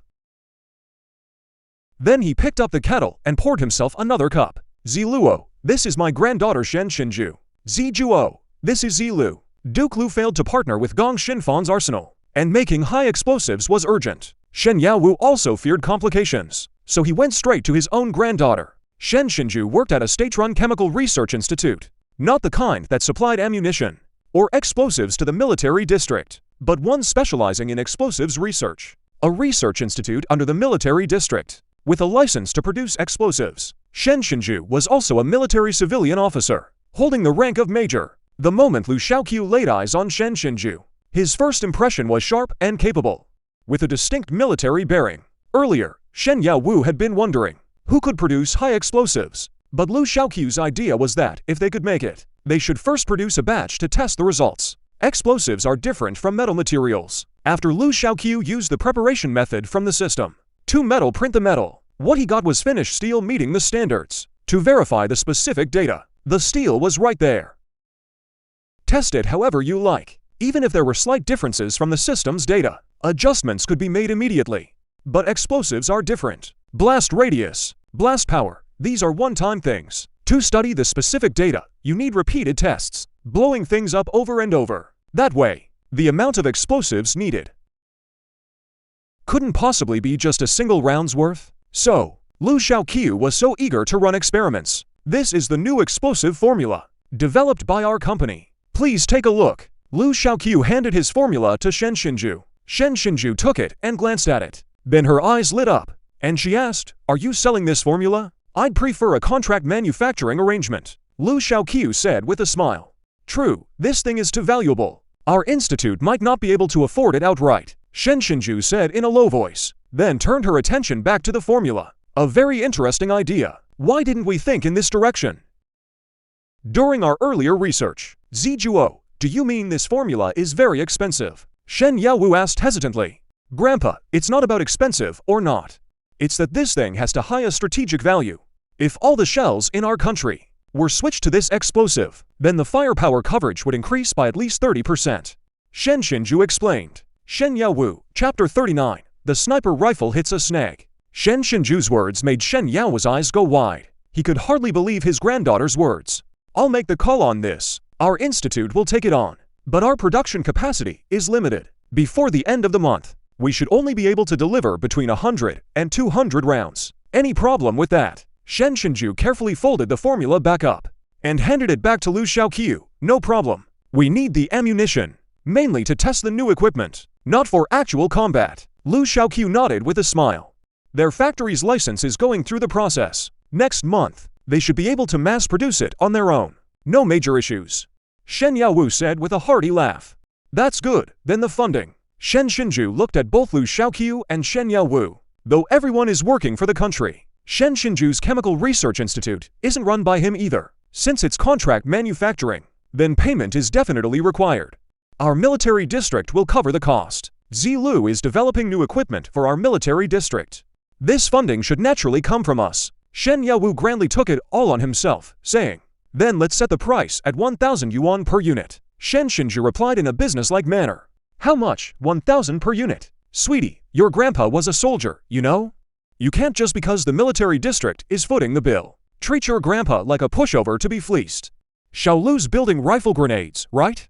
What's this? Rifle grenades that expensive? 1,000 per unit. The market price for regular rifle grenades is only 500. Wouldn't the cost price be even lower? Shen Yaowu called out. It's not that I'm asking for too much. It's that some of the raw materials are hard to come by. These are fundamentally different from ordinary 3-pin mechs. The structure also differs from regular explosives. We still need some time to run verification before we can start production, so they're bound to cost more than regular rifle grenades. And even at this price, I'm giving you a friend's discount. Shen Chenqiu looked at her grandpa and said, then who on earth can afford these? Shen Yao's enthusiasm instantly faded by half. Being able to build them is one thing. Getting them fielded and forming combat capability is another. Just being able to make them is only good for bragging. Hitting the enemy with them on the battlefield. That's what makes a real hero. At that moment, Lu Chenqiu smiled and said, old man, don't you worry. Right now, our team has already broken through the raw material bottleneck. We can produce them on our own. If our company handles the production, the cost can be compressed to 500 per kilogram or even lower. That's still pretty high. Lu Chenqiu's words still couldn't put Shen Yaowu at ease. Lu Chenqiu then smiled and said, the current price of high-energy explosives is high precisely because of material costs. Once we scale up production and breakthrough on raw materials, the cost will only keep dropping. Within the next year, we should be able to bring the price of high-energy explosives down to the same level as industrial explosives. Beside him, Shen Chenqiu widened her eyes and said, you're already able to independently synthesize these raw materials. Lu Chenqiu nodded. By then, even replacing all the explosives with high-energy ones would be possible? What do you mean? Shen Yaowu, standing nearby, was clearly still out of the loop, asking with a bewildered look, Grandpa, an ordinary hand grenade or rifle grenade, its actual explosive charge is only between 100 and 200 grams. He just said 500 per kilogram, which means 1 kilogram of high-energy explosive can make 50 to 100 bombs. Each one costs only 5 to 10 yuan. The metal casing is actually worth less than that. Shen Yao's eyes lit up at once upon hearing this. With that explanation, he understood right away. Good. Just make this one, and don't price it too low, kid. After all, you need to make a profit yourself. I know you're a patriotic kid, but you shouldn't lose out on the pay. Shen Yaowu patted Lu Chenqiu on the shoulder, laughing heartily. In the blink of an eye, time arrived at the third exercise, when Shen Yaowu received Lu Chenqiu's notice and came to Lu Chenqiu's Qilong Group Corporation to attend the new equipment trial. The new gear on display made his eyes light up. These were two guns he had never seen before. The muzzles were nearly as thick as a fist. One was 1,415 millimeters in total length. The other slightly shorter, only 1,225 millimeters, with a detachable magazine. They were also fitted with optical sights and a tripod. Kid, hurry up and introduce this new gear. Shen Yaowu urged excitedly at once. Accompanying him were also many army officers from the Southwest Military Region. What soldier doesn't love guns? It's just that at this stage, domestically, even the latest self-developed rifles haven't been fully issued yet, let alone developing new guns. But this new gun before their eyes clearly made everyone's eyes light up. What you see before you is our Qilong Technology Group's independently developed sniper grenade launcher, the Dragon Fang. What everyone is seeing is This grenade launcher comes in two models. The light version weighs 13 kilograms, with a total length of 1,000 to 125 millimeters. It can carry 4 rounds, while the heavy version weighs 25 kilograms, with a total length of 1,415 millimeters. It can carry 15 rounds. It can fire 35mm grenades. It also comes with laser ranging and night vision capabilities. We've also added sound suppression. When fired, there's no obvious muzzle flash or loud report, making it extremely stealthy. After hearing Lu Chenqiu's introduction, many still didn't realize what real advantages this thing had. In many people's eyes, isn't this just a large caliber sniper rifle? Lu Chenqiu didn't say much more. Instead, he gave the order to have the weapon handed to the army officers accompanying them today, letting them give it a try. One of the army officers was actually an acquaintance of Lu Chenqiu. It was the special operations officer who had bet with Lu Chenqiu before, Captain Congyu of a certain squad. Congyu took the Dragon Fang grenade launcher, feeling it had considerable weight in his hands. After Congyu set up the tripod, Lu Chenqiu gestured to the officers present, telling them to pick up their binoculars and look into the distance, at an open area about 1 kilometer away, where a tank was parked. A Type 85 tank that Lu Chenqiu had requested from the military region. This tank was a second-generation model back in its day. It had some gap compared to third-generation tanks. Its main selling points were low cost and experimental nature. It was never officially deployed domestically, but the Southwest military region still had a few left, though they'd been sitting there for a long time. However, this tank was equipped with spaced armor, which could defend against heat warheads, with frontal thickness reaching 330 millimeters. When everyone realized that Lu Chenqiu actually intended to use a large-caliber sniper rifle to shoot at a tank, they all thought he must be out of his mind. But when Congyu pulled the trigger, a burst of fire suddenly erupted from the tank's armor. Then smoke rose from the tank's surface. And then, under everyone's gaze, the turret of that Type 85 tank actually flew off. At the report, everyone couldn't help but startle. Then, with faces full of shock, they turned to look at Lu Chenqiu beside them. Lu Chenqiu just smiled and said, "Don't rush. There's more. Card 40, you and your cover are equally laughable." In everyone's somewhat bewildered eyes, Lu Chenqiu pointed with his finger at a building nearby. This was still Lu Chenqiu, who, after taking over the factory area, had someone deliberately preserve. There were originally some buildings in the area, belonging to some private industrial and mining operations. After the entire plot of land was taken by the military district, and leased to Lu Chenqiu almost rent-free for the long term. Of these original man-made structures, Lu Chenqiu kept a few as a testing ground.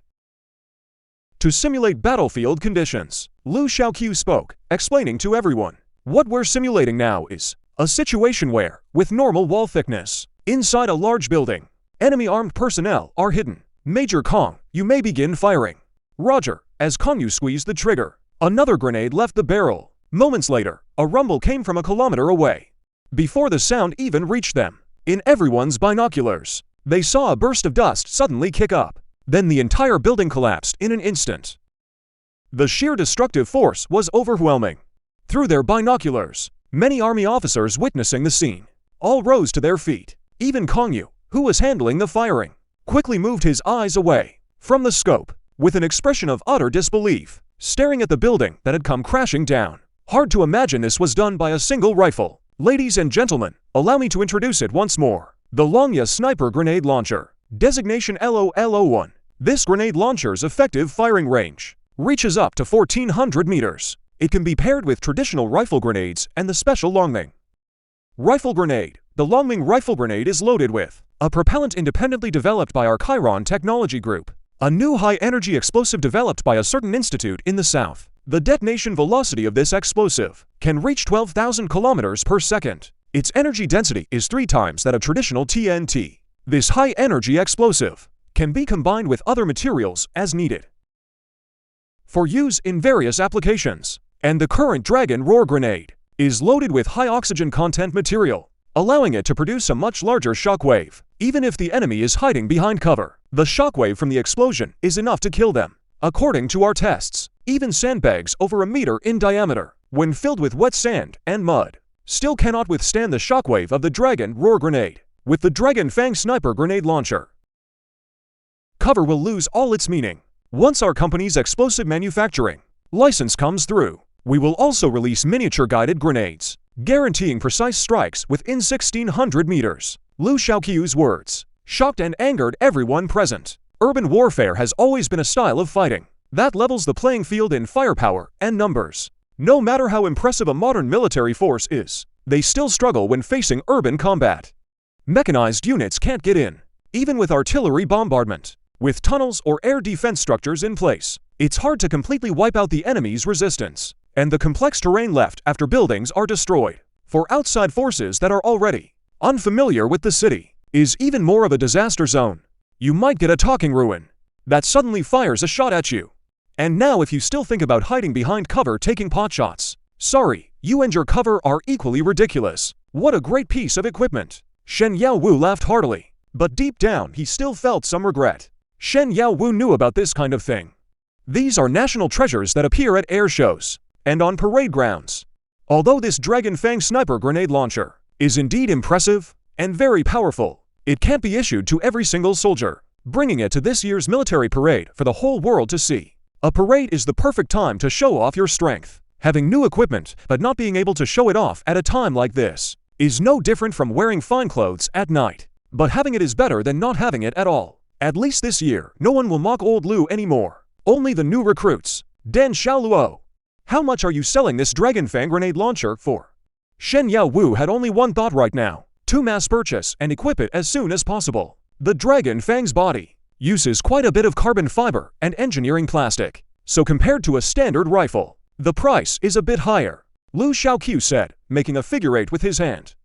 80,000, actually cheaper than a standard domestic sniper rifle, even cheaper. Shen Yaowu asked with a delighted look. Yeah, I meant 8,000.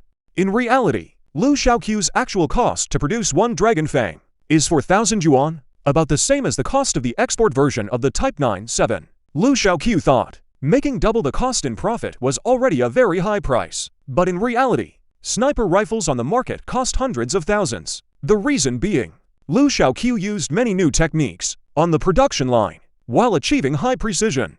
It also has very strong environmental adaptability. Plus, from the start of the project to production, the actual research and development funds used and the development time weren't that long. Lower costs naturally mean cheaper prices. Lu Chenqiu used artificial intelligence on the production line, almost achieving a level of complete replacement of manual labor through large-scale intelligent mechanization. Production speed and production costs were reduced to the absolute minimum.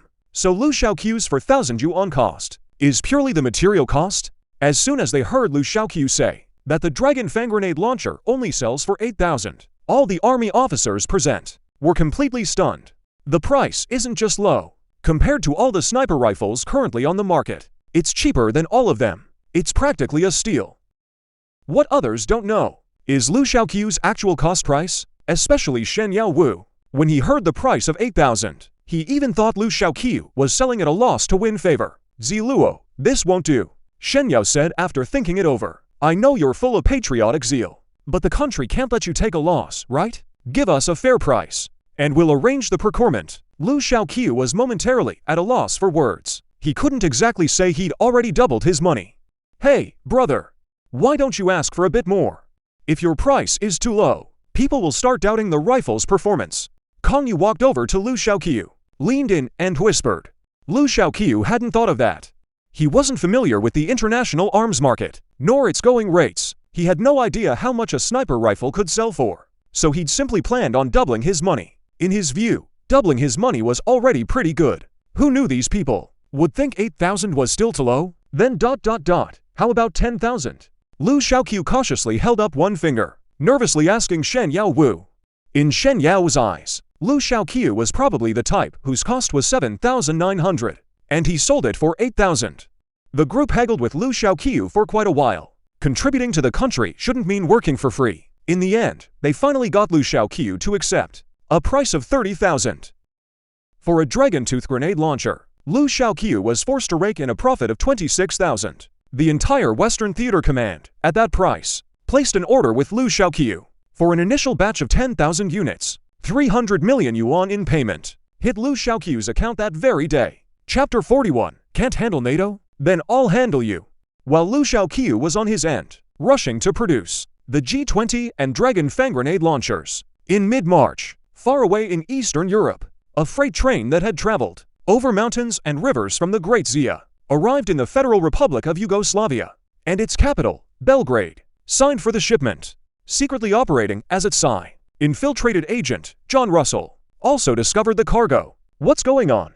At this time, why would goods be shipped from the Great Zia? John Russell looked at his colleague beside him, took a bite of his burger, and said, could it be that at this time, the Great Zia wants to stir up trouble in Eastern Europe? His colleague George Joshua frowned, and whispered, should we report this, John? Russell asked, wait a bit, later, let's first figure out what exactly was shipped from the Great Zia before we do anything, George Joshua said. All right, later, as dusk fell. When all was quiet, George and John sneaked into the warehouse storing the cargo. When they opened the shipping container, both were stunned for a moment. Gas tanks. They imported gas tanks all the way from the Great Zia. Gas tanks. Is Milosevic crazy? Could they be planning to use these gas tanks to haul natural gas from the Big Bear? At this time, the Big Bear would never even bother with them? George laughed heartily. His brow instantly relaxed because of the era's circumstances. After the Big Brother collapsed, the Big Bear, as its successor, had already suffered serious ideological problems. Domestic oligarchs were rampant. Factions were divided and chaotic. Too much capital had flooded in. State assets left the nation's future bleak. At this time, the Big Bear was leaning toward the West. It's very much like the US and NATO in the rice fields of Gishin. So on the matter of the Federal Republic of Yugoslavia and Kosovo, Big Bear from the start could never have sided with the people of the Federal Republic of Yugoslavia. What was the other batch of goods? Could it be a trap? John hesitated. He didn't quite believe that Milosevic would do such a thing. He first looked at the two of them, then opened the other side, the warehouse door where the goods were stored. When they saw the bags of things packed in woven plastic sacks and the pungent smell, the two of them instinctively went on alert. The smell of chemicals. George frowned, then pulled out his knife and slashed across one of the woven sacks. When the bag was cut open, the white crystalline granules inside poured out with a rustling sound. The two instinctively thought it was some kind of. George hesitated for a moment, still dipped his hand in and brought it to his nose to smell. There was no smell. Then he put it in his mouth to try a taste test. He instinctively thought it was some kind of contraband, even thought it was ice. But when the sharp sensation exploded on his tongue, accompanied by a sweet taste, he knew what it was. It was fertilizer. George spat out a mouthful, then couldn't help but sneer. Did the Federal Republic of Yugoslavia think they'd go back to farming after the war? They really weren't thinking straight. Actually, it wasn't really the CIA agents' fault for being careless, because the smell of ammonium nitrate isn't particularly strong to begin with, and its scent is almost the same as other nitrates, nearly identical. Hard to tell apart simply by smell. So, on one hand, these agents were indeed too overconfident. On the other hand, these things just didn't stand out. Who would have thought that you could make cannons out of these things? Lu Chenqiu even thoughtfully threw in a few hundred meters of steel pipe, more than enough for the old boys of the Yugoslav alliance to rig up dozens of cannons. Just as George and John thought the alarm had passed, little did they know someone was secretly watching them. After all, these were men who'd fought alongside the Big Brother back in the day. Kerber could badmouth the father by day and have you strapped to the tiger bench by night. So could the brothers of the Yugoslav alliance really be that much worse? Sure, they couldn't match the CIA or top-tier agencies like MI6, but that was just a gap in raw strength, taking out one or two CIA agents that they could still manage. After seeing the two men stand down and leave the warehouse where the goods were stored, they immediately reported the matter up to Milosevic. When Milosevic learned of this, he planned to receive the shipment as scheduled. Once the goods were fully absorbed, they split into small groups and made their way to the front lines in batches. Milosevic accepted Lu Chenqiu's bold proposal from before, and in private, Lu Chenqiu had given him a detailed set of suggestions and plans. And this plan arrived in the Yugoslav alliance along with the goods. The delivery of this plan used a method, the hardest in human history to crack or intercept. And Milosevic, after reading Lu Chenqiu's letter, realized that Lu Chenqiu was right. This war had been unequal from the very start. The boss behind the Kosovo ethnic armed forces was the US and the NATO countries. In terms of strength, it wasn't something a country like the Yugoslav alliance could resist. This was completely an unequal war. Although the Kosovo ethnic armed forces couldn't do much against the Yugoslav army, but when NATO countries saw that the Kosovo ethnic armed forces couldn't get the results they wanted, they would inevitably step in themselves. What awaited the Yugoslav army then was endless air strikes, and to fight an air defense war against NATO. A country like Yugoslavia could never win. After all, whether in warplanes or radar, they were far ahead of Yugoslavia. Yugoslavia could only build up its air defenses and preserve its key facilities, while also pressuring the Kosovo front. Only then could it shift the focus of the war, and not let the enemy easily pour all its war effort into decapitation strikes against Milicevic. And the approach was simple. Whenever NATO launched air raids, Yugoslavia would hit the Kosovo ethnic forces. After all, this armed conflict itself was provoked by the ethnic forces in Kosovo, with NATO's covert backing. If we can't deal with NATO, we can sure as hell deal with you. All Yugoslavia had to do was wait. Wait for the NATO air strikes. Wait for them to pass. Then drag out their gas canisters and artillery to put real pressure on the Kosovo forces. Never facing NATO head-on. After reading all these suggestions, Milicevic was enlightened. Wow, truly worthy of the mysterious East. An ordinary businessman could see through the battlefield situation so clearly. He himself had been thinking too small. All along he'd only thought about negotiating, about mediating, never about how to maximize his gains. Interests aren't begged for, they're fought for. Even if the economy regresses 20 years, I'll take down your proxies first. And sure enough, just as Lu Chenqiu had predicted, after the Kosovo ethnic forces failed to achieve any real results, in late March, NATO brazenly bypassed the UN and declared war on Yugoslavia. Then came wave after wave of air strikes. Chapter 42. Where did Yugoslavia's strength come from? Just as Lu Chenqiu had said to himself, NATO countries and the United States launched airstrikes immediately, without giving the Federal Republic of Yugoslavia much time to react at all. Stealth fighters had a rough showing in the Gulf War, but that didn't mean stealth fighters were useless. And this time, the Kosovo War was NATO and the US flexing their muscles. This war could be called the first true debut of modern information warfare. NATO and American stealth fighters, along with advanced radar systems, carried out precision strikes across all of Yugoslavia. For Yugoslavia, still fighting World War II style, it was almost a one-sided beating. In air combat, Yugoslavia was simply no match for NATO countries, and the US with their fourth-generation jets, making Yugoslavia fight NATO in the air. Wasn't that just using your own weakness to clash against their strength? What's even funnier is that, even though NATO had a generational gap in weapons and equipment over Yugoslavia, NATO still had planes shot down, including 61 aircraft, among them the F-117A stealth fighter, NATO planes in total, plus 30 unmanned aircraft, 7 helicopters, and 238 cruise missiles. Of course, these numbers were released by Yugoslavia. The US only admitted Yugoslavia shot down 2 F-117s, but just in terms of the equipment gap, letting someone with gear a generation or two older shoot down your newest hardware is a bit comical, with satellite positioning above and radar navigation below, practically playing with a full map hack, yet still having your new equipment shot down. There's a certain absurdity of a slingshot taking down a plane. So, Lu Chenqiu's advice to Milosevic was, in terms of air defense, pretend to defend, but in reality, only to a certain extent. At first, yield ground. Fight when you can. And when you can't, focus on preserving your strength.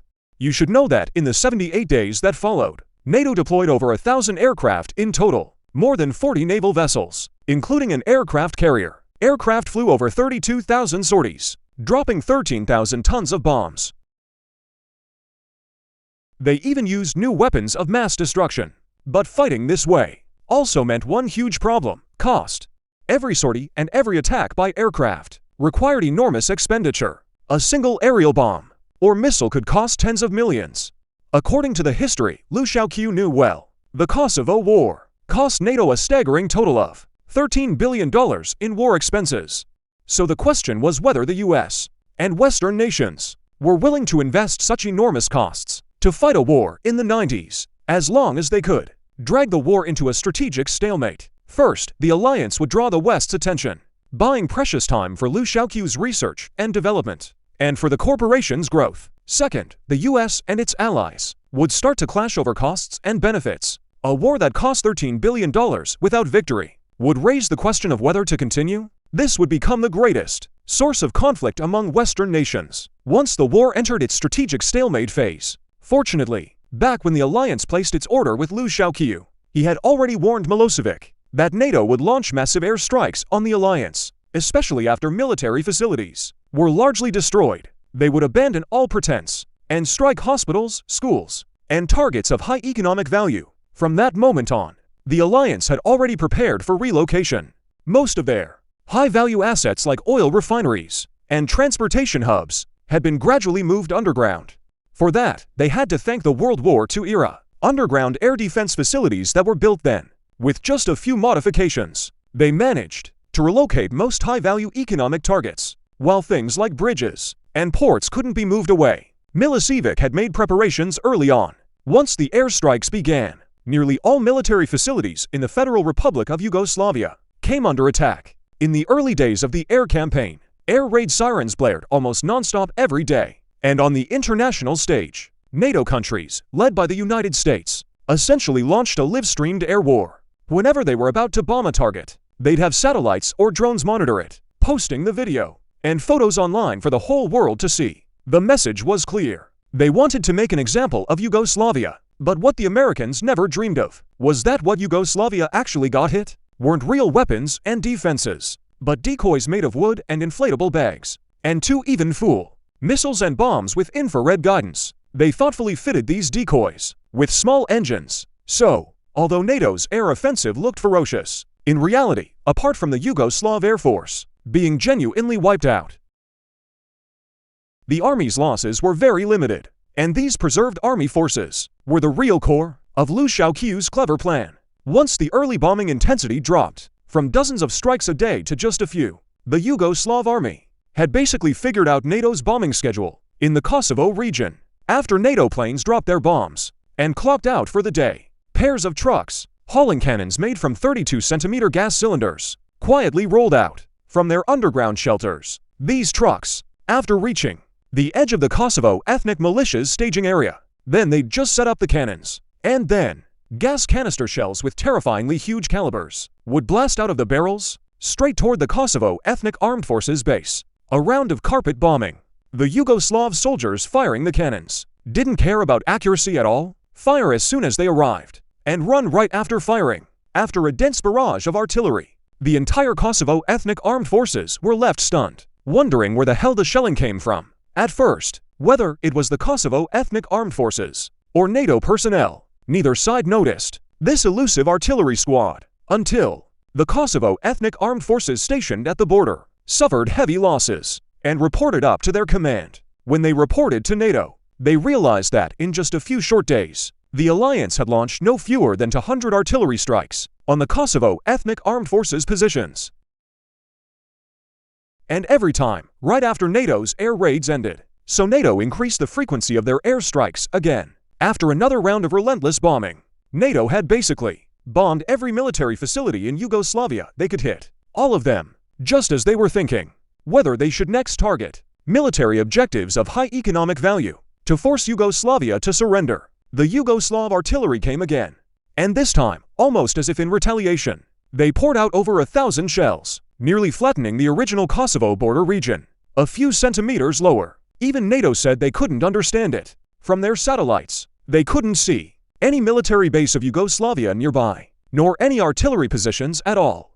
So where did Yugoslavia get such a deep arsenal from, daring to pull off this carpet bombing tactic? NATO nations didn't think much of it. Instead, they decided to first launch intensive bombing on the surrounding areas to destroy the resistance forces of the Yugoslav Federation. Chapter 43. A single thought arises, and in an instant, the world opens wide. Mr. President, the results are impressive. In the underground presidential office in Belgrade, Milosevic's chief secretary relayed to him the latest developments of the war. Because this time, with preparations made in advance, all the republics of the Yugoslav Federation had already moved into underground air raid shelters. The military and firefighting units were on standby, ready for rescue operations at any moment. So this time, the NATO air strikes actually caused far fewer casualties compared to the 300,000 deaths in Lu Chenqiu's previous life. The numbers were much lower, and their gas cylinder cannons had also reaped abundant rewards. 10,000 gas cylinders had long since, before NATO's second round of intensive bombing, all been fired off. The key selling point was sheer quantity. After all, These things were dirt cheap. Each steel cylinder cost them only $25 to buy. Even with a payload as high as 35 kilograms, most of the raw materials were cheap fertilizer. 35 kilograms came to just over $10. One gas cylinder shell, even adding labor costs, came to under $100. So firing them off truly cost them no heartache. 10,000 rounds thrown out cost less than $1 million. Yet the results they achieved were extraordinarily rich. Don't be fooled by the crude look of the gas cylinder cannons, which use cheap fertilizer as raw material. But in reality, the true lethality of these things lies not in fragmentation, but in the shockwave of the explosion. The border outposts in the Kosovo region were blown flat. Casualties, by incomplete statistics, reached 1,000. Now the Kosovo ethnic armed forces are truly caught in a dilemma. If they don't hold the Kosovo region and the border with Serbia, then the Yugoslav army can continue to push straight in. But if they hold their ground, then what awaits them is the next round of artillery fire. The current Kosovo ethnic armed forces can only pin their hopes on their NATO daddy, hoping they can, at the very first moment, wipe out all the Yugoslav army stationed near the border. But in reality, after firing off all their gas canister shells, the Yugoslav army had already withdrawn through nearby underground facilities. Have you gotten in touch with Mr. Lu from Daxia? Milos. Vic couldn't help but admire Lu Chenqiu with the utmost respect. He never imagined that the course of the war now would match Lu Chenqiu's predictions almost exactly. He marveled that in Daxia, even a businessman like that could possess such remarkable strategic vision. And now, amid his confusion, he suddenly saw another long-lost path ahead. The reason the Blue Alliance erupted in internal conflict, besides the covert instigation of Western nations, was simply that the member states couldn't see a future, wasn't it? After the Big Brother's fall, nearly all socialist bloc countries worldwide were lost, not knowing which way to go. In their eyes, if the leading socialist Big Brother had collapsed, didn't that mean socialism was a dead end? But now it seems that's not the case. Among the sect, there's a senior brother who seems to have found the only solution.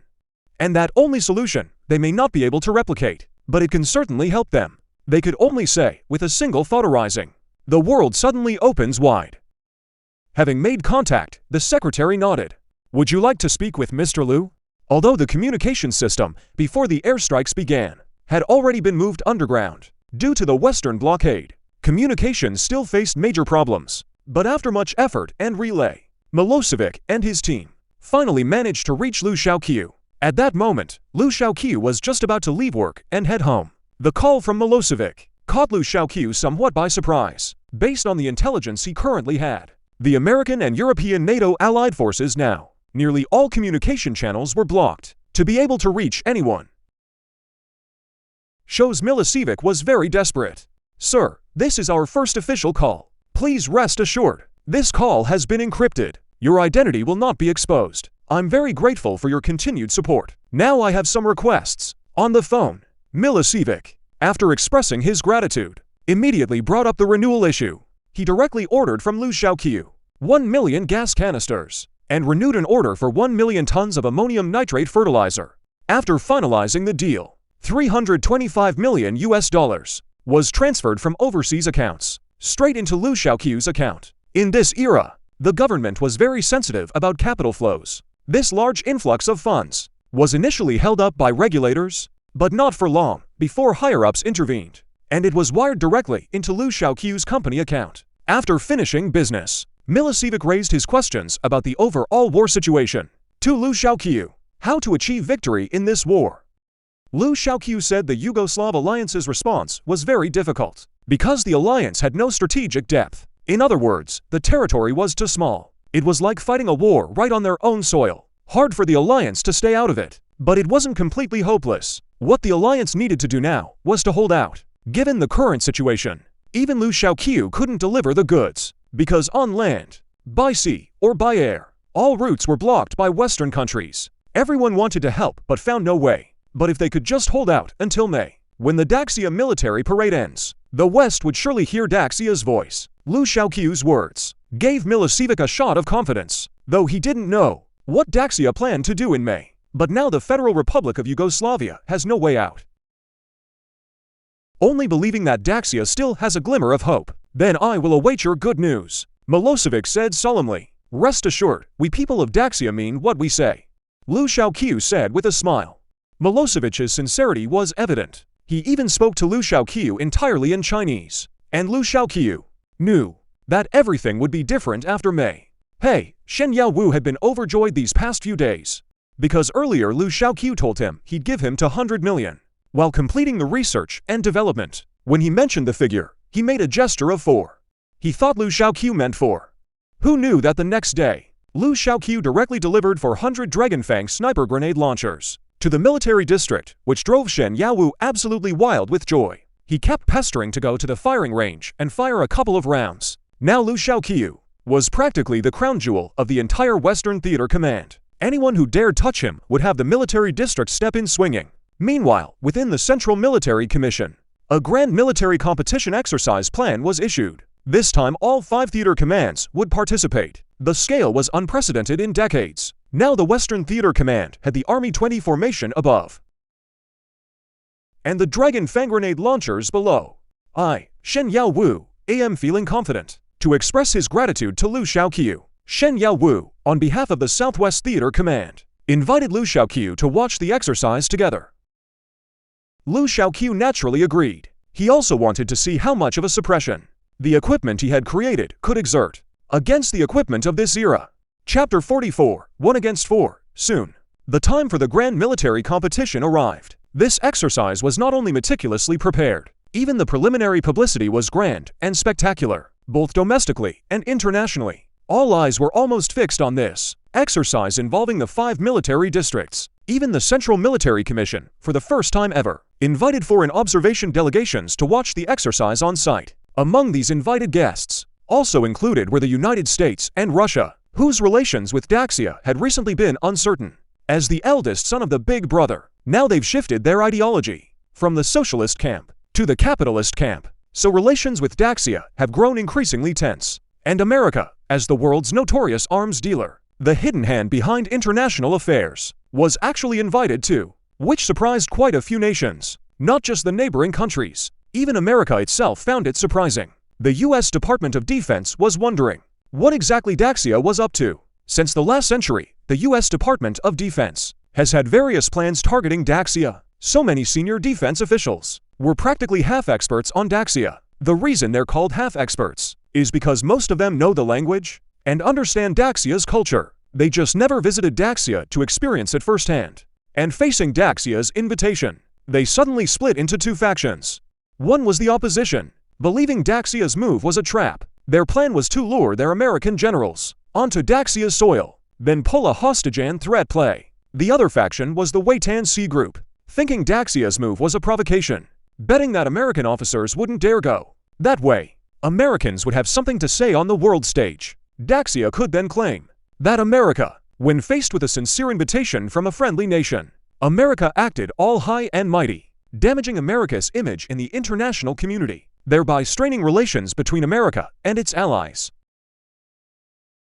Actually, this idea came from Lu Chenqiu. It was a classic alliance play. And not just America, even Japan and South Korea. Lu Chenqiu had the Central Military Commission send official invitations to come and observe. And the US Department of Defense's guess was pretty much on point. It was also driving a wedge between America and its Asia-Pacific allies. If America showed up, Xinhua News would have plenty to write about. Things like friendly exchanges between the two nations after years apart, and the friendship between Daxia and America. Headlines about multilateral cooperation and such. Just keep cranking them out. And then, watch America's big book and its loyal lapdogs. Believe it or not, if America doesn't come, then Xinhua will have even more to write about. Headlines about new-style international bullying and whatnot. Developed nations looking down from on high. Looking down on third-world countries and such. Just keep publishing them. Watch America's filial sons in Southeast Asia and the African brothers. Believe it or not. The whole point is a win-win either way. Whether you come or not, I win. As for the actual state of relations between America and the Big House, you see, with this one move, it not only draws international attention, but also eases the Kosovo conflict and the pressure on the Federal Republic of Yugoslavia. After all, the NATO countries in Europe are also on the invitation list. As for whether they'll come, let them figure it out themselves. In the end, the NATO countries led by America showed up in droves. But ironically, America's staunchest allies, The loyal lapdogs Japan and South Korea didn't come.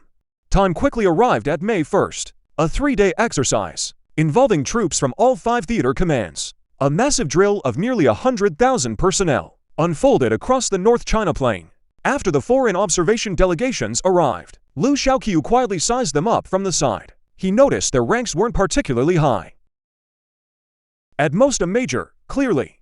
They were still a bit wary of this invitation from Great Zia. Little Lu, these foreign visitors' ranks aren't high enough. Shen Yaowu found Lu Chenqiu and said with great anxiety, as the one who vouched for Lu Chenqiu and proposed this scheme. Shen Yaowu was feeling quite uneasy inside. He wasn't sure if the current situation would affect Lu Chenqiu's plans, but Lu Chenqiu just laughed heartily and said, "Old man, this one's fragrant. In my view, their rank is just right. Too high and it's too easy to see through. Our hand needs to stay low. As for the publicity side, old man, let me teach you one more thing. On the international propaganda battlefield, you must learn to raise questions, rather than staying within their framework and falling into a self-justification trap." What do you mean?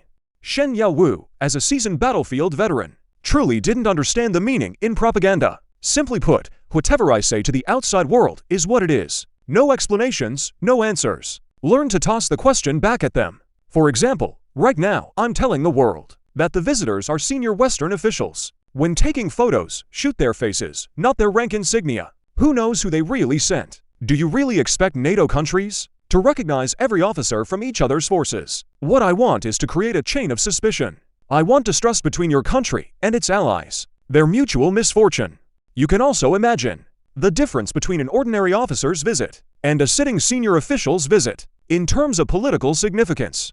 Lu Chenqiu asked with a sly grin. Lu Chenqiu's explanation made Shen Yaowu feel enlightened. Indeed, the domestic official media truly is too straightforward at times. I'll report this right away. Shen Yaowu turned and went to make a call to arrange the follow-up publicity work. Meanwhile, the commanders of several major war zones gathered. The Northern Theater commander, Qian Zilin, was the first to greet the commanders of the Eastern, Southern, and Central theaters with a quick hello.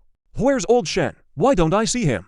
Eastern Theater commander Gao Hanwen looked around, didn't spot any trace of Shen Yaowu, couldn't help but ask, "You wouldn't know. Old Shen is quite the hot commodity now." Central Theater commander Wang Dijia laughed heartily, knowing quite a bit of the inside story. He understood why Shen Yaowu wasn't here. It came as no surprise. "I heard you've got new gear to show off this year, old Chan." Southern Theater Command Commander Zijun looked at the Chan Zilin before him and probed cautiously, "Hey, you'll find out when the time comes. So what's the script this year? Tell us, how are we fighting?" Qian Zilin smiled and glanced at his old comrades, then turned his gaze to the Central Theater Command Commander Wang Dijia's face. The so-called script is the exercise playbook. Ever since the founding of the nation last century, large-scale corps exercises have always had a script in place. Though it looks like 2 army groups in battle, in reality, how the whole battlefield unfolds, how each corps is deployed, is all written into the script, and Wang Dijia, stationed in the capital like the others, usually gets the inside information first. But Wang Dijia's answer afterward made the commanders of all the theater commands their faces change in an instant. This year this year there's no script. This year's exercise is free form. The test is each command's mobilization capability, though a directorate has been set up this time.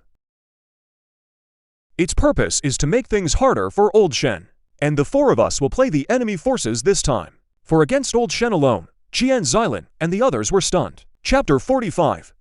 How did you die? Me, taking on for at once. Boss, you can't treat me like a punching bag. After learning the exercise details, Shen Yaowu himself was equally shocked. But Lin Hao sat on the observation deck with a grin and asked, "What's the matter?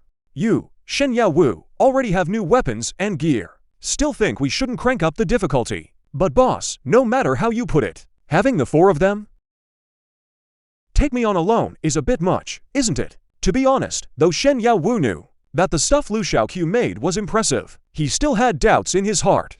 Though Lu Chenqiu had already reported to the military, all information about the new equipment has been made public. But after all, these things have never seen combat. What kind of scene they could actually create, no one really knows. The soldiers of this era are actually just like the people of the Federal Republic of Yugoslavia. Although in the Gulf War, They witness the superiority of modern information warfare. But in reality, how to fight an information war, and what it could even look like, everything remains an unknown.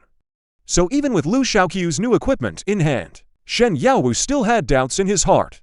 If your equipment can't completely dominate the same generation, then I think the country wouldn't need to invest such enormous costs, would it? You've seen the Longwan report, the planes from the Ji family.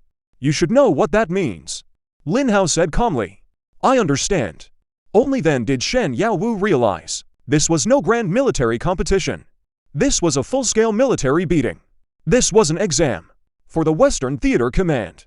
If they failed this exam, then from now on, military funding and resources for the Western Theater Command would be cut by half. The new planes don't match the specs. This price is something the country can't afford right now. But if they pass the exam, then the Western Theater Command would take off instantly. For at least the next 20 years, national resources would tilt toward the southwest, in both military and civilian matters. Even Shen Yaowu might climb even higher up the ladder. So this battle, he had to win. After saluting, Shen Yaowu returned to his command post, ready to issue orders. Jack, about this big military exercise invitation they sent us. What do you think their real purpose is? Unlike the US military and other NATO countries, this time they sent to majors. Oscar, you need to understand, these yellow-skinned monkeys love nothing more than bluffing. I think the people of Daxia are no different from those yellow-skinned monkeys of Southeast Asia. Not a bit. They show off whenever they have something. Little do they know their so-called fairyland looks to us like a circus act. Jack said with a smile. That's right, we'll just watch the show. Major Oscar also said with a smile. Meanwhile, the NATO officers were chatting among themselves, all of them guessing why Daxia invited them to observe the exercise. But these arrogant white men basically reached the same conclusion as Jack and Oscar, all believing Daxia sought them out simply just to show off, and most of them thought they were there to watch the fun. Ladies and gentlemen, the exercise is about to begin.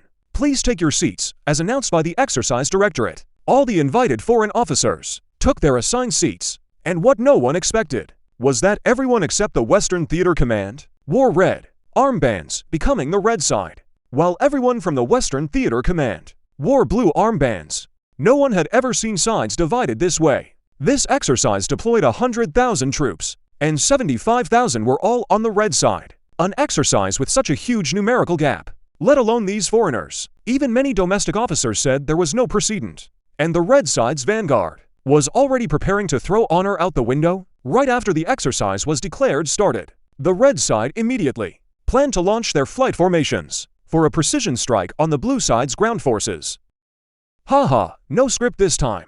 And we've got 75,000 against 25,000. The advantage is ours. Look, today we'll knock the stuffing out of those Western Theater guys. We'll beat it right out of them. As the planes were taking off, pilot Lu Chenqiu from the Northern Theater Command, over the radio, said to his wingman in the same formation, "That's right, we're now equipped with the Northern Lock. Steel-developed G11. This time we'll definitely teach those Western Theater Command folks a lesson."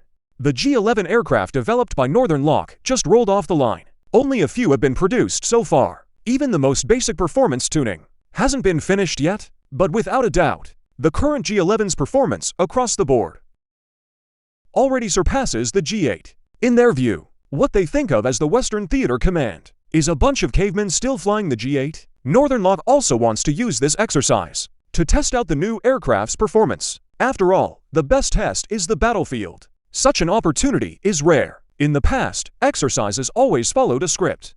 But really, they were mostly training the coordination of various units, how to complete tasks as quickly and as well as possible within the existing framework was the focus of past exercises. But now the directing department has made it clear. There's no script at all. It's all up to your own skill. Having planes and not using them is worse than poking someone with a fire stick. Soon, the few G11 prototypes took off, just as the Red Force Air Force planned to launch an immediate attack on the Blue Force ground troops. In the Red Force pilots' comms headsets, a broadcast suddenly came through. Petrol 1, you have been eliminated. Please land immediately.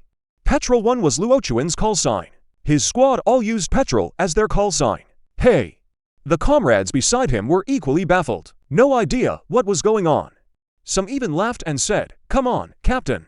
How did you die?" However, something even more incomprehensible happened to the flight formation. the entire Petrol Formation, including the nearby Jingdiao Formation. In each aircraft's headset came broadcasts from the directing department. Petrol 3, you have been eliminated. Please land immediately. Precision Carving 1, you have been eliminated. Precision Carving 2, you have been eliminated. In just a few short minutes, at the Red Army's command center, several commanders angrily threw their pens onto the table and shouted, "Damn it! There's foul play." In less than 3 minutes, our entire flight formation was wiped out.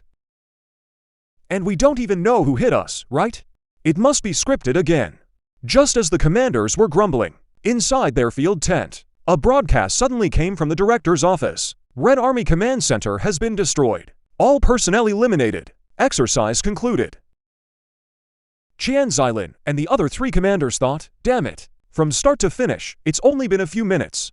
And it's already over. What's going on with the Western Theater Command? Are they cheating? Chapter 46, Reactions from All Sides. Wow. It's over just like that. This is terrifying. What on earth happened? They called us all the way here, just to show us this. Jack and Oscar had just been expecting a thrilling and spectacular show. But suddenly they were told that the exercise had already ended. No clash between ground forces, no exchange of rocket fire, and certainly no aerial dogfights. Even everyone in the observation stands was still completely baffled. When the exercise was declared over, from start to finish, it took only 3 minutes. Everyone in the observation stands could be said to have seen nothing at all. After all, from their vantage point, they could see the vast training grounds before them. But from beginning to end, all they saw was blue sky, white clouds, and endless desert. They didn't see a single soldier or tank, not even the Red Army's 4 main corps. Even now, they're still completely baffled. But after double-checking again and again, they really had lost. The reason was simple. The Red Team's command post was hit by an airstrike, wiped out by a single missile from the Blue Team. As for this outcome, Lu Chenqiu wasn't surprised at all. In fact, if they hadn't achieved this result, that would have truly surprised him. And at that moment, Major Oscar, sitting in the observation stands, suddenly looked as if he'd spotted something. He reached out his hand. Frowning, he gazed at the distant skyline. "Jack, lend me your binoculars. Quick." Oscar's words left Jack puzzled, but he still handed the binoculars over. Oscar was afraid that, if he blinked, what he'd just seen would vanish, so he only dared to use one lens, focusing on a tiny dark speck in the distant sky. What is that? A bird, the plane. Using the binoculars to look at that distant speck, he finally saw what it truly was. It was an aircraft he'd never seen before. He quickly pressed the camera shutter on the binoculars. These were specially prepared for secretly photographing the other side's military equipment. A camera was built into the binoculars, although what was installed inside was a digital camera just developed by the Americans. With the technology of this era, the resolution was still only in the millions of pixels. The distance was too great, so the photos taken still came out like blobs, not very clear at all. No one expected the 3-day planned exercise to end in less than 3 minutes after it began, especially the Air Force of the Northern Theater. Several newly rolled off-the-line J-11s had just taken off when they were immediately judged as shot down. Everything happened so fast, no one had any time to react.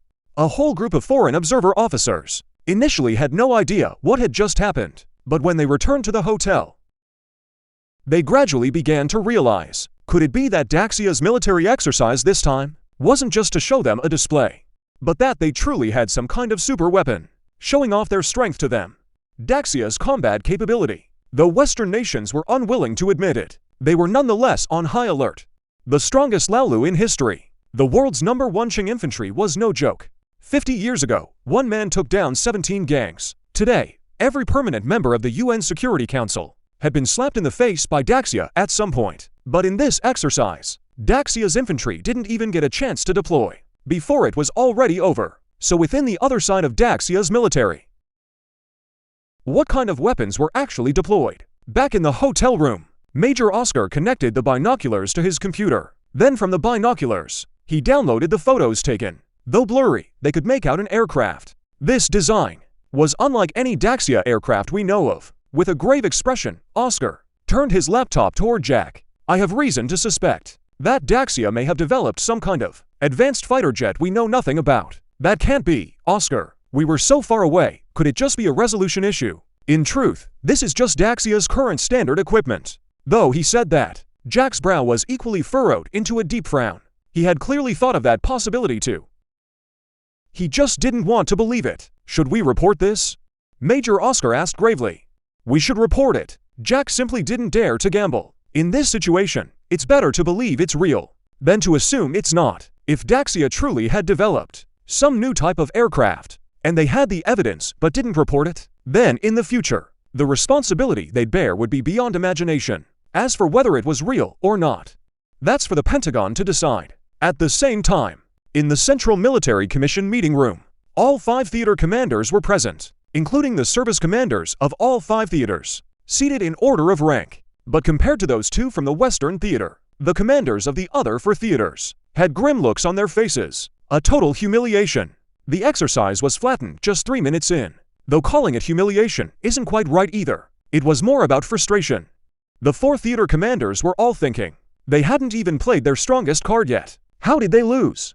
So many of their army groups hadn't even been deployed. It was like playing Do Diju, holding both jokers and for 2s in hand, and getting swept in one go, that painful. Alright, this review meeting is mainly to get everyone to shift their thinking. As the highest member of the Central Military Commission, Lin Hao looked at all the officers present and said with a smile, Old Shen, come tell everyone how you won. This old soldier can't explain it well. Old Long, you go ahead. Shen Yaowu chuckled, his face beaming with joy, looking at the commanders of the other theaters. His big white teeth couldn't be hidden. I barely went to school. I can't even understand half the technical terms. Maybe let Zilu do the talking. Longbowen looked at Lin Hao, a bit embarrassed, and suggested, Zilu, the theater commanders present. Heard that name for the first time. Good idea, as the chief engineer. He should give everyone a proper briefing. Lin Hao nodded in agreement.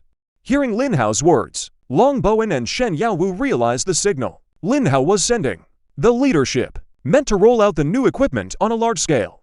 Soon, Lu Chenqiu was brought to the meeting room by his guard. Seeing the crowd of generals before him, he felt a wave of killing intent rushing at him. Little dear is here. Come share with everyone how the Western Theater Command won this time. Lin Hao looked at Lu Chenqiu and said with a smile, this elder before him. Lu Chenqiu had only ever seen him on TV before. Now he finally gets to meet him in person. Alright, Lu Chenqiu nodded. Then he took a small disc and placed it on the table. Now, please allow me to introduce our Red Dragon technology, the 5th generation fighter jet, the G-20. As Lu Chenqiu spoke, the disc on the table suddenly lit up. A brand new model of the G-20 appeared before everyone's eyes, including Lin Hao. Everyone was stunned speechless.